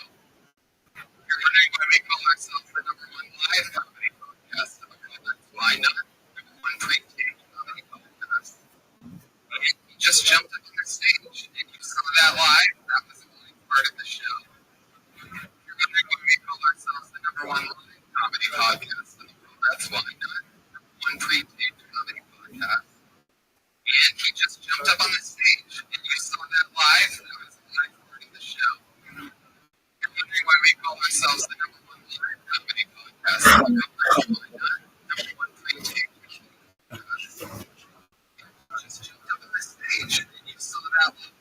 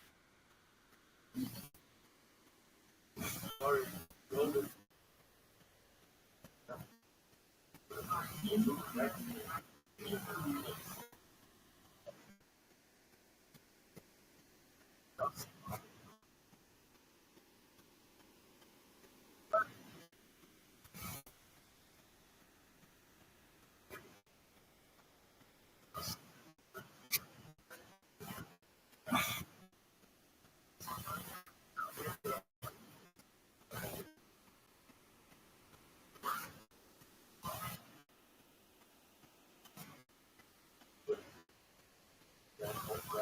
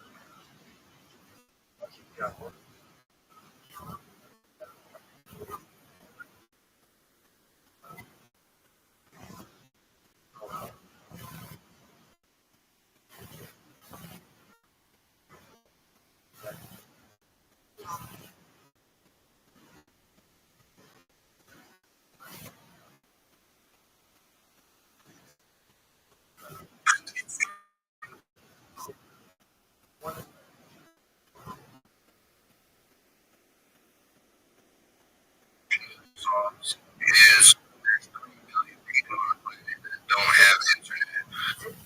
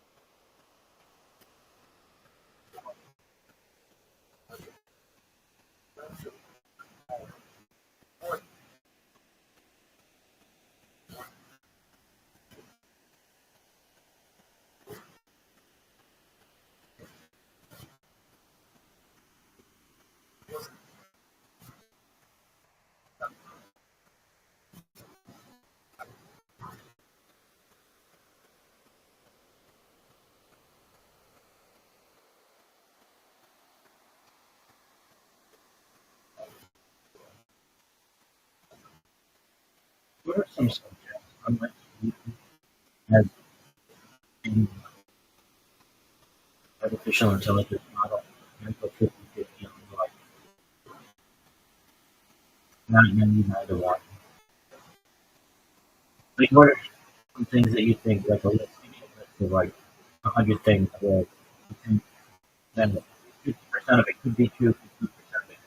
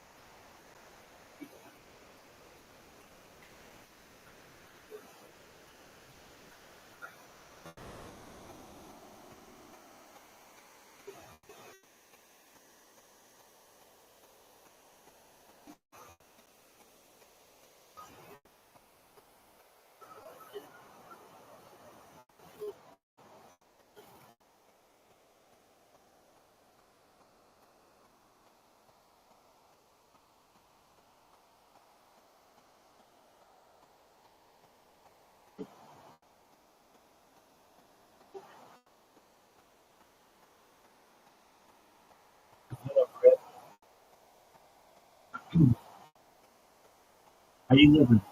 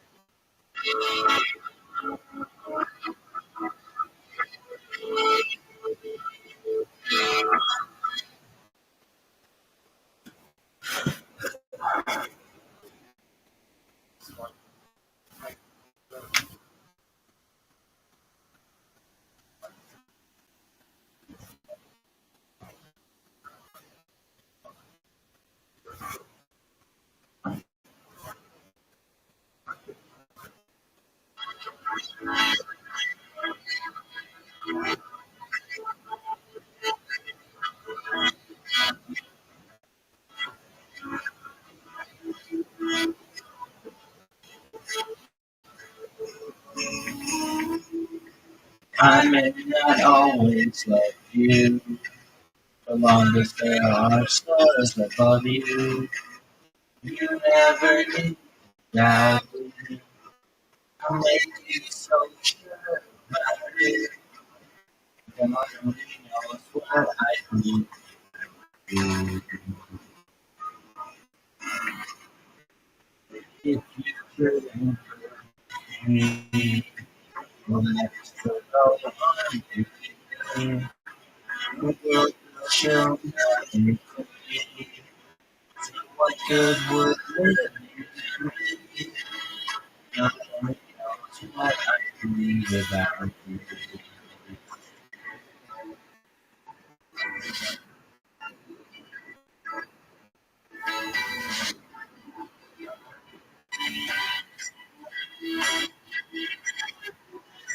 Bum, bum, bum, bum, bum, bum, bum, bum,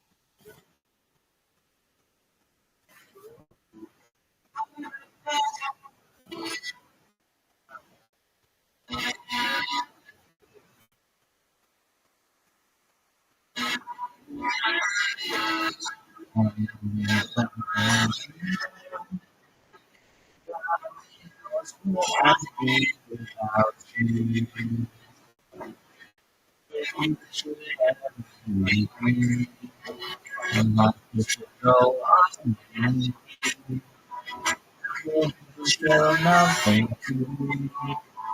So what does living do? God only knows what we do.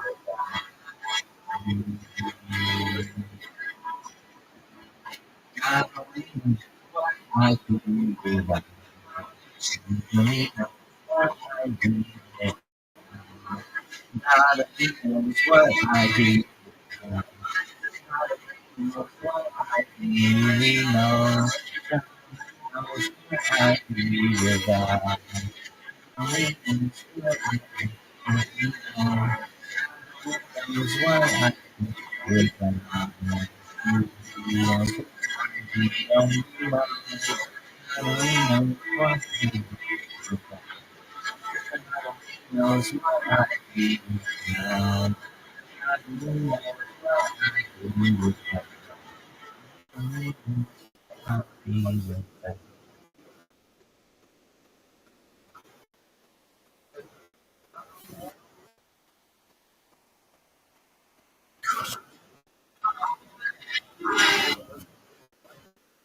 Oh, what? Oh, shit.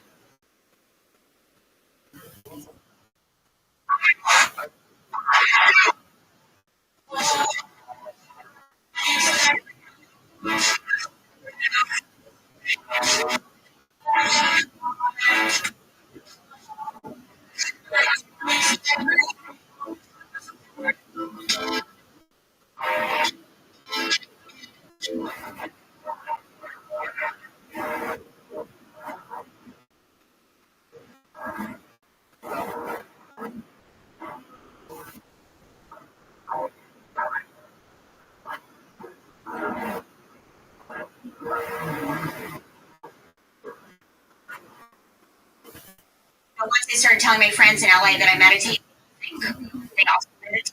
They're all like, I do. So one friend was like, oh, I'm meditating. I was like, you are? I was like, process. How do you do it? She's like, so that's not for me.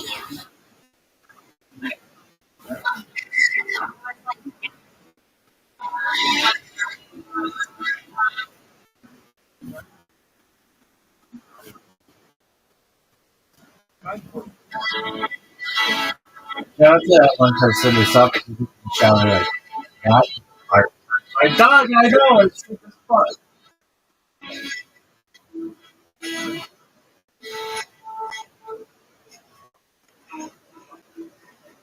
One day I want to just love you, but then you say I was something above you. Never need you without it. What makes you so sure about it? Gotta make us what I do without you. If you should ever leave me, well, I will still go on, believe me. Never look strong enough to me. So what you put there, God knows what I do without you.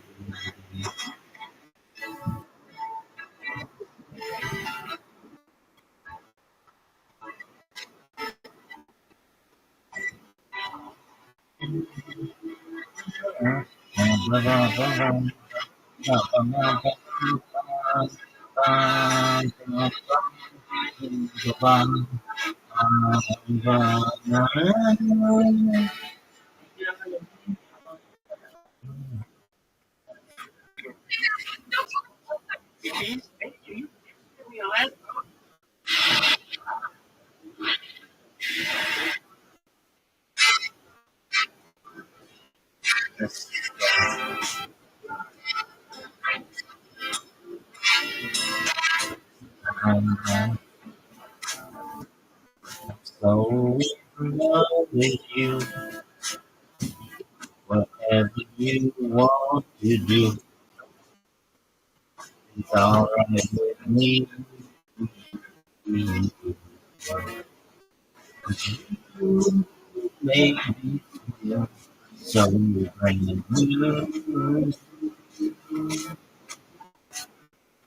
I wanna spend my life with you. Thank you, baby. Since we've been together, oh, loving you forever is what I need. Let me be the one you can run to.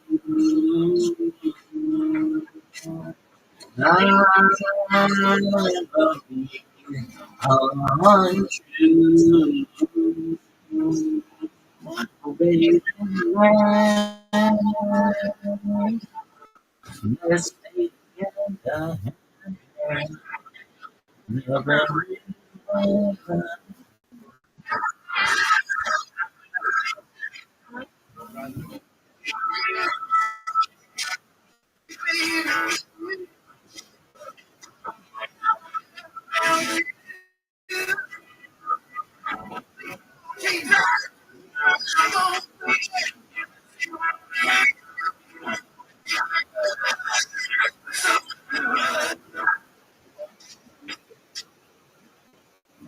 For as much making this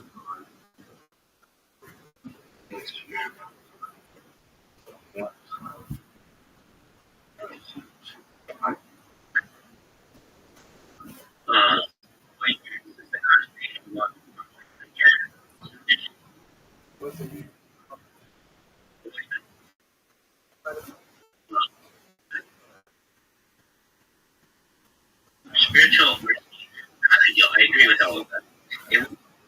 I agree with all of that. Especially dignity, real.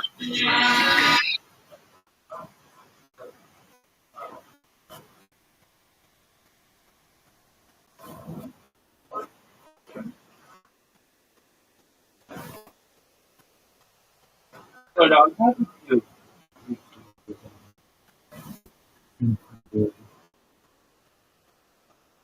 religion and the Hasidic world and the modern Orthodox world and academics.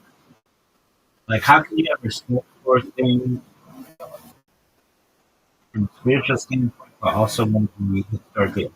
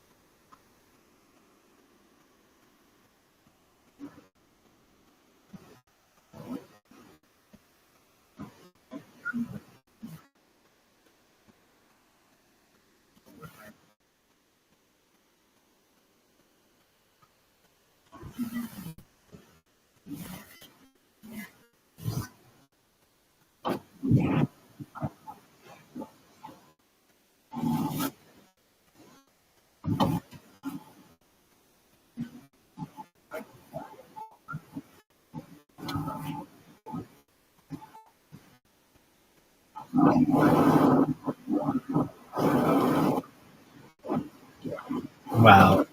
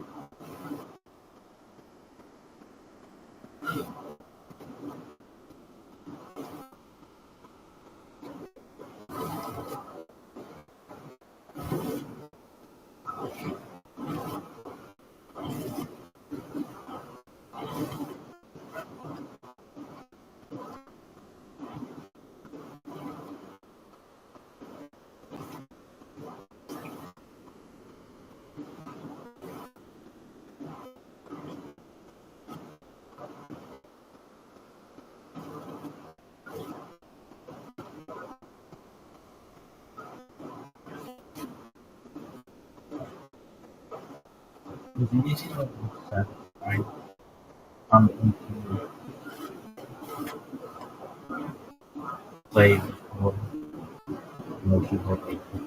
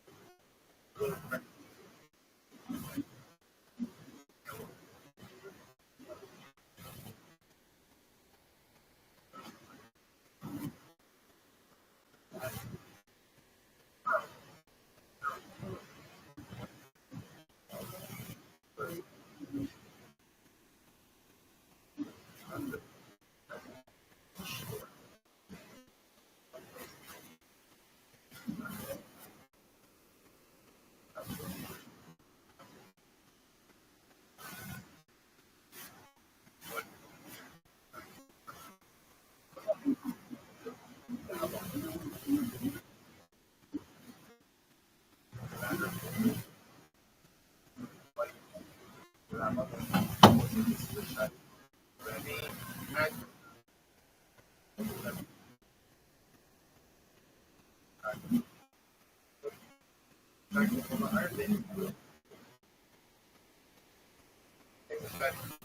Rabbi said, so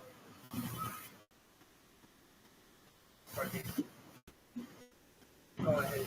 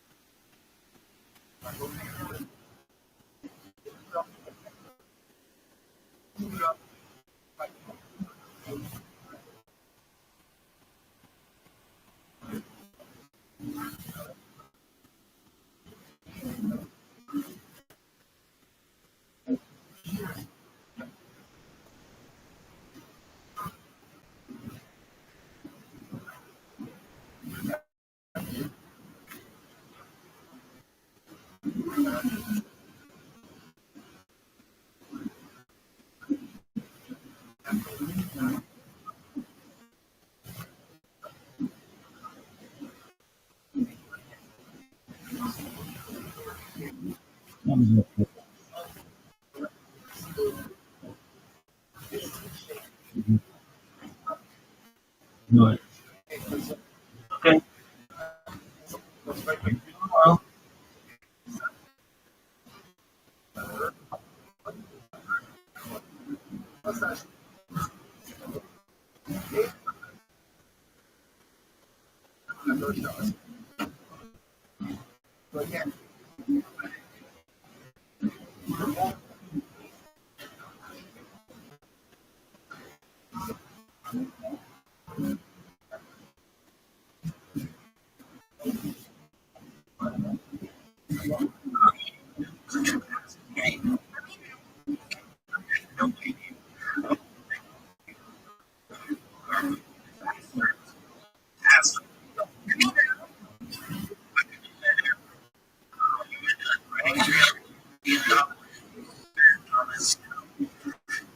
Gigantic film.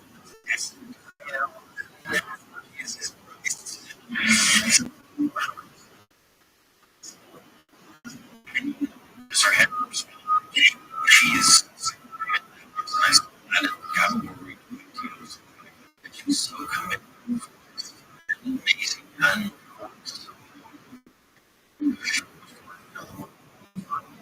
months. And it was an incredible experience for both of us too.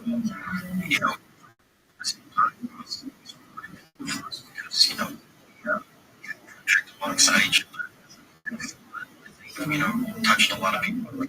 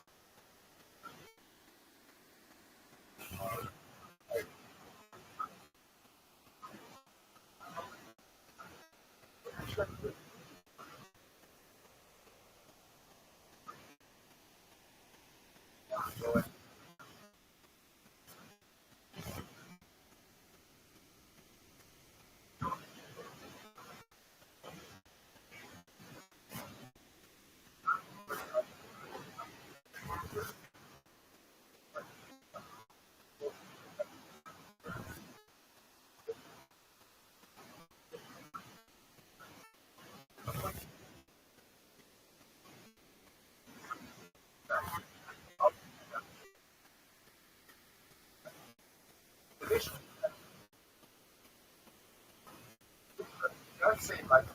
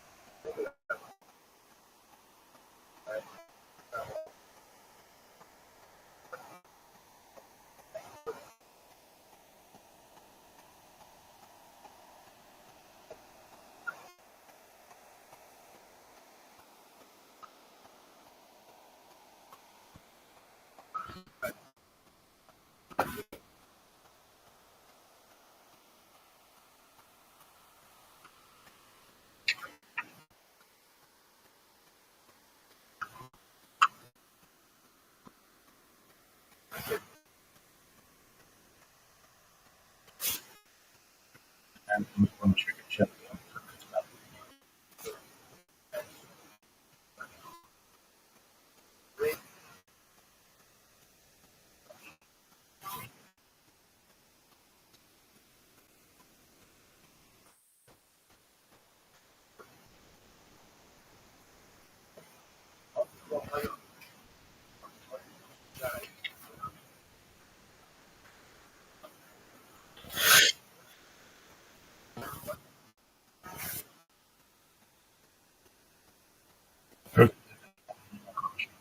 Much.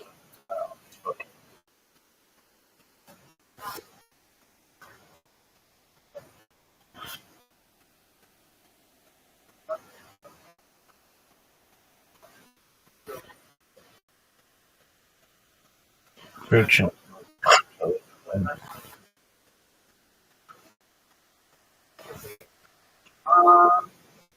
You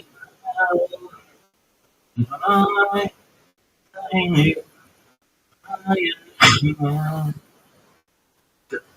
virtual.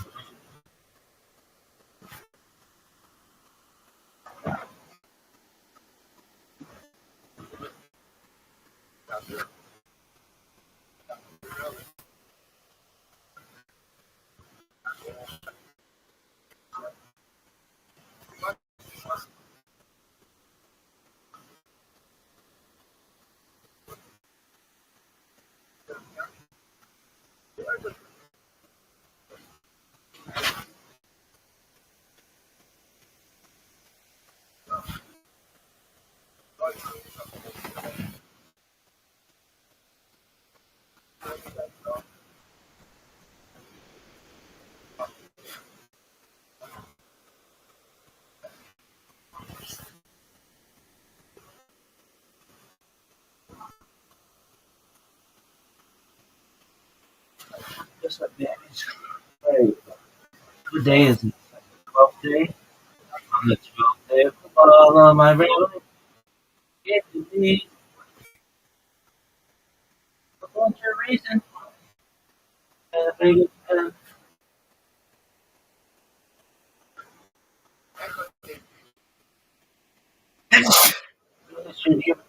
doesn't have to. No way! Dog, I sneezed so fucking far. No way! I fucking sneezed so far. Whoa! Dog, I sneezed so far. That's gonna be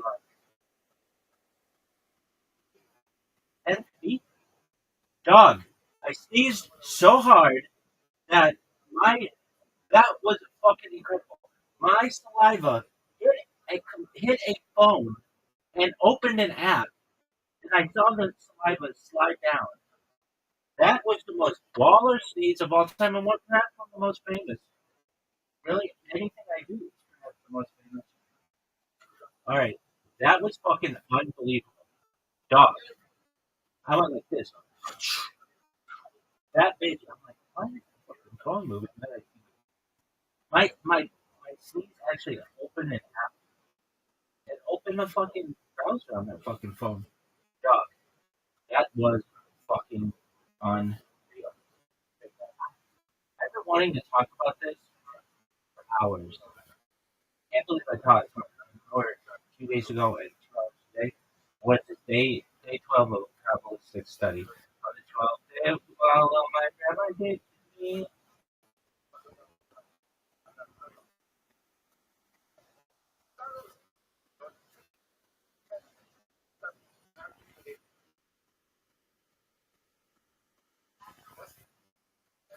A bunch of Jewish shit that pertains to me. Really?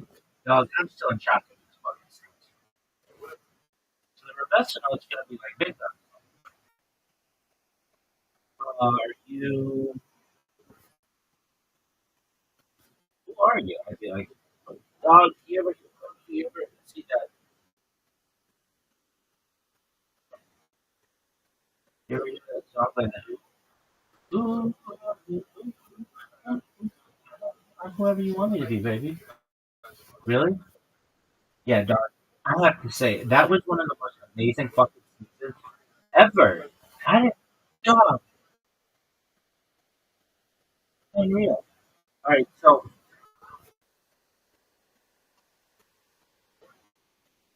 I was so excited to talk about shit. Now I'm tired.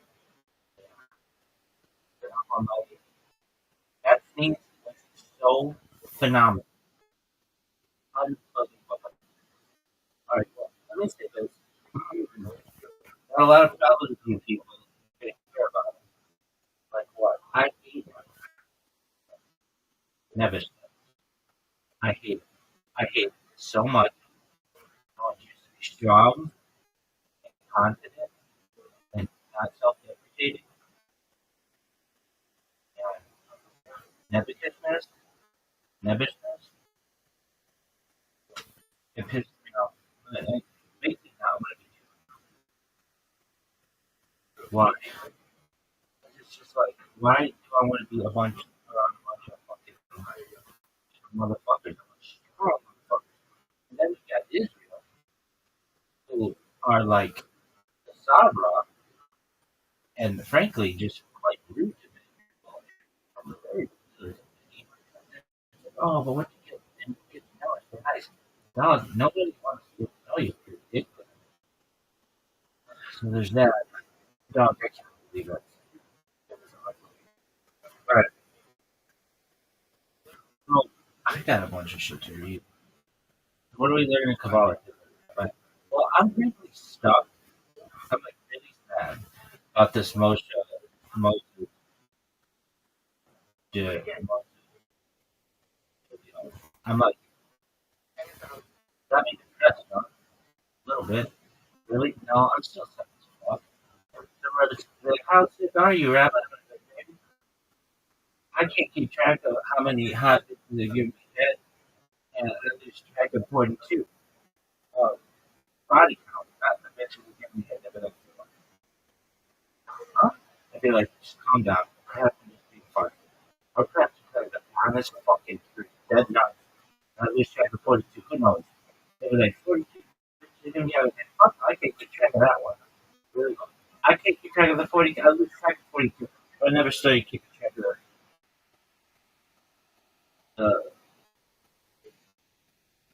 the beach situation. Anyway, why? Uh,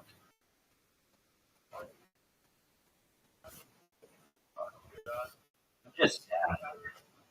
I really was, like, I was really motivated to like Kabbalah, like better than anybody. I feel like by day 10, I figured it all out. I disproven Maimonides with his negative theology, and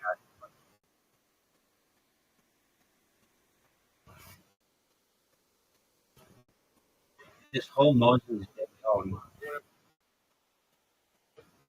I mean, we did it yesterday. There's a 1% chance any of that shit is true. So here's the thing. I was doing some research. Like AI, like it's not my friend, but it's like the tool that I use. And I was looking at it, and things gonna like restart. But um, I find it interesting that ChatGPT and Chavai.org are like the two websites. Not that I follow them, but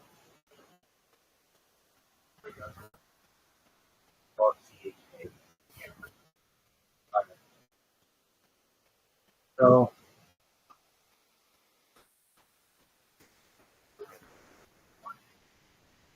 I want to say I don't like that religion isn't.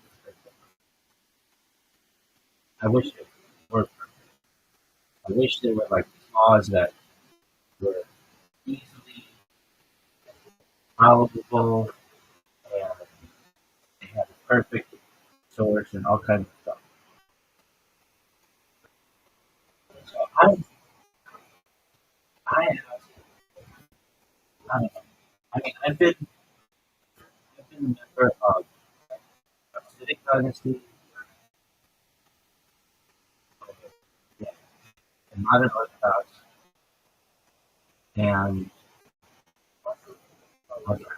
um, academia, and maybe at least one section. That's not a lot of it. I wouldn't want to do that. Anyway, I'll come back. Just anyway, um,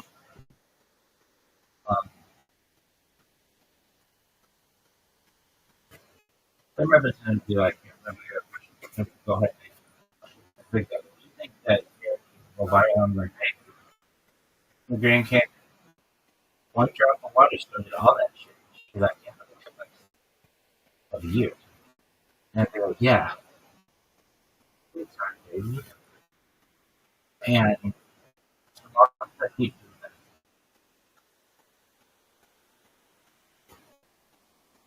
unless YouTube goes away, okay, whatever. But I imagine that even if it's hard to be archived yourself, I mean, I've seen social media, right? They go down and all this shit's gone. But that can happen. Like Google's a big company. I'm totally understand. But that being said, if I do this for long, I can fucking play the fucking shit. Not recording.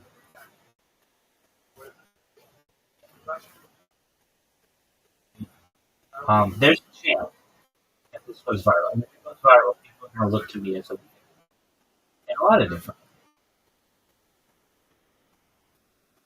And I'm okay with that. I don't really want it. If I could have it my way, I would have liked to have a comfortable position at a company, work at the years, have a life, have children, I don't have to worry about anything.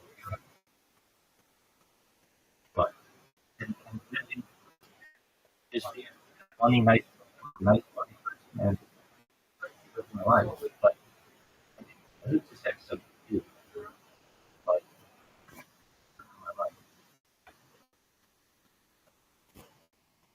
So anyway, what are you doing about college? I'm really excited about it because anything I really want to get into, I know it's like the fruit of the poison. I have a major issue with motion daily, and I only have an issue where my motion finds and move out of the a lot of the civic world because we want to. They put a lot of emphasis on power. Thank God.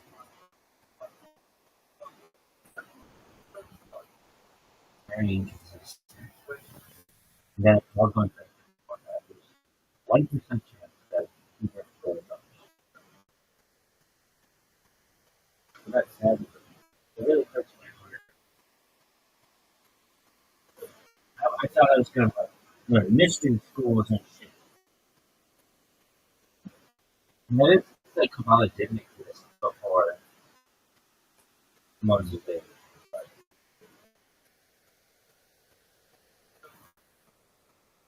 It's like when I have to pretend like I have the Rabbis here, that I would literally say to Robert, do it right here. I'd be like, God,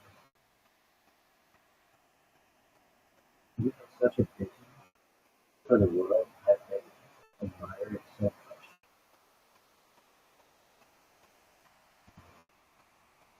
I love you. I love you. But I think that some of your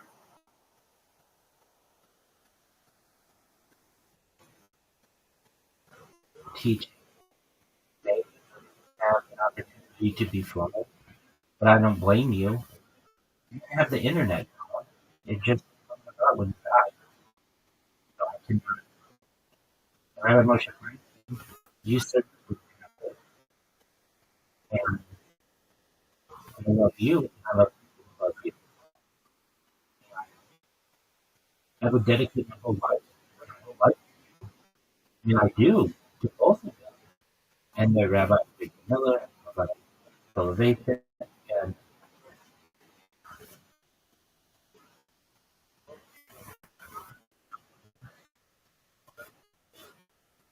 you know, and I very much empathize with Rabbi Shimon Bar.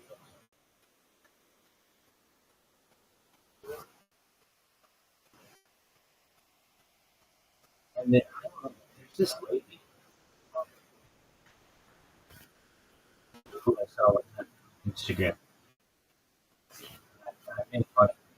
She had like yellow truck on basically. I don't know. The cannery glove. I've never heard anybody say that they want to start yoga. She said it. Now we kind of make fun of her today. I don't want to start my own religion. I'm Jewish as any Jew ever did. And I would say to Chabad and the breast lovers and the Chernobyl, the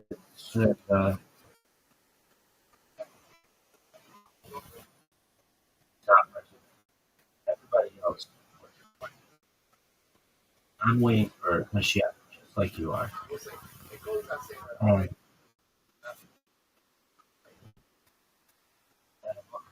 I'm prepared for Mashiach.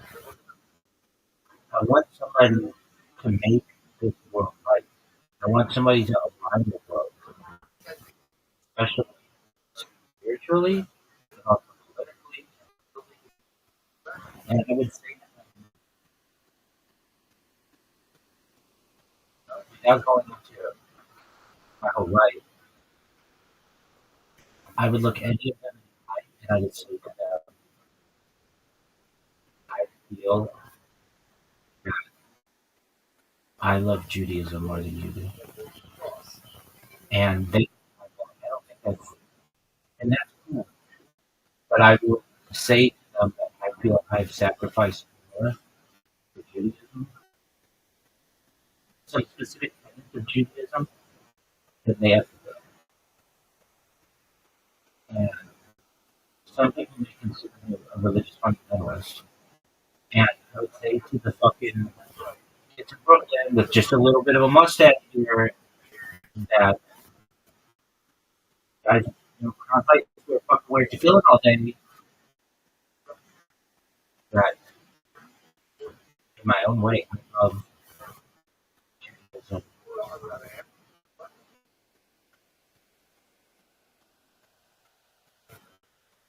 as much as I love money. If they really heard my story, recognize how much I hate uh, disorientation and how much I yearn for education. I would hope they'd listen to me. I would say to them, I don't know other people who have had the sacrifice as I have for Jewish law, for mitzvot, the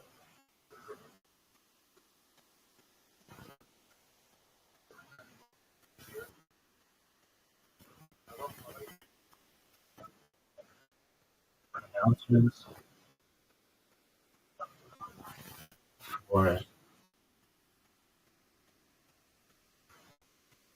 how passionate I am about Jewish language and my absolute disdain, flat out hatred of never had.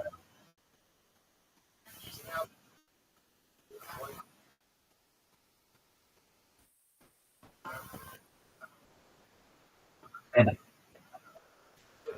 would say to the kids in Crown Heights and everywhere else,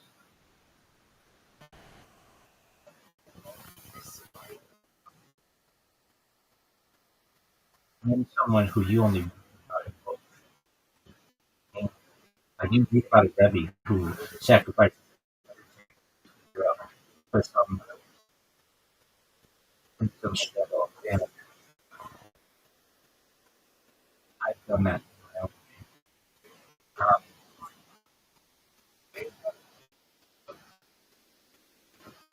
I don't know what's going to happen with my life. I know I'm going to do everything I can to not stop. It's the most important thing. And one day, I'd love to have my children leave. There's parts of my life that are really courageous. I mean,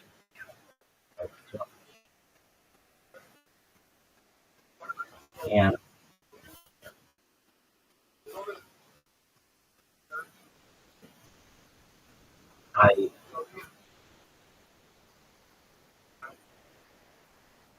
I don't know, the youth of Judaism is really important as it was in Rabbi, and just the Chabad. I mean, I was in a Chabad, I started Chabad shul, and I got down in Chabad many times that I could know.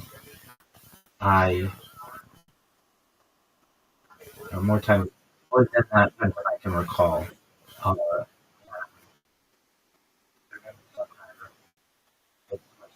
will become a rabbi, probably after that. They're of this rabbinic dynasty, and I love their father in a lot of ways. A major part of my life.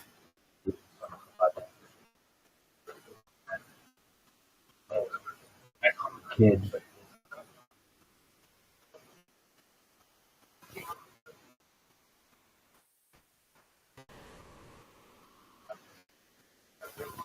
this person, he was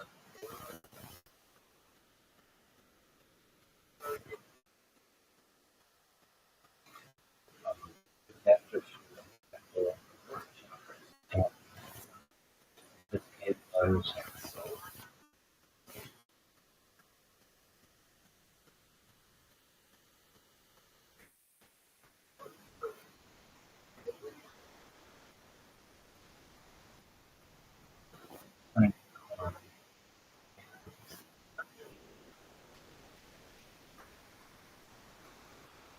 and he didn't know who I was, so it's kind of like, but when I was young,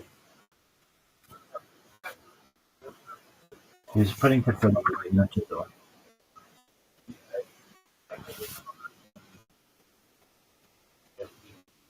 He had it and he basically lifted that, and I was talking. I don't think I was talking to him. I think I was talking to someone else, and it just began falling. And I it was like, I mean, I mean, it purely like human being, but it was like, I was very athletic, but it was like he dropped something, I caught it, and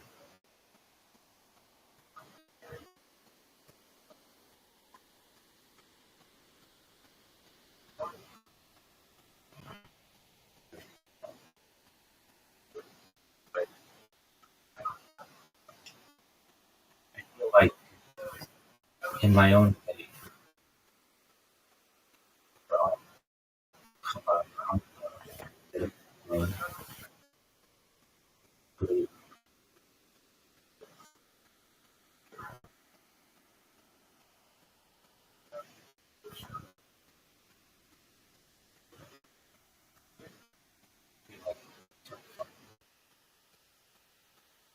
my you know, anything else with that, anything else with it will not be. I would say this, and I think this would be even with like celebrating the streets of the it is my goal and your fun. And if you actually war on them, it's a peaceful absorption. Not of their philosophy, I would say. 300 years ago,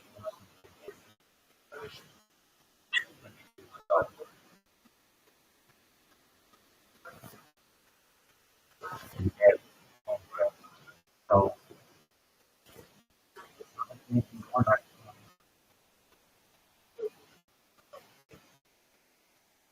the thing is, I know if I could unite at the city world, I can unite all. Yeah,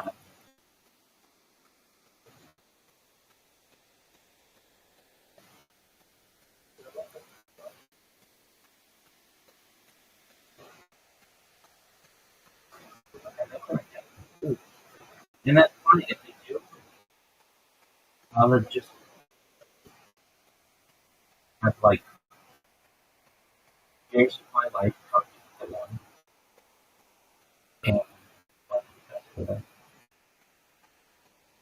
You know, but I do want to know. I don't know that many. I wish they could.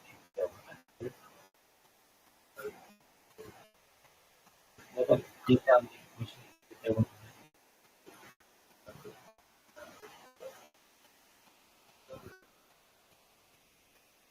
And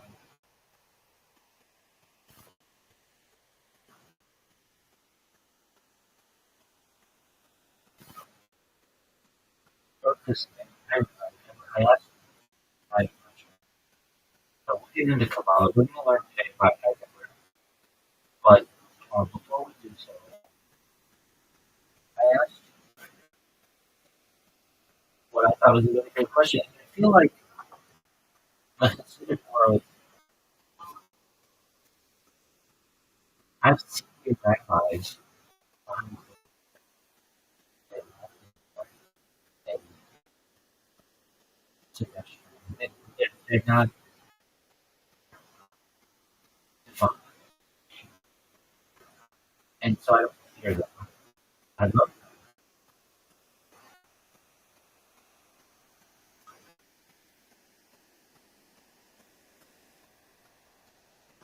And I'm not, I love them. But I feel as if they're,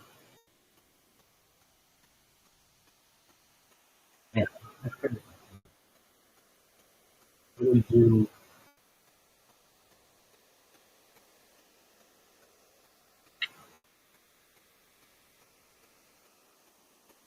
What do we do in a situation like this? In this moment? And it leads to great pain. But I don't want to go through it. Like, see that destroy anybody who put into place this system. Where you have someone who works their entire life to be extremely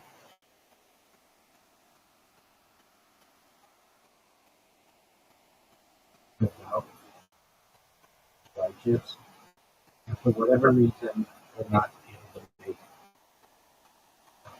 whatever, whatever reason, whether they can't afford it, whether they get rejected for it. And then you have a situation where some spot continues to who moves the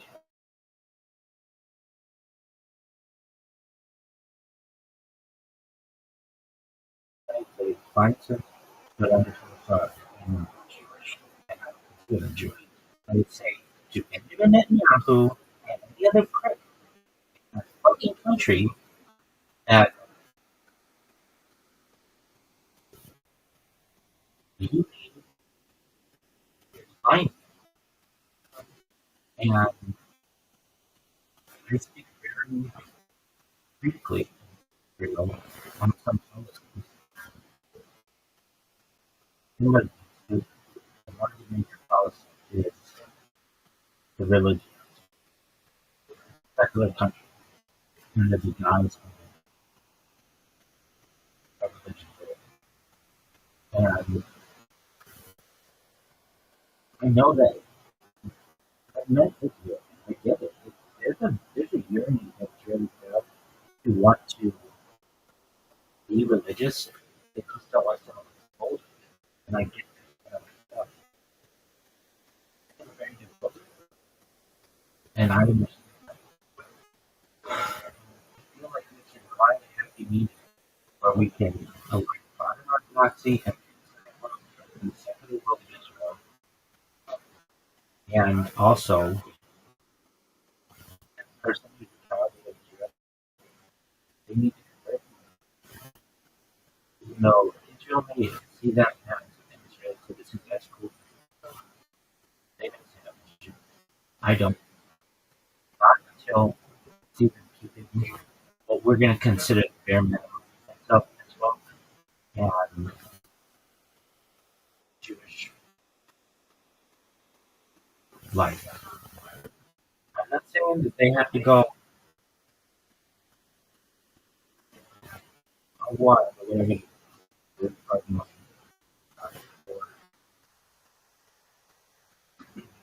whatever, whatever, but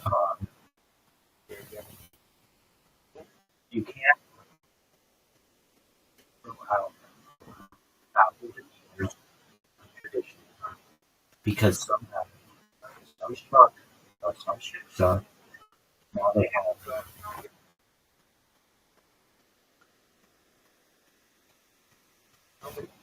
a shock. So what do? We just, it just they just have to come around. And I'm not saying that they have to come around. They have to become religious to some extent. And it's really fun to be religious. As any religious person, it's really fun to be religious when you uh, and some elements are terrible. But we cannot have society where there is what is and I'm an engineer. And I mean the Bible, to your mother, her mother, really, or you had a kosher conversion. And that's the kosher. Many of the conversions I've seen not kosher. Even the gold standard are not. They're very political. And I know they stand on them. And I look at these and I think those people the gold standard conversion and the gold standard conversion is a way that it's portrayed. The way that I know that it takes place, it's not good. I mean, it's like diamond. All right, so what is it saying here? I'm tired. Stop talking.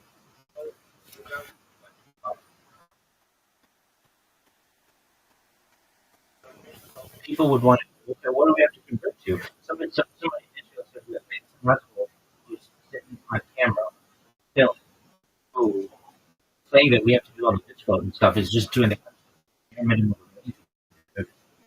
And they could be living a much more kosher life if you know that they've done this and this. That's not righteous. I would say under the circumstances in which I have this is but it's not you I will say you hear that. I don't think that right.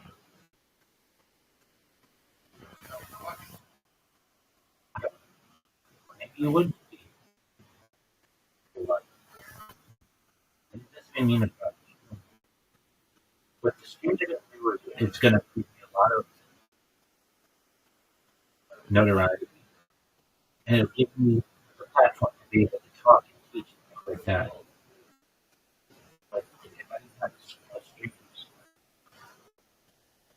I still feel this way. Before the streams.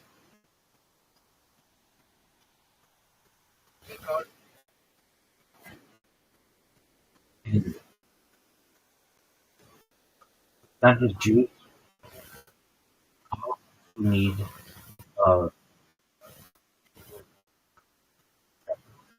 some fish. You ever seen before, and I've shown it before.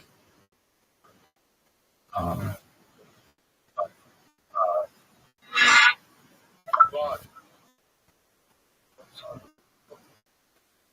uh, drone.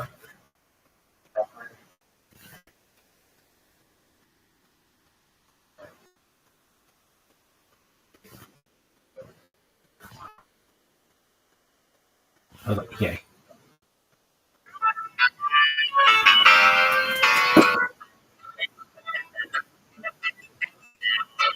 We need like someone that guide us,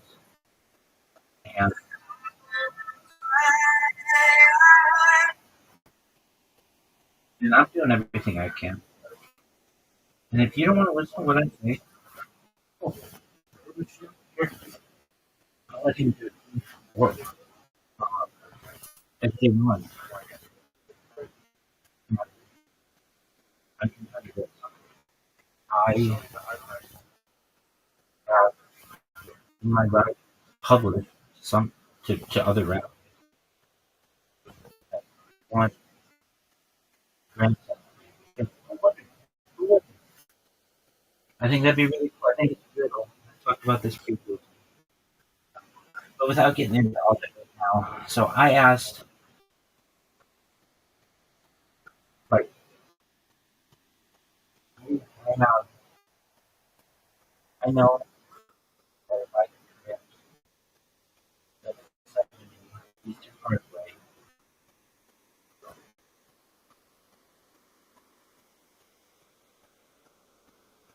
what I have to say, that what I have to say is good for this world, everything else is cake. Cake by the ocean, baby. Which would be a really. I've got so much to spread, but I know if I don't have someone standing behind me, I can give a shit about whatever street the baby is going to be on, and whatever. I mean, like King Highway, I could give a shit about Rothschild Boulevard, and so none of that matters. The only thing that matters to me is 70.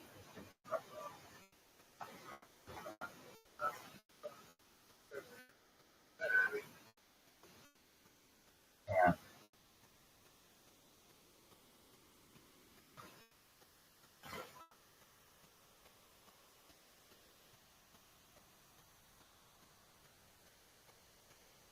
if I don't have something,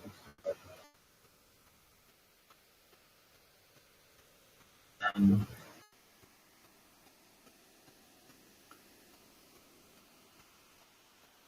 I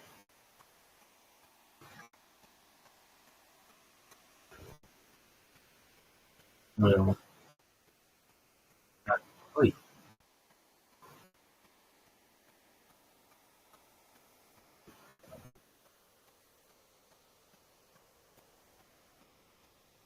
Right. So a question that I had: how could you make Judaism that pleases both in the civic world and the modern Orthodox world and academic?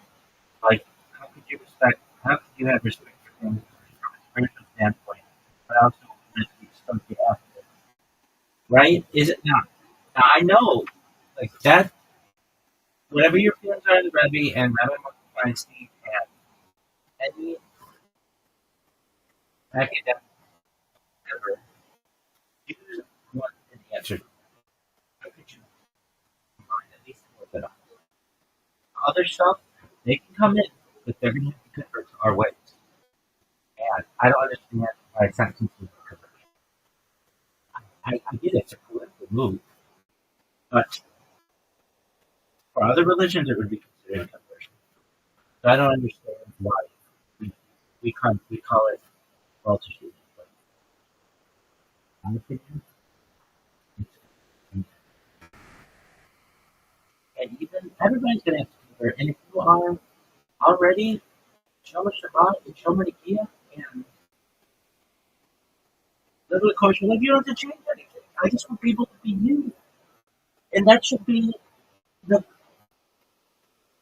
that should be what 770 is here. And if it's not,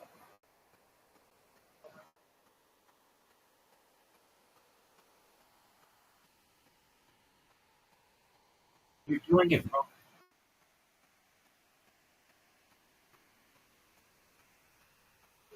So my question, I think, is and I think I was thinking, but it's a great question. This is actually the tension at the heart of modern Jewish life. You're basically asking Judaism to be spiritually serious and intellectually honest without either side feeling betrayed. I think the answer is yes, but only if you redesign the framework, not the beliefs themselves. And I think, okay, everybody should be open to this. And with that said, the core move, meaning separate, meaning the core move, separate meaning from mechanism. Most fights in Judaism come from different questions. What does this mean? Spiritual, existential, moral truth. How did it happen historically? Who wrote it? When? Under what conditions? You can respect both without forcing them to agree. The Sidot often treats me as a group of mechanisms.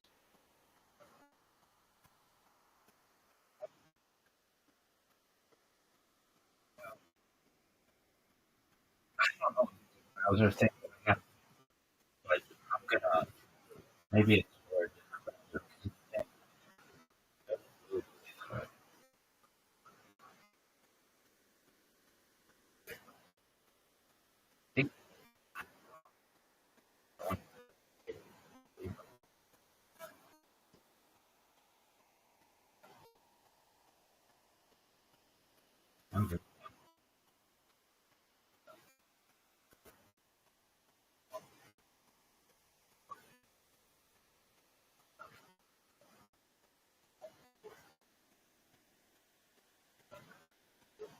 So the formula separate meaning from mechanism.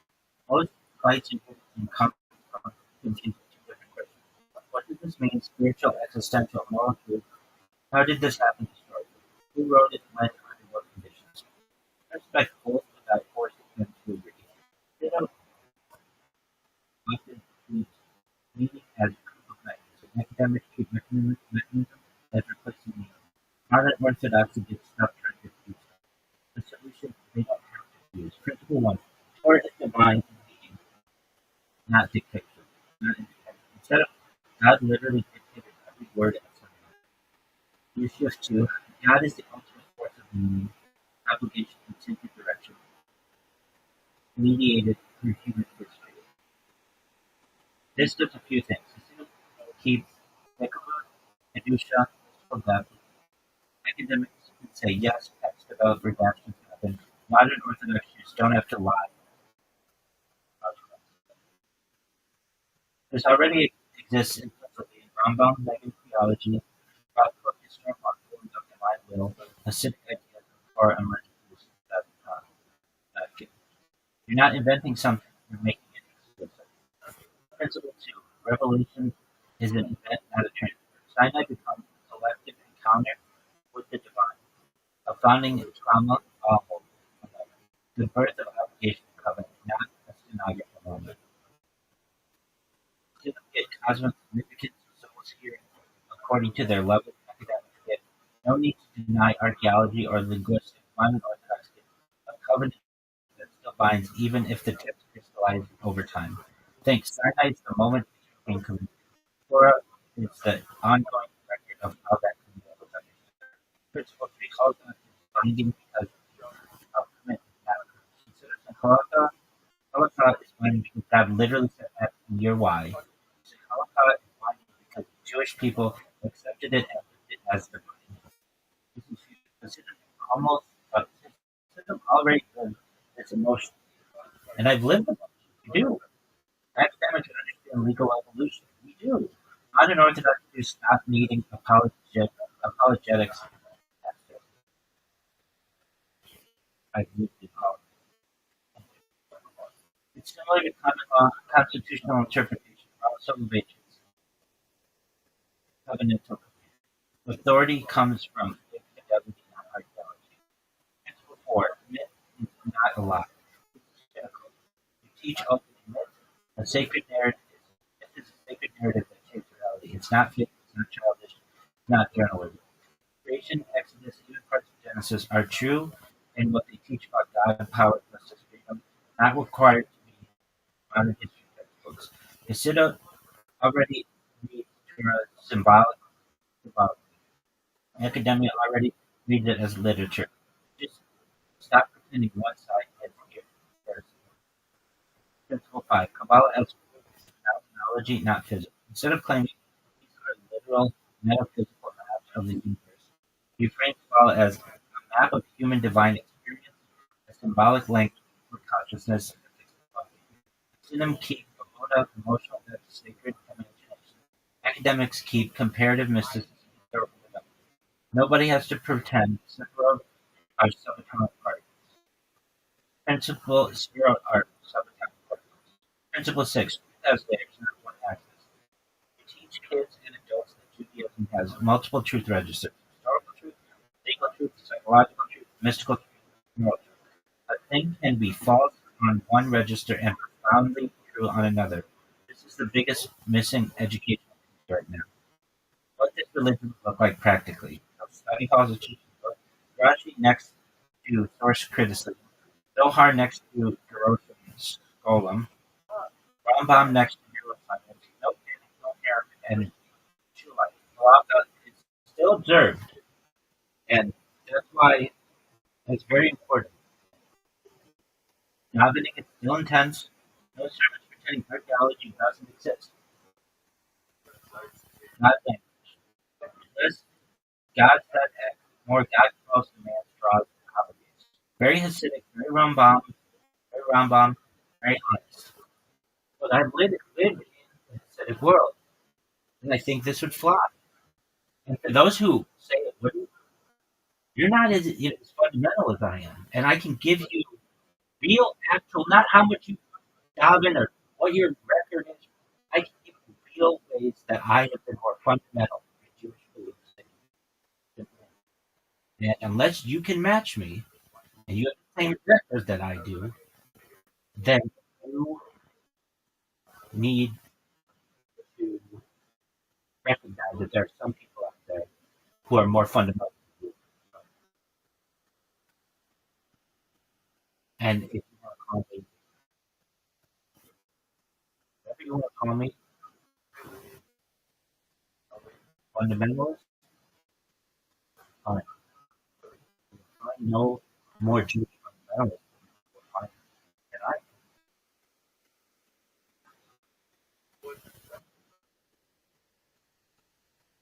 Who would hate this? Let's be real. Fundamentalists, because certainly feel safe. I'm the fundamentalist, and I feel safe. And anyone who doesn't, you're lying to yourself. Some academics, because obligation scares them. It's fun. It is. It is nice if you have a place to go on Shabbat and you have families that are growing and you have the spiritual life and not so much the obsessive compulsive disorder like world that can occur when you become really devout, but a very relaxing, comfortable, learning community. Beautiful. Beautiful. And I would tell the fundamentalists, I'm more fundamental than you are, and I have the record to show it. You show me your record of your religious fundamentalism. You show me your record. I'll show you mine. We'll let the people be the jury, and I will win 100 times out of 100 times. And for the academics,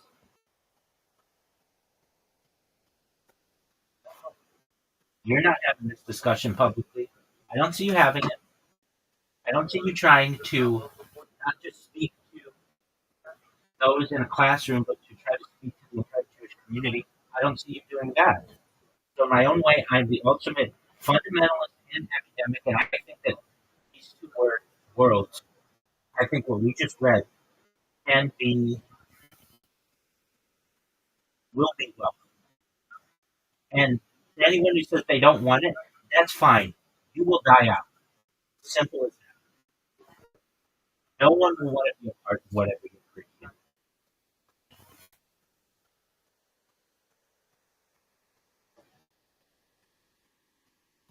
And I don't think it, I think that fundamentalists, if I went to 770 right now and said, look,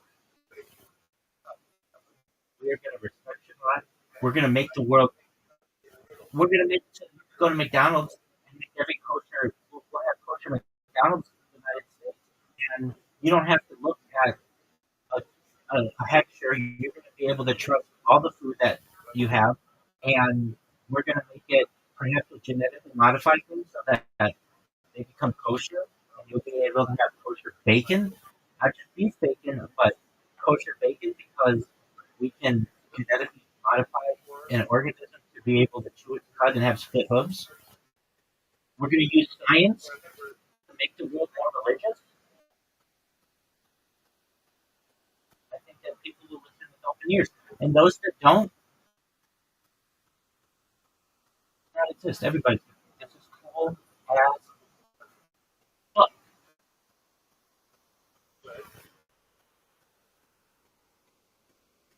And those in 770, when I say 770, I mean episode 4, not just Kabbalah.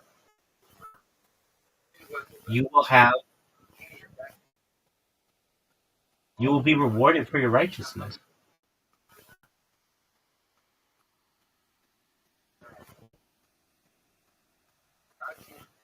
And for those of you who are modern Orthodox and trying to balance, those towards you will be rewarded as well. You will be seen as people who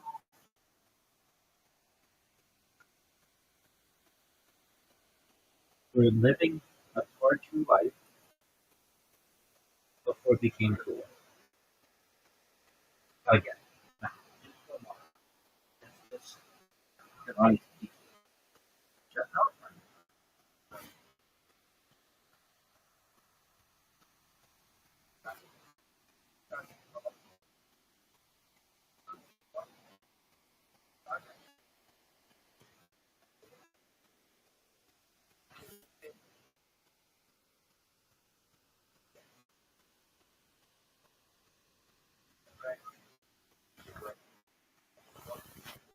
And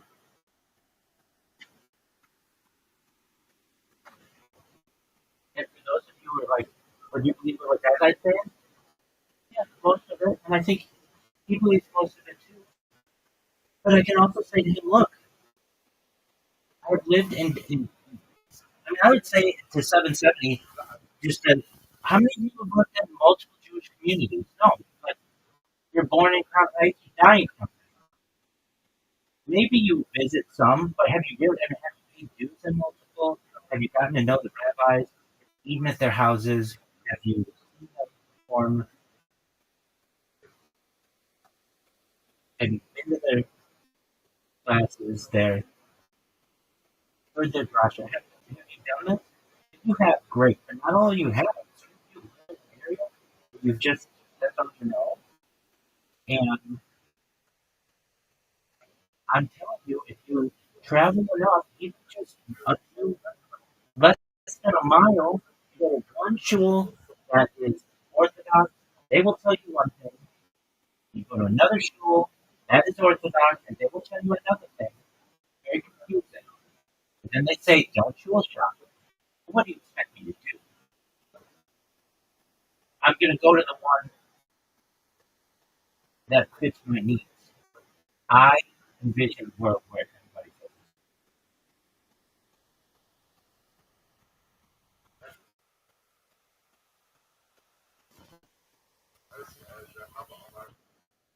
So with that being said,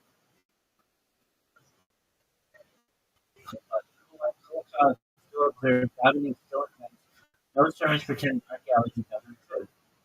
God language, God, less God said X, more God calls to action, God's obligates. Very acidic, very Rambam, very honest. Who would hate this? Let's be real, fundamentalists. If nobody's a bigger fundamentalist than I am, look at my record. Look at my record of defending Judaism. Because certainly feels safer. Some academics, because obligations scares them. What's so bad about having dinner with your family? What's so bad about ensuring that you're helping to create a people, a diverse people that thrive in society? What's wrong with that? But most Jews, now this is the biggest thing. When I read this, I have to talk about this. But most Jews are exhausted from it. And that goes from 7-7 to Harvard Yard.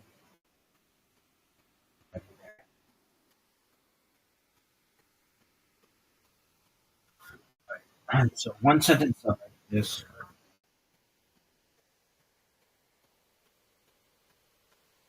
Judaism's command are to treat spiritual meaning as sacred and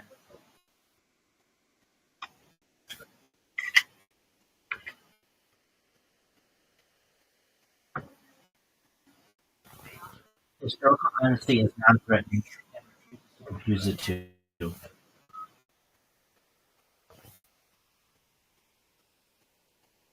And I would say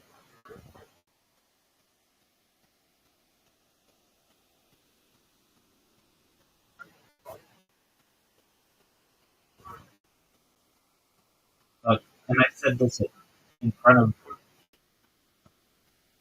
at Jewish tables, at Shabbat tables, I am a Rambam homer, even though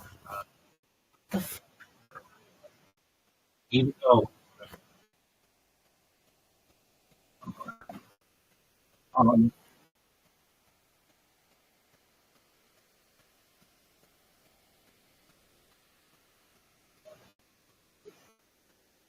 even though we were able to recently be able to perhaps use logic to be able to prove that Rambam would not agree with the statement God is. That's fine. I know that I'm still an advocate for many of the things Rambam said. And I'm here to research.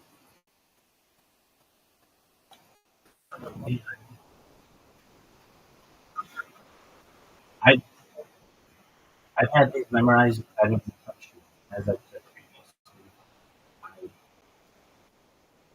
I have forgotten more about these.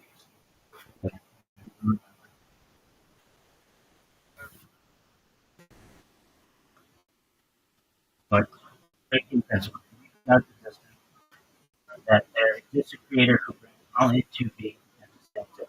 God's absolute unity. God is one and non-physical and composite. God's incorporeality. God has no body, no person. God's Trinity. God has no beginning. God alone is to be worshipped. No intermediary.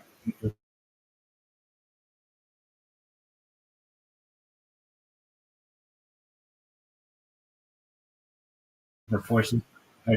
What about that? Who knows what how God communicates with people? And anybody who tells you that they know, I would be very cautious of that.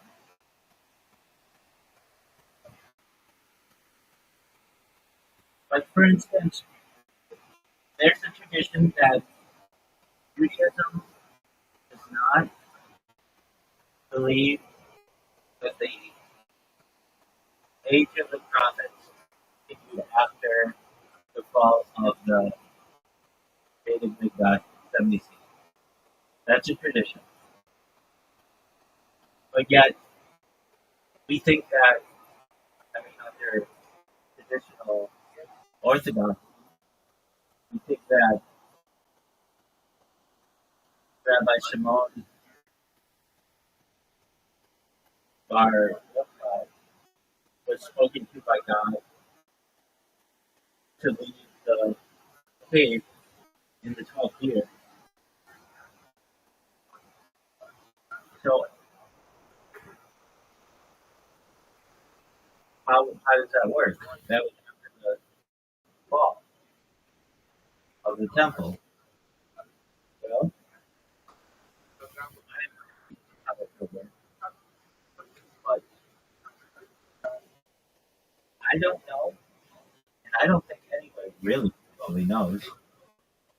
Anybody who says that they do, again, I would be cautious of them.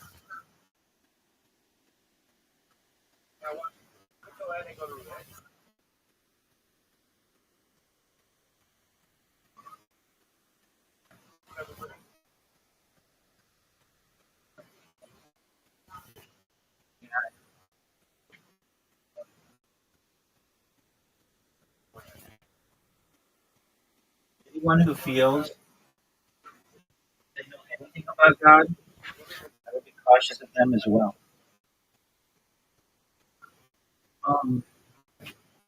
We're gonna look this one up. So, truth of prophecy, human beings can receive true divine communication. What does that mean? Prophecy of Moses is unique. Moshe's prophecy surpasses all others in clarity and authority.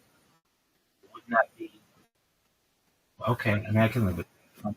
Divine origin of the Torah. The Torah we have is from God. And Hashem. We can play with that. Immutability of the Torah. The Torah will not be changed or replaced. That's fine. I mean, I'm okay with that. We can play with that. So there are word games we can play. That's what any rabbi can do. That's what there are opportunities for divine knowledge of human actions. God knows human deeds and thoughts. Reward and punishment. God rewards obedience and punishes transgression. Okay. Coming of Mashiach. Believe in the eventual arrival of Mashiach, even if delayed. I'm waiting just as much as anybody.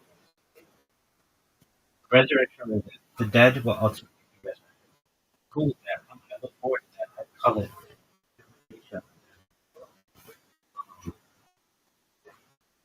This list is Rambam's invention of early Judaism without a fixed creed. Many Greek rabbis disagree with parts or the idea of creed entirely. Rambam, the Haftai, Pestas, Rabbi Yosef Albo, poetic versions, Mani, Ma'amin, Yudel, are much later and more literal than Rambam's own philosophical intent. One key tension is relevant to the earlier question. Rambam defined these philosophically, stripped mythology, meant them minimally. Popular Judaism reads them literally. Why people feel confident today.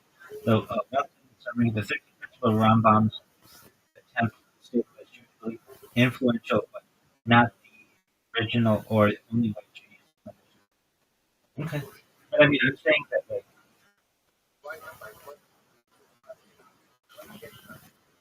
I believe this. This is the Judaism.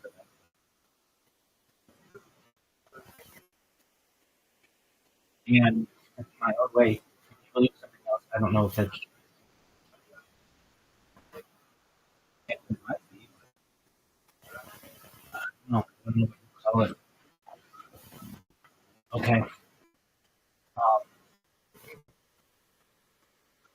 But the key phrase that I said, do you remember anything from this page in Moan session, or whatever you consider this, is most Jews are exhausted. We went deep. I've done it. I don't like walking. We went to Washington Institution. We're going to get into different answers on really important topics like when does life start? What is this shit? Is this shit working? This is, come on. This shit working? Alright, here we go. So then I asked, how does it, I have some questions about the Shabbat. Does anything about the Sabbath right come into play before it most daily? Short answer, yes, but not in the fully personified Sabbath right you get after most of it alone. It's so hard. You see clear proto ideas that later become the Shabbat. Here's a clean historical layer. Shabbat is sanctified and feminized. Shabbat is holy. Exodus 20. Shabbat is covenant. Old high. Shabbat is blessed. But not a bride, no queen, no romance imagery. So the raw holiness is there, but zero personification. Rabbinic period knowledge Shabbat is a person barely. This is where things start moving. Shabbat as a present. Shabbat is treated like an honored guest. You welcome it, you prepare for it. Key text: Shabbat is 119. Rabbis dress specifically in their homes and go out to greet Shabbat.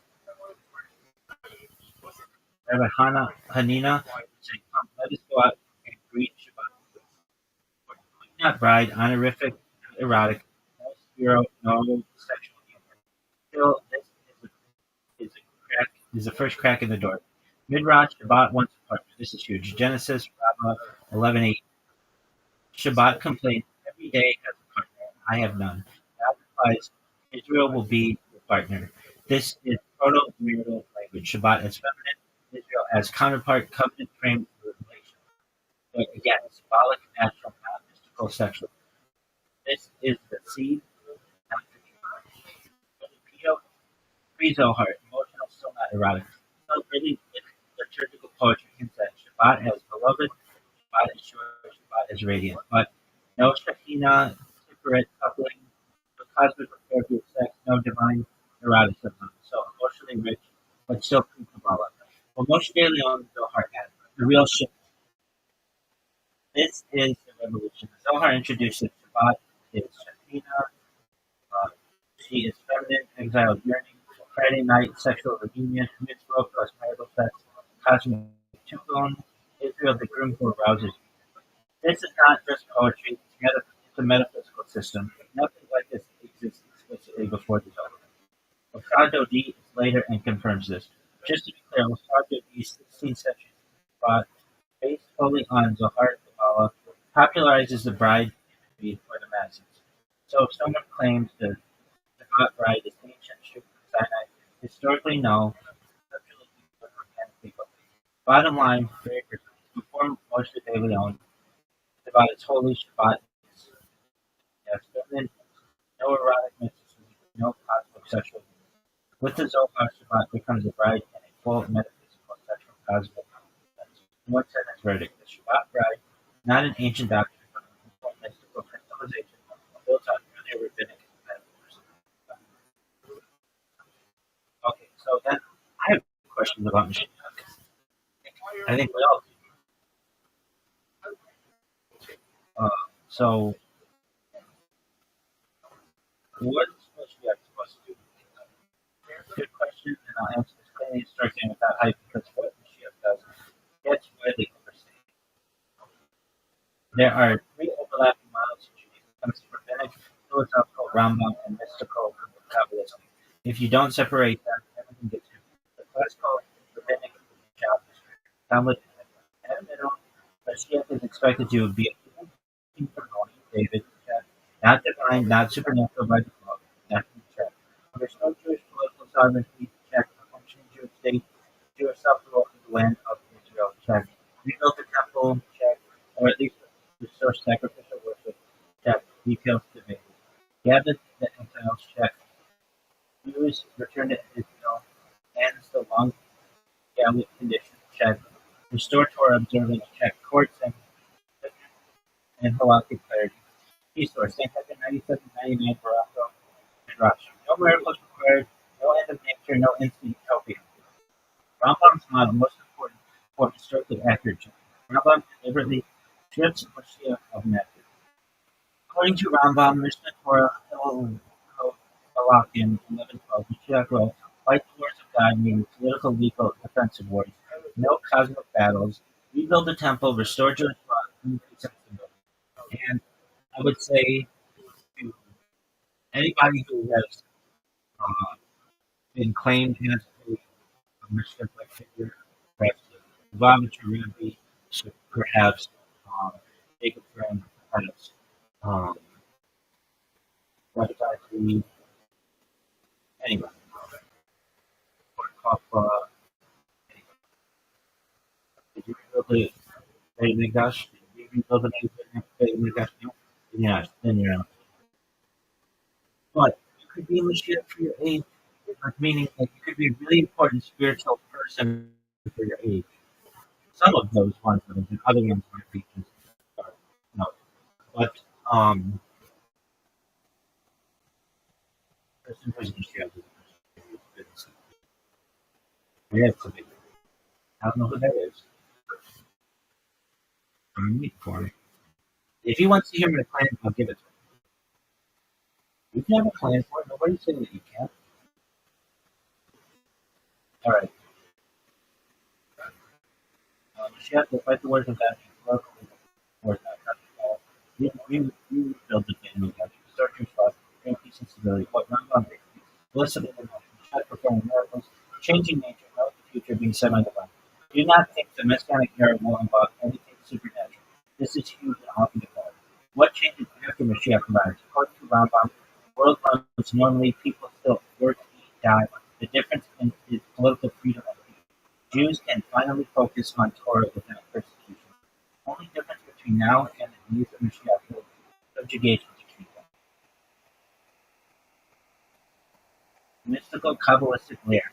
Later development. This is where things get cosmic. Mashiach is said to unite male and female aspects of the divine, heal the Shakti and complete Tikkun, trigger resurrection, transformation of reality. Historically, late Zohar and spot Kabbalah, symbolic, not galactic requirement, not binary support.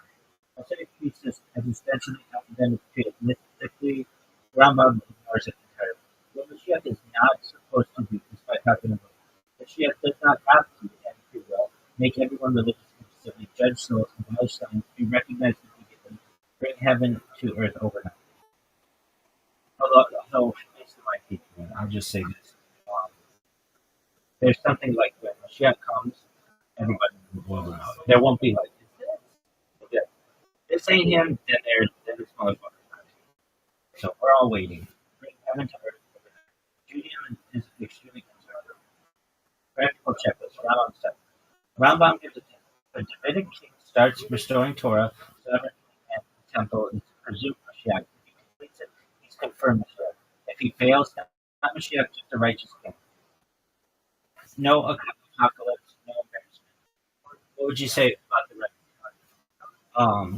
For those who are messianic, look at your rabbis. There's the Rebbe, Mashiach. They say they don't know. Now, many will say yes, he was. Behind closed doors, and I've had those conversations as well. Others will say he's not. Others will say that's fundamentalist. I think that the Rebbe could have been Mashiach in his day. That's okay. Maybe not seen as the Mashiach, but Mashiach. But unless the Rebbe rebuilt the Beit Mikdash, you're still waiting. But that doesn't mean that you're wrong. Messianics, I don't think you're necessarily wrong. I mean, in my own way, I wanted to be Messianic. Chabad. But the Beit Mikdash is rebuilt. And I would love if we could, like, revivify the Rebbe and want to make him Mashiach, that's cool. But the person who reads all right. So, when is Mashiach first discussed? Short answer: later than most people think, and stated. No single Mashiach chapter early on, the idea of that crystallizes and explodes. Here's the clean historical timeline. 2 or 5 books, no Mashiach figure. This surprises people. The Torah never mentions Mashiach as an end-time redeemer, a Davidic savior, a messianic led by mercy. What does exist? Promises of national return, blessing, curse, exile, restoration, God acting directly, and of messianic king. Even Deuteronomy 30 talks about return and renewal. No human redeemer figure. No Mashiach. Elderly prophets, 8th to 7th century era. Hope appears. This is the first real statement. Key text.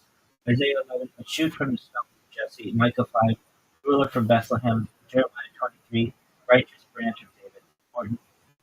These are political kings written during monarchy crisis.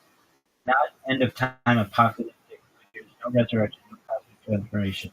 Mashiach here is an ideal future king, not savior.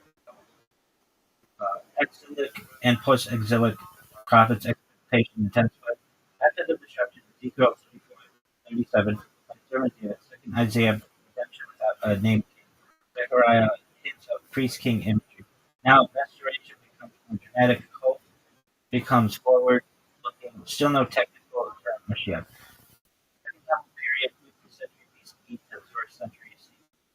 Messianism believes of this. Where things get wild. King Mashiach, priest Mashiach, prophet Mashiach. Sometimes two Mashiachs combined.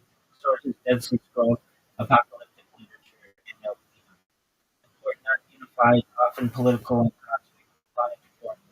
This is when Mashiach becomes a category, not a single idea.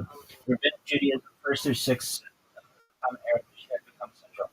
Now it's stabilizes. Talmud discusses lineage, science, timing, and warns against calculating it. Failures and false society. Still, no dogma yet. Plenty of disagreement. Mashiach is human, not divine. Rambam, 12th century Mashiach is codified. This is a turning point. Rambam defines Mashiach legally. Supernaturalism makes belief in Mashiach out of principle of faith. Frames it politically and halakhically. From here on, Mashiach is standard. Kabbalah, 13th to 16th century, Mashiach becomes common. Later editions, Shekinah, sexual cosmic repair, medical physical drama, metaphysical drama, powerful but historically right. Bottom line, very precise. No Mashiach in the Torah. First clear Messianic king, early prophet Isaiah, Micah. No Messianism, second temple period. Codified Mashiach, Rambam, mythical Mashiach, Kabbalah. One summary. Mashiach begins as political hope and the prophets, and only later becomes the cosmic redeemer people imagine today. Then we went through the 50 principles of faith. Rothschild, Asar, Ickhart. Let's learn about Isaac Newton. Who was he? Douche.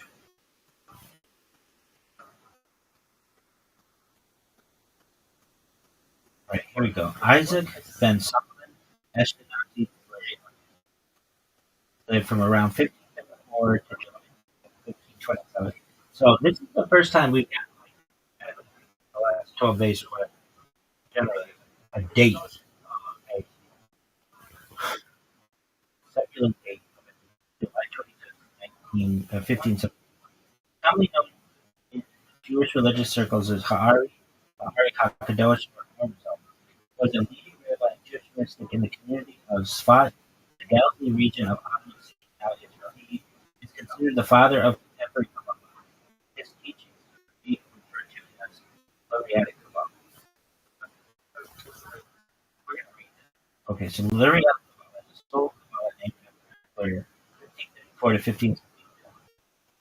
The Jewish rabbi who developed it. Luriatic Kabbalah gave the prominent account of Kabbalistic thought and its followers synthesized and embedded into the earlier Kabbalah of the Zohar and had disseminated in the legal circle. Luriatic Kabbalah describes the doctrines of the origins of creation and the concepts of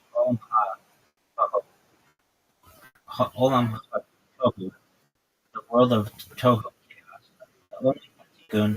the world of Tikkun, which represents two archetypal spiritual states of being and consciousness. These concepts derive from Isaac Luria's interpretation of the mythical speculation on references in the Zohar. The main popularizer of Luria's ideas was Rabbi Chaim and Joseph of Calabria, who claimed to be the official interpreter of the Lurianic system, though some disputed his claim. Together they compiled the compiled teachings written by Luria's scroll after his death are metaphorically called Pitve Ari, writings of the Ari, although they differ on some poor interpretations in the early generations. Previous interpretation of the Zohar had culminated in the rationally influenced scheme of Moses ben Jacob Cordovero in Spot immediately before Luria's arrival. Cordovero's and Luria's systems gave Kabbalah a theological systemization of rival and earlier elements of medieval Jewish philosophy. Under the influence of the Renaissance in the 16th century, Lurianism became the near universal mainstream Jewish idea, Jewish theology in the early modern era, both in scholarly circles and in the popular imagination. The Lurianic scheme regarded common scholars as harmonious with and successfully more advanced than Cordoverian, mostly displaced it in becoming the foundation of subsequent developments in Jewish mysticism. After the Zohar was interpreted in Lurianic terms, expanded mystical theory within the Lurianic system. The later Hasidic and agnostic movements diverged over implications of Lurianic Kabbalah and the social role and ongoing the 17th mystical tradition would also derive its source from Lurianic messianism, but it had a different of the Kabbalistic interpretation of mysticism with Halakha Jewish observance. Lurianic thought, where the messianic being only peripheral in the leaders of Cordovero, the more comprehensive theoretical scheme and medieval practices of Messianism as its central dynamic incorporating the diversity of Kabbalistic concepts and outcomes of the area, conceptualizing the spiritual world through the inner dimension of divine exile and redemption. The Lurianic mythos brought deeper Kabbalistic notions to the fore. The Odyssey, primordial origin of evil, and exile of divine presence, eschatological redemption, the cosmic role of each individual, and the historical individual symbolism of sexuality and the supernal divine manifestations and the unconscious dynamic of the world. Luria gave esoteric philosophical articulations to the most fundamental and theologically daring questions of existing Kabbalist views. Religious Kabbalists see the deeper comprehensiveness of Lurianic theory being due to the description and exploration of aspects of divinity rooted in the self that transcended the revealed rationality and mysticism described by Cordovero. The system of medieval Kabbalah becomes incorporated as part of the wider dynamic, where Cordovero described the spiritual divine attributes or spiritual realms preceded by Adam and Eve, building sequentially out of the myth. Luria probed the super-rational origin of these five worlds within the infinite. This revealed the doctrines of primordial symbolism for contraction and severe shattering the reconfiguration of the symbol.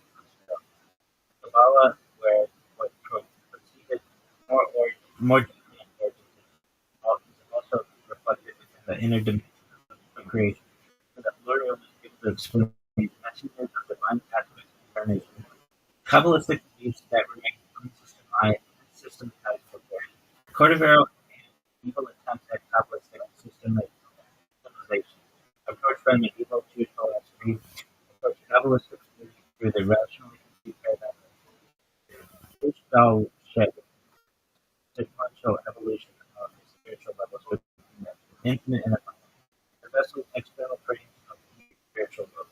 Luria systemizes Kabbalah as a dynamic process of hiddos and offshoot, incorporement of higher souls within lower vessels. The inner soul dimensions spiritual. This seeks to inner dimension, any level of creation, with origin transcends the level in which they are included. Spiritual paradigm of creation is transformed into a dynamical, interactional process. Divine manifestation enclosed within each other and are subject to exile and redemption. The concept of Hidlausch culture implies a radical shift of focus during the nature of creation. According to this perspective, the chief dynamic of creation is not evolutionary, but rather interaction. Higher strata, higher strata of reality are constantly enclosing themselves within lower strata, like the soul within the body, thereby infusing every element of creation with infinite force that transcends its own position within the universe.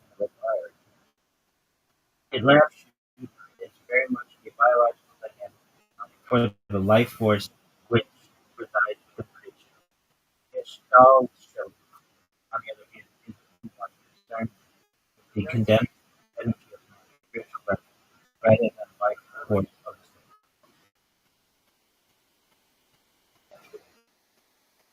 Due to its current moral internal paradigm, the new doctrines Luria explain Kabbalistic teaching and messages so hard that remain superficially understood and externally described before. Unrelated concepts become unified as part of a comprehensive deeper picture. Kabbalistic systems defined before Luria, culminating with Cordovero, were influenced by Rambam's philosophical guide in their quest to decipher the Zohar and unify esoteric wisdom with Jewish philosophy.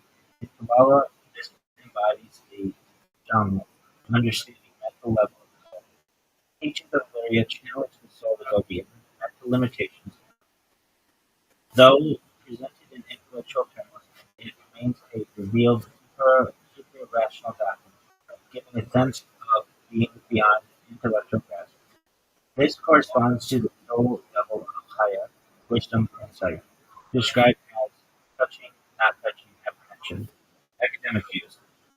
In the academic study of Gershom Scholem saw Lurianism as a historically located response to the trauma of Spanish exile, a fully expressed mythologizing of Judaism, and a uniquely paradox between messianic mysticism, as mysticism phenomenologically usually involves withdrawal from communication.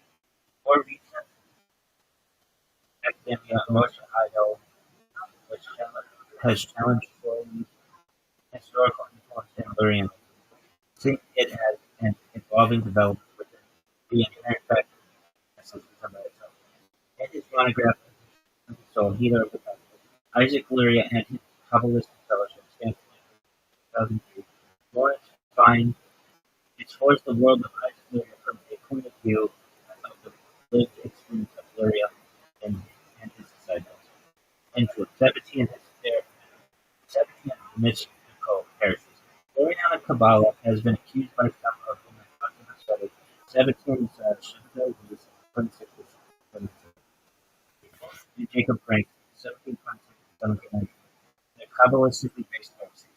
The 16th century mystical Renaissance was fought, led by Moshe Cordovero, Joseph Monroe, and Isaac Luria, made Kabbalistic study a particular goal of Jewish to some extent competing for attention from Talmudic, while also capturing the whole of public imagination. Sabbateanism emerged in this atmosphere, coupled with oppressions of alongside genuine tradition, where Isaac Luria's scheme emphasized the democratic role of every person and being the fallen sparks of holiness.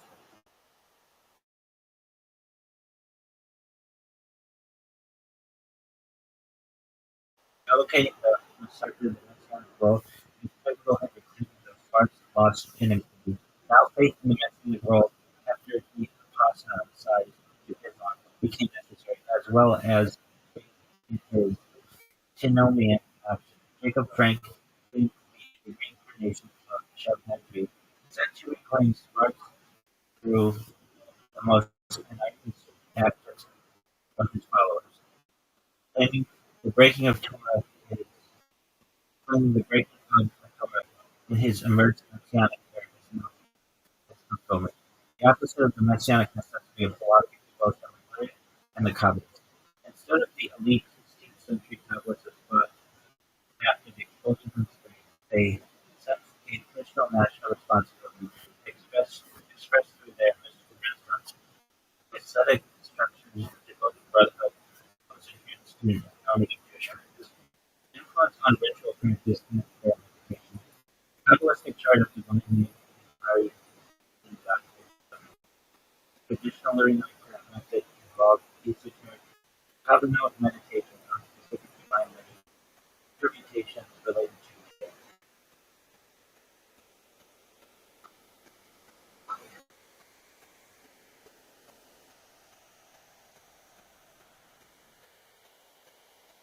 Earlier Kabbalah remained the remiss Judaism is an important influence on Hasidism and Sephardic practice. In fact, only a minority of today's Jewish mystics belong to other branches of thought in the Torah. Some Jewish Kabbalists have said that the followers of Shabbatai may strongly avoid the teachings of Leon Kabbalah, since his system disproved their notions. On the other hand, the Shabbatians did use Lurianic concepts of sparks, traffic, and purity, and pure souls being mixed with the impure to justify some of the antinomian actions. Luria introduced its mystic system into religion. Every commandment had a particular mystic one. The Shabbat, in all its ceremony, was looked upon as the embodiment of the divinity in temporal life, and every ceremony performed on that day will have an influence on the superior world. Every word and syllable of the prescribed prayers contains hidden names of God upon which one should meditate devoutly while reciting mystical ceremonies were ordained and codified under the name Shulchan Aruch, the Code of Law of Ari. In addition, one of the few writings under the himself comprises 3 Shabbat table hymns and mystical visions. From the third Meals hymn, your princes of the palace who yearn to behold the splendor of Zohar and be present at his meal, be present at this meal at which the king leaves his infant. So rejoice in this gathering together with the angels and all the supernal beings. Rejoice now at this most propitious time, when there is no sadness. I herewith invite the Ancient of Days at the auspicious month, and it will be utterly removed. In keeping with the custom of engaging in all-night Torah study on the festival of Shavuot, Isaac arranged a special service for the night vigil of Shavuot, the Tikkun of Shavuot, rectification for Shavuot. It is commonly recited with Kaddish if the Tikkun is studied in it. Afterwards, Hasidim immerse in the mikvah before dawn. Modern Jewish spirituality and descent. Rabbi Luria's ideas enjoyed wide recognition, Orthodox as well as Reform, Egyptians, and members of other Jewish groups frequently acknowledge the moral obligation to repair. The idea draws upon Luria's teaching that shards of divinity contain flawed material creation, and that ritual and ethics deeds might bring his help to insanity. The mystical theology of the Ari does not emphasize the same level of influence everywhere, however. Communities where Luria's thoughts hold immense weight include many German and modern Orthodox communities carrying forward Spanish and Portuguese traditions. A sizable segment of Wallonie Yemenite Jews, Dordan, other groups that follow a form of Torah Judaism, based more on classical authorities like Muhammad and the Geom. Its rationalist project, the 19th century Haskalah movement, a critical study of Judaism, dismisses Kabbalah. In the 20th century, Gershom Scholem initiated the academic study of Jewish mysticism, utilizing historical methodology, but reacting against what he saw as exclusively rationalist dogma. Rather, he identified Jewish as the vital ingredient of Jewish thought, periodically new Judaism with new mystical or messianic impetus. The 20th century aspect of Kabbalah, as well as wider Jewish spirituality, bolster a renewed Kabbalistic from non-Orthodox Jewish denominations in the 20th century. This is often expressed through the form of specific incorporation of Kabbalah, embodied in Neo-Hasidism and Jewish contemporary traditional Lurian. So, Mikvah Isluria, outside of Font in the Galilee, Nearby.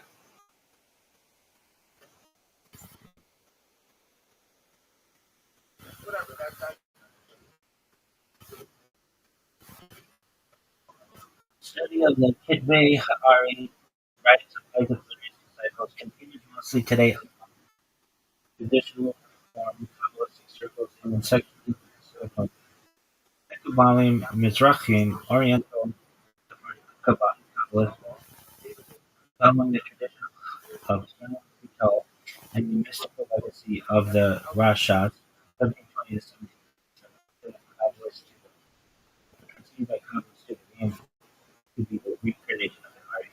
They themselves as direct heirs to and the continuity with Luria's teachings and meditative schemes. Both sides of the Hasidic Mignognic schism in the 18th century upheld the theological view of Lurianic Kabbalah. It is a misconception to see a rabbinic opposition of Hasidic Judaism, at least in its primitive origin, as derived from adherence to rational medieval Jewish philosophical method. The leader of the rabbinic Mignognic opposition to the mystical Hasidic Bible, the Vilna Gaon, 1720 to 1797, was intimately involved in Kabbalah, following Lurianic theory, and produced Kabbalistically focused writing himself, while criticizing medieval Jewish rationalism. His disciple Chaim Volotin, the main theologian of Mignognic Judaism, differed from Hasidism over practical interpretation of the Lurianic Zimzum. All attempts at Mignognic Judaism followed a transcendent stress of Zimzum, while Hasidism stressed the immanence of God. This theoretical difference led Hasidism to popular mystical focus beyond these restrictions, while it underpinned a non-dogmatic focus on Talmudic non-mystical Judaism for all but the elite, with a new theoretical emphasis on Talmudic Torah study, the Lithuanian movement. Largest scale Jewish development based on Lurian teaching was mysticism, though it adopted Kabbalah to its own methodology. Joseph Don described Hasidic Mignognic Judaism as a battle between two conceptions of Lurianic Kabbalah. Mignognic elite Kabbalah was essentially loyal to Lurianic teaching and practice, while Hasidism introduced new popular ideas such as the centrality of divine immanence and divine truth to all Jewish activity, and the social, mystical, and exotic Hasidic concepts. Literal and non-literal interpretations.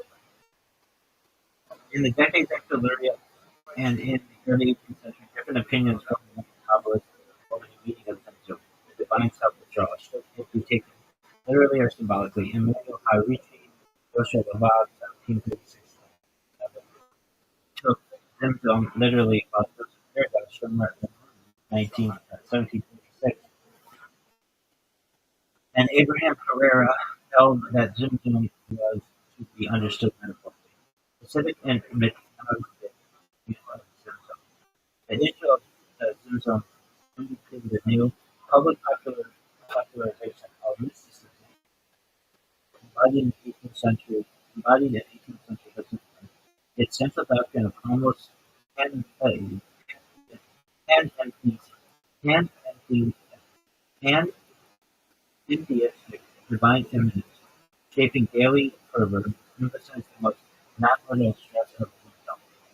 A systematic articulation of This acidic approach by Schnurr's element of lighting.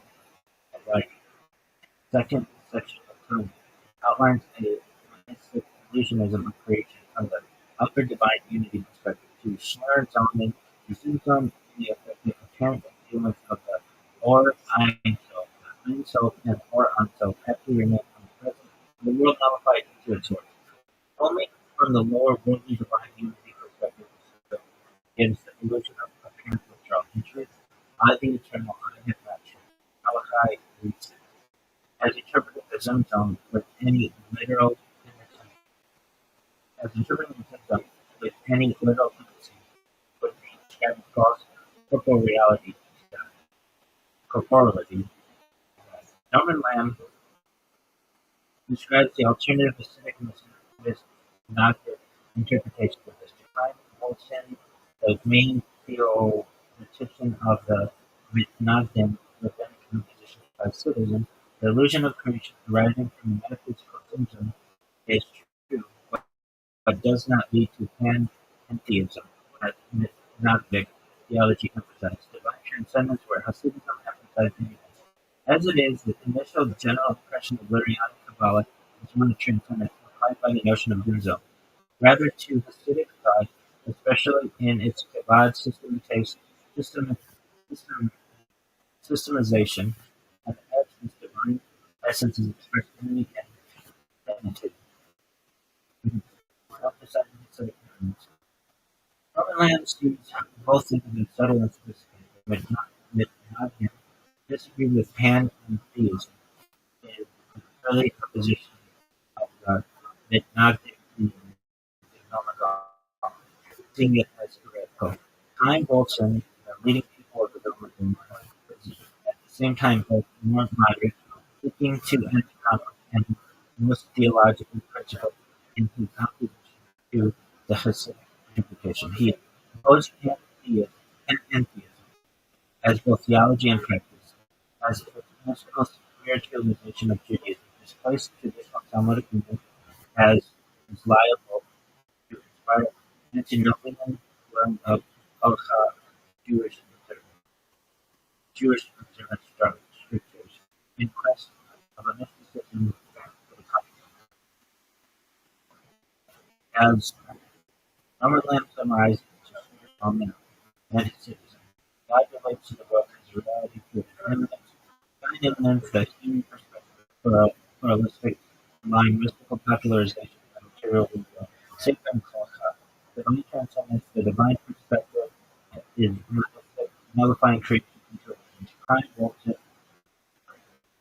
Wilson, the Mitnagdism, God creates through high Wilson and Mitnagdism. God relates to the world as it is great transcendence. Divine immanence, the way God looks at physical creation is monistic, nullifying it into illusion. Divine transcendence, the way man perceives it, relates to divinity pluralistic, allowing creation to exist on its own terms. In this way, both thinkers and spiritual class affirm a non-literal interpretation of the Zen zone, where the aesthetic spirituality focuses on the unity of God with Mitnagdic spirituality, while Mitnagdic spirituality focuses on the remoteness of God. They then configure their religious practice around the theological citizen practice, placing they become firmer as its central practice. Mitnagdism further emphasizes intellectual Talmudic Torah study as its supreme religious. Oh, if you ask me, what did you just read? That's just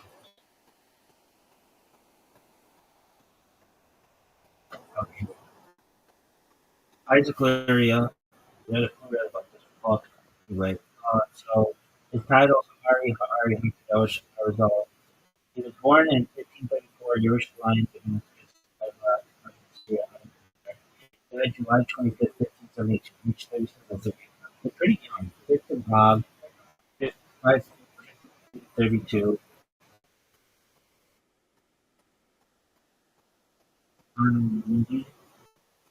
Livia Ha'ol, review of our work.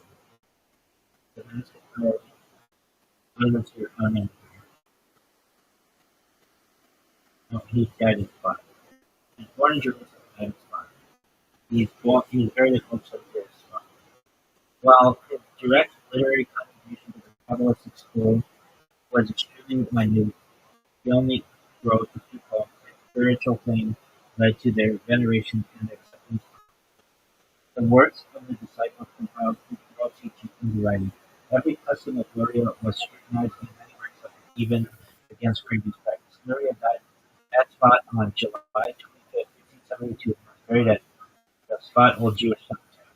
Mary Ashkenazi Cemetery, also located at Spot, was built in memory of Luria during the late 16th century. Early life. Luria was born in 1532 in Jerusalem, in what is now the old Yishuv courtyard to an Ashkenazi father, Solomon, Rothschild. Oh, you consider that interfaith. So that it makes marriage. While still a child, Luria lost his father. While still a child, Luria lost his father and was raised by a rich maternal uncle, Mordecai Francis Altenbaum, ex-farmer from Cairo. His uncle placed him under the best Jewish teachers, including the leading rabbi scholar Ben Solomon Rabbi Zimmer. Luria showed himself a diligent student of rabbinical literature, and under the guidance of another uncle, Batzalel Ashkenazi, best known as the author of the Gathered Message, he became proficient in that branch of Jewish learning. At the age of 15, he married a cousin, the daughter of Mordecai Francis, and he amply provided for financially, able to continue his studies.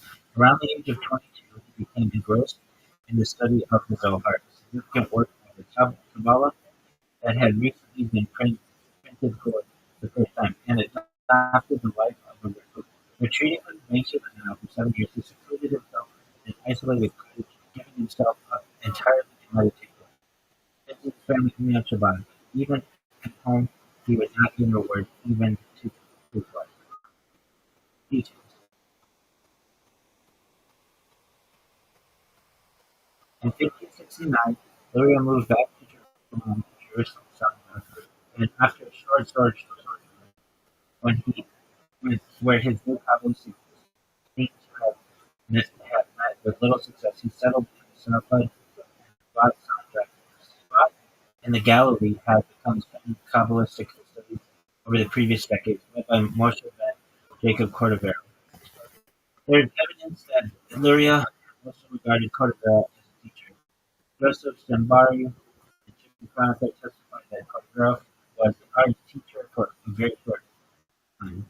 Luria probably arrived in early 1570. Cordovero died on June 27th that year, the day of bereft of their most prominent authority and teacher. The community looked for new guidance, and Luria helped fill Cordovero's own role. Soon Luria had two classes of disciples: novices to whom he expounded elementary Kabbalah, and initiates who read the repositories of secret teachings and the formula and intentions of prayer. The most renowned of these initiates was Chaim ben Joseph Israel, who, according to his master, possessed gold that Adamson had not. With him, Luria visited the grave of Shimon Bar Yochai. Those of other eminent teachers were said that these graves were unmarked, even through the mystical guidance given by Elijah, each grave was recognized. But through the mystical guidance given by Elijah, each grave was recognized. Mary's Kabbalistic circle gradually widened and became a separate congregation in which the mystic doctrines were influencing all the religious ceremonies. On Shabbat, Luria dressed himself in white and wore a four-fold garment to signify the four letters of the tetragram. Many Jews who had been exiled from Spain following the expulsion of Jews from Spain believed they were in the time of trial that would precede the appearance of Mashiach and Gad. Those who moved to Damascus by Allah I live in anticipation of this event, found a great deal of comfort in his teachings due to the same way. So, although he did not write down his teachings, they were published by his followers in 1650. His ideas were known by Jews throughout Europe. Luria delivered his teachings spontaneously without ever writing down his ideas, with few exceptions, including Kabbalistic poems and rabbinical Aramaic tradition Latin. The foremost advocate of his Kabbalistic system was Vital, who collected all the disciples' literature. Numerous works were produced from these notes, the most important of which was the first time Tree of Life, and 8 months conceivable. Originally, it circulated only in manuscript copies. Each of Luria's disciples had to pledge under pain of excommunication not to allow any copy to be for a foreign country, so that for a time all the manuscripts remained unmaterial. Eventually, one was brought was published at Zoican in 1772 by Isaac Satna. This work was a theoretical and devotional study of the teachings of Lineal Kabbalah based on the Zohar argument elaborated upon. Zimzum was one of Luria's most important ideas and stressing. His disciples, some of them Chaim ben Joseph Charles, Samuel ben Isaac de Geda, Joseph Ibn. Alright, are you done? We'll learn about folks.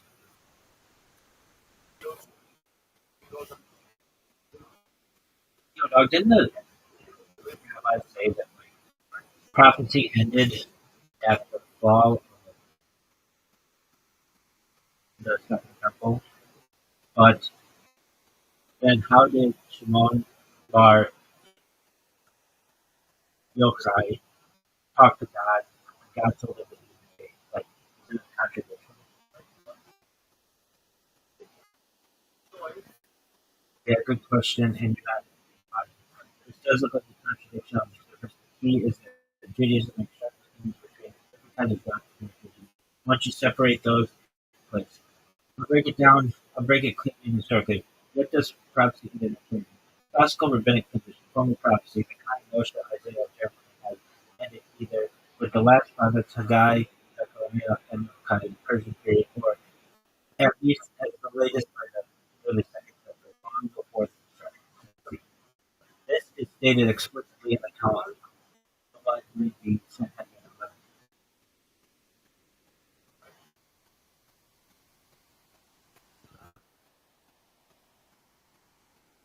This is stated explicitly. When rabbis say prophecy, they mean no more prophets, no more prophecy for the Jewish people, no more new Torah or binding regular. That's the claim. Then how did Rabbi Shimon Bar Yochai the Rashi hear that?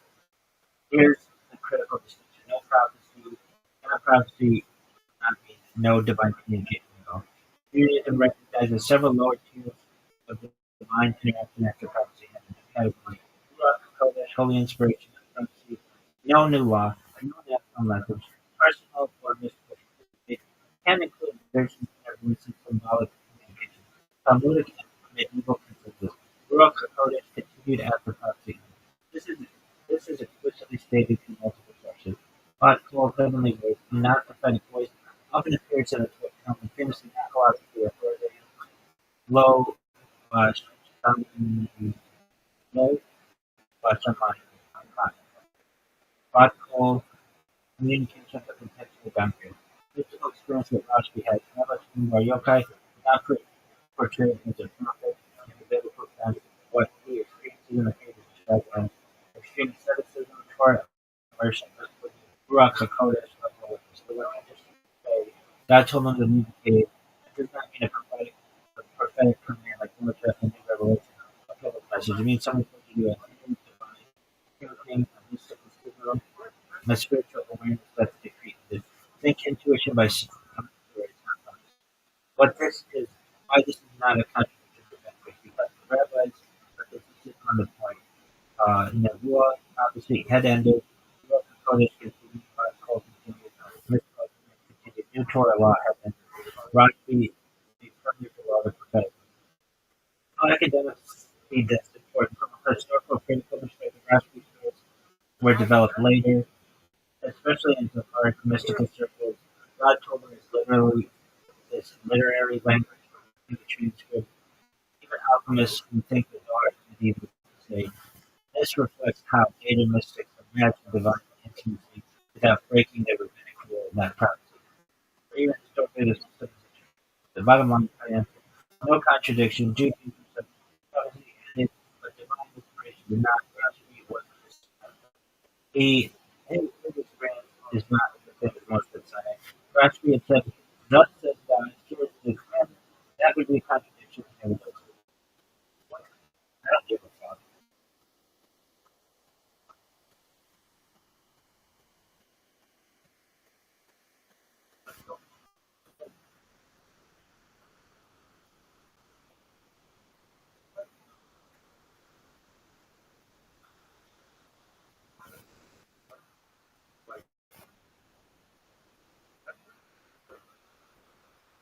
Okay, we're gonna read this and then we're done. This shit sucks. Usha Ben Jacob. Usha Ben Usha Ben Jacob. Usha Cordero, 1522 to 1570. Was a second figure in the historical development of Kabbalah, leader of the mystical school of the Ottoman Empire in 16th century spot, located in the modern state of Israel. He is known by the acronym Ramach. Born in 1522, he died in 1570, so it's about 84th century. But Damascus, Ottoman Empire, this is another guy, Luria.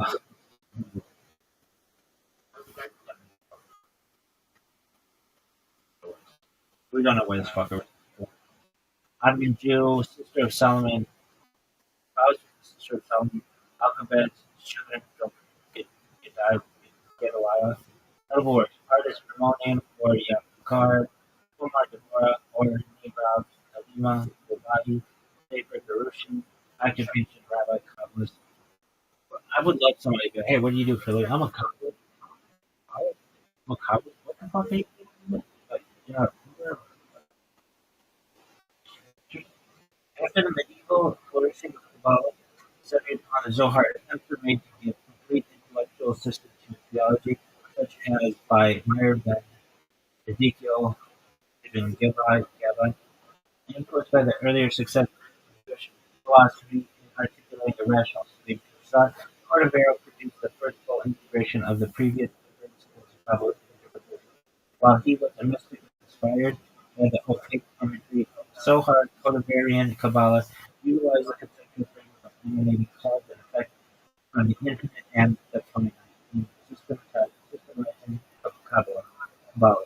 And method of philosophical style discourse he held most effective in describing a process that reflects sequential logic.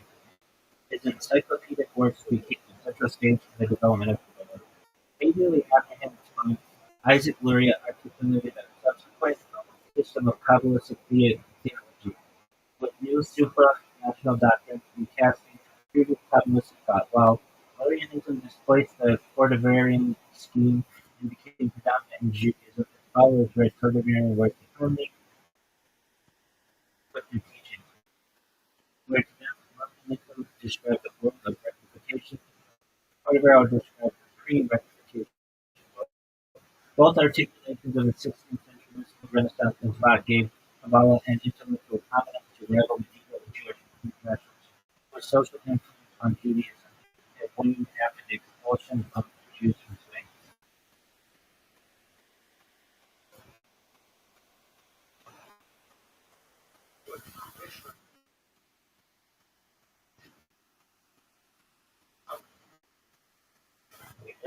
In Cordovero indicates that the family originated from Spain.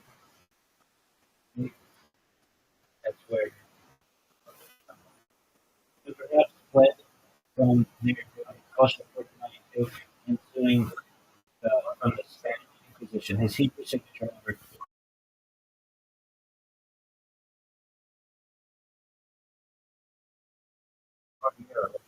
in or moved the spot in the land of why does it say that? The city that was seen to be farmed as the center of Kabbalah and mystical creativity. Although not involved in mystical studies until his 20th year, he soon gained a reputation as an extraordinary genius and prolific writer. Besides his knowledge of Kabbalah, he was a Talmudic scholar and a man of commanding ministry in Jewish philosophy who was respected in the free faith. Not sure if I can believe, however, he was not one of the rabbis who received a special speech ordination of Jacob Rabbi in 1538 alongside Joseph Cordova's teacher of Talmud. Moshe ben Joseph D. Trani, Joseph Sagis, and Moshe Alstich. As a whole, Cordova's posterity were in speculative and performative about. However, during his lifetime, he was the renowned head of the yeshiva for Portuguese immigrants and scholarships.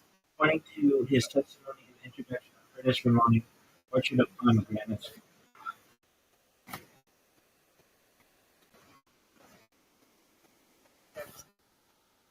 in 1542, at the age of 20, Moses heard a heavenly voice urging him to dwell in his brother-in-law, Shlomo Alkabetz, the composer of the mystical song Lecha Dodi. He was thus initiated into the spirit of his own. The young Moses not only mastered the text, but also decided to organize the Kabbalistic themes leading to his day and present them in an organized fashion. This led to the composition of his first book, Pardes Ramon, which was compiled in 1548 and secured his reputation as a brilliant Kabbalist and listed thinker. The Pardes, as it is known, was a systematization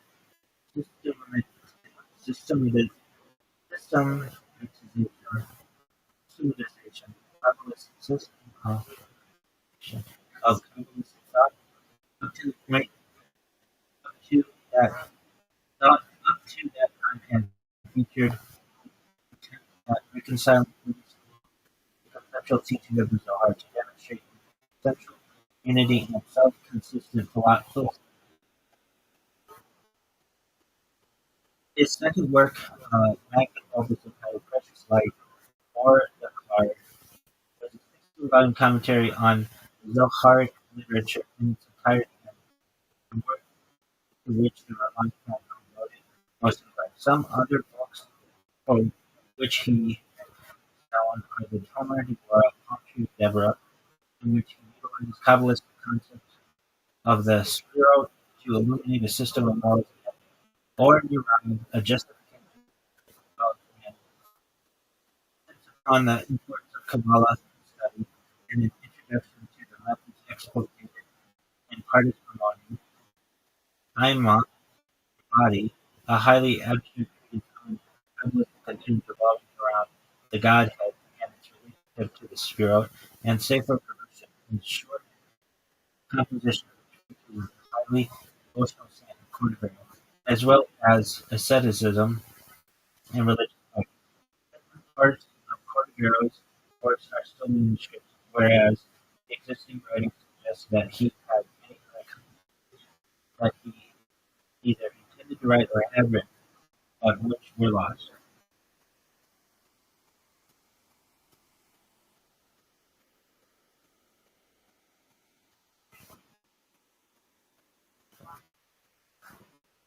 Disciples. Around 1550, he founded Kabbalah Catholic in the Damascus Villa of Empire, which was led for approximately 20 years to his death. He is buried in the old cemetery of Spa. His disciples included Eliyahu Devanos, author of the Rishit Tanakh, Beginning of Wisdom, and Chaim Vital, who later became the official equivalent disseminator of the teachings of Cordovero, survived by a wife, the sister of Solomon Alkabetz, whose name remains unknown, and by his son Gedaliah, 1562-1625. 1925. Catalina was the impetus behind the publication of some of Portobello's books in 1584 and 1587. Catalina was buried in Jerusalem in the Damascus Millet, where he had spent most of his adult life after returning to the succession of Calvinistic interpretation after the war.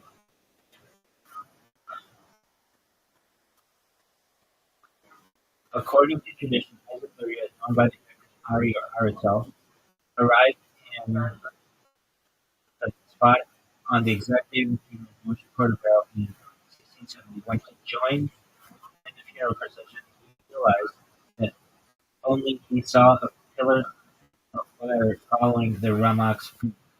Zohar describes this spiritual revelation of a sign individual that he is meant to inherit the succession of leadership from the departed person. However, as Luria had been instructed to find the chosen disciple spot, leave the top, reveal his new teachings, he avoided accepting Kabbalistic leadership until 6 months later, when Rabbi Chaim Vital approached him. Ari only lived for 2 years after this, and in those few months he revolutionized the conceptual system of thought with his new doctrine and philosophical system. The two schools of Portobello and Lurianic Kabbalah give two alternative accounts and synthesis of the complete theology of Kabbalah and Talmud, based on their interpretation of Zohar.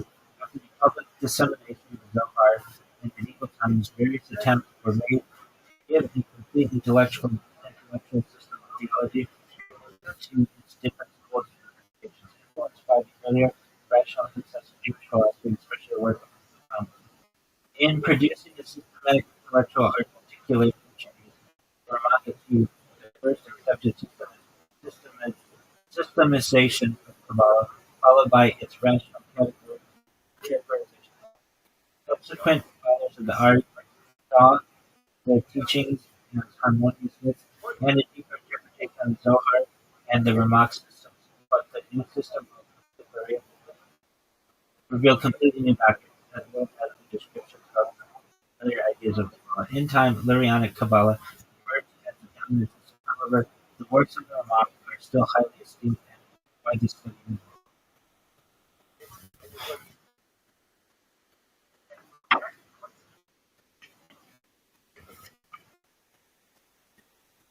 Among the Ramak's most visible books, Kurdish Ramon, Portrait of Pomegranates, Ramak's first book, encyclopedic synthesis and make perfect Kabbalistic thought of Kabbalistic thought with numerous diagrams of secured interpretation and registration.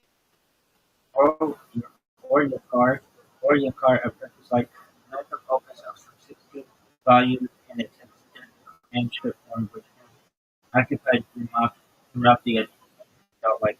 A classic commentary on the Zohar separated Tira and the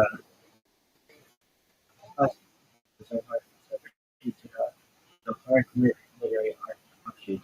Its publication ended in 2005 in Jerusalem.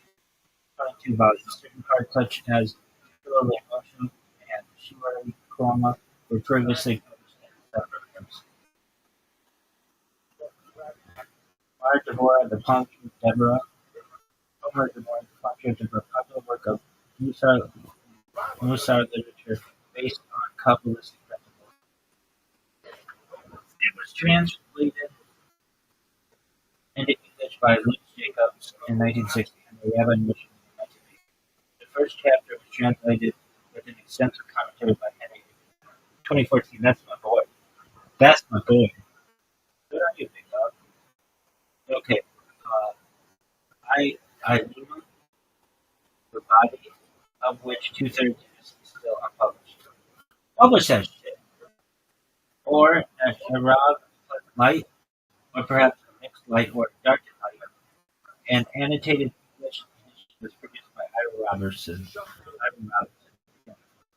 Safer Jerusalem, the Book of Banishment, a disclosure of Vermont's fellowship and their devotional piety, the Galilean outskirts spot. A highly informative text concerning Vermont's devotional piety, use of landscape as a negotiator between heaven and earth. So, did you learn anything today? Fuck no, you're fine.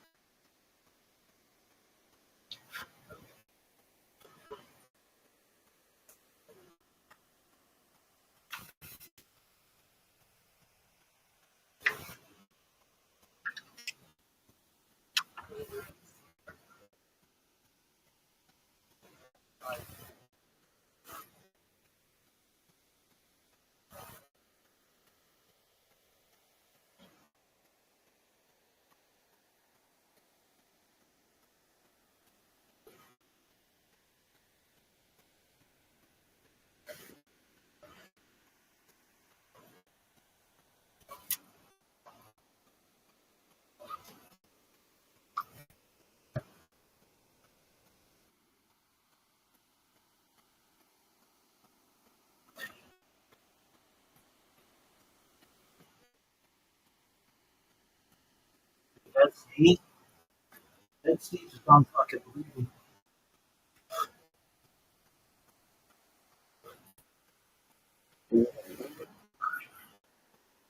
That sneeze. That sneeze. Was unbelievable. Ah,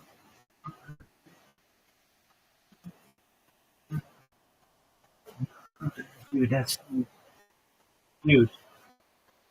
It went 10 feet. And then that was fucking.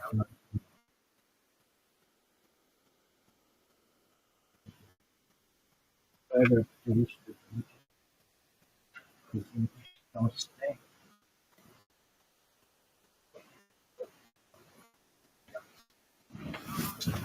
Uh, that shit. That shit was unbelievable. Oh,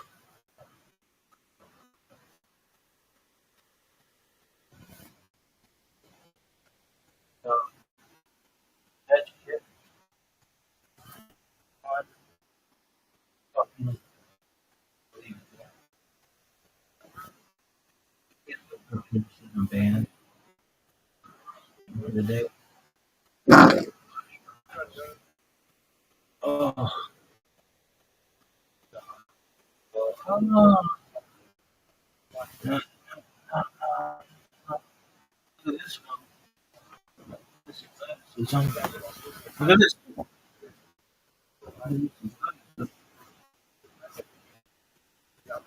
This one.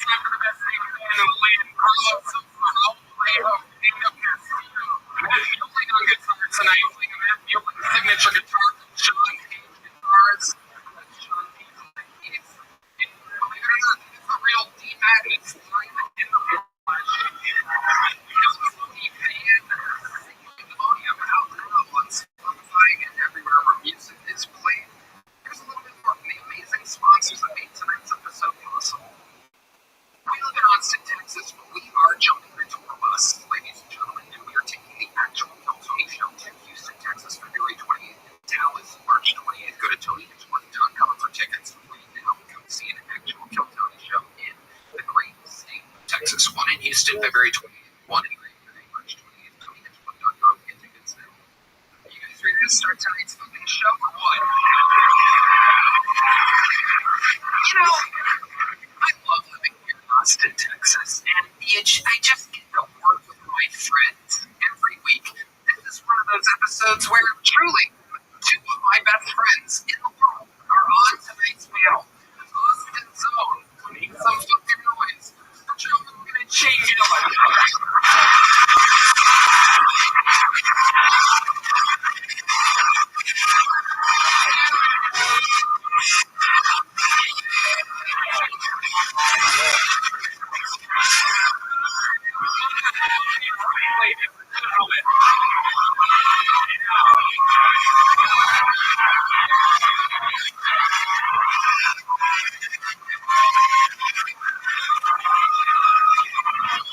We are here. Shane Gillis.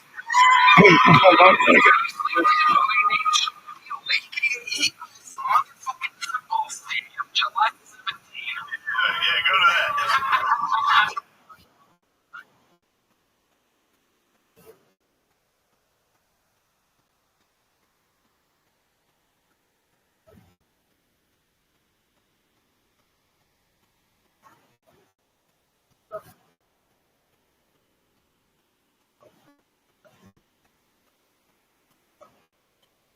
Finance the wrong way. Finance the right way.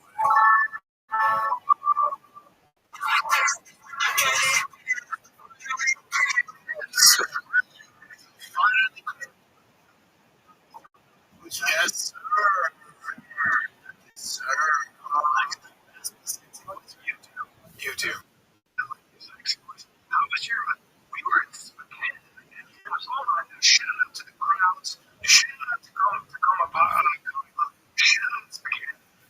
Just real quick, I get to go to Appleton for the Saturday. I get to go to Appleton. Sure have in Wisconsin. And Wisconsin's great. Appleton in January is like one of the best. Appleton in January is it's a challenge. Good time to go. So it's not the coolest of all. Still, that's like no, so here's the thing though. Spokane is Tacoma. That weather is great, but that weather is it'll weigh on you a little bit. It's just cloudy. It's just always cloudy. In the rain. I mean, it's a lot of fun.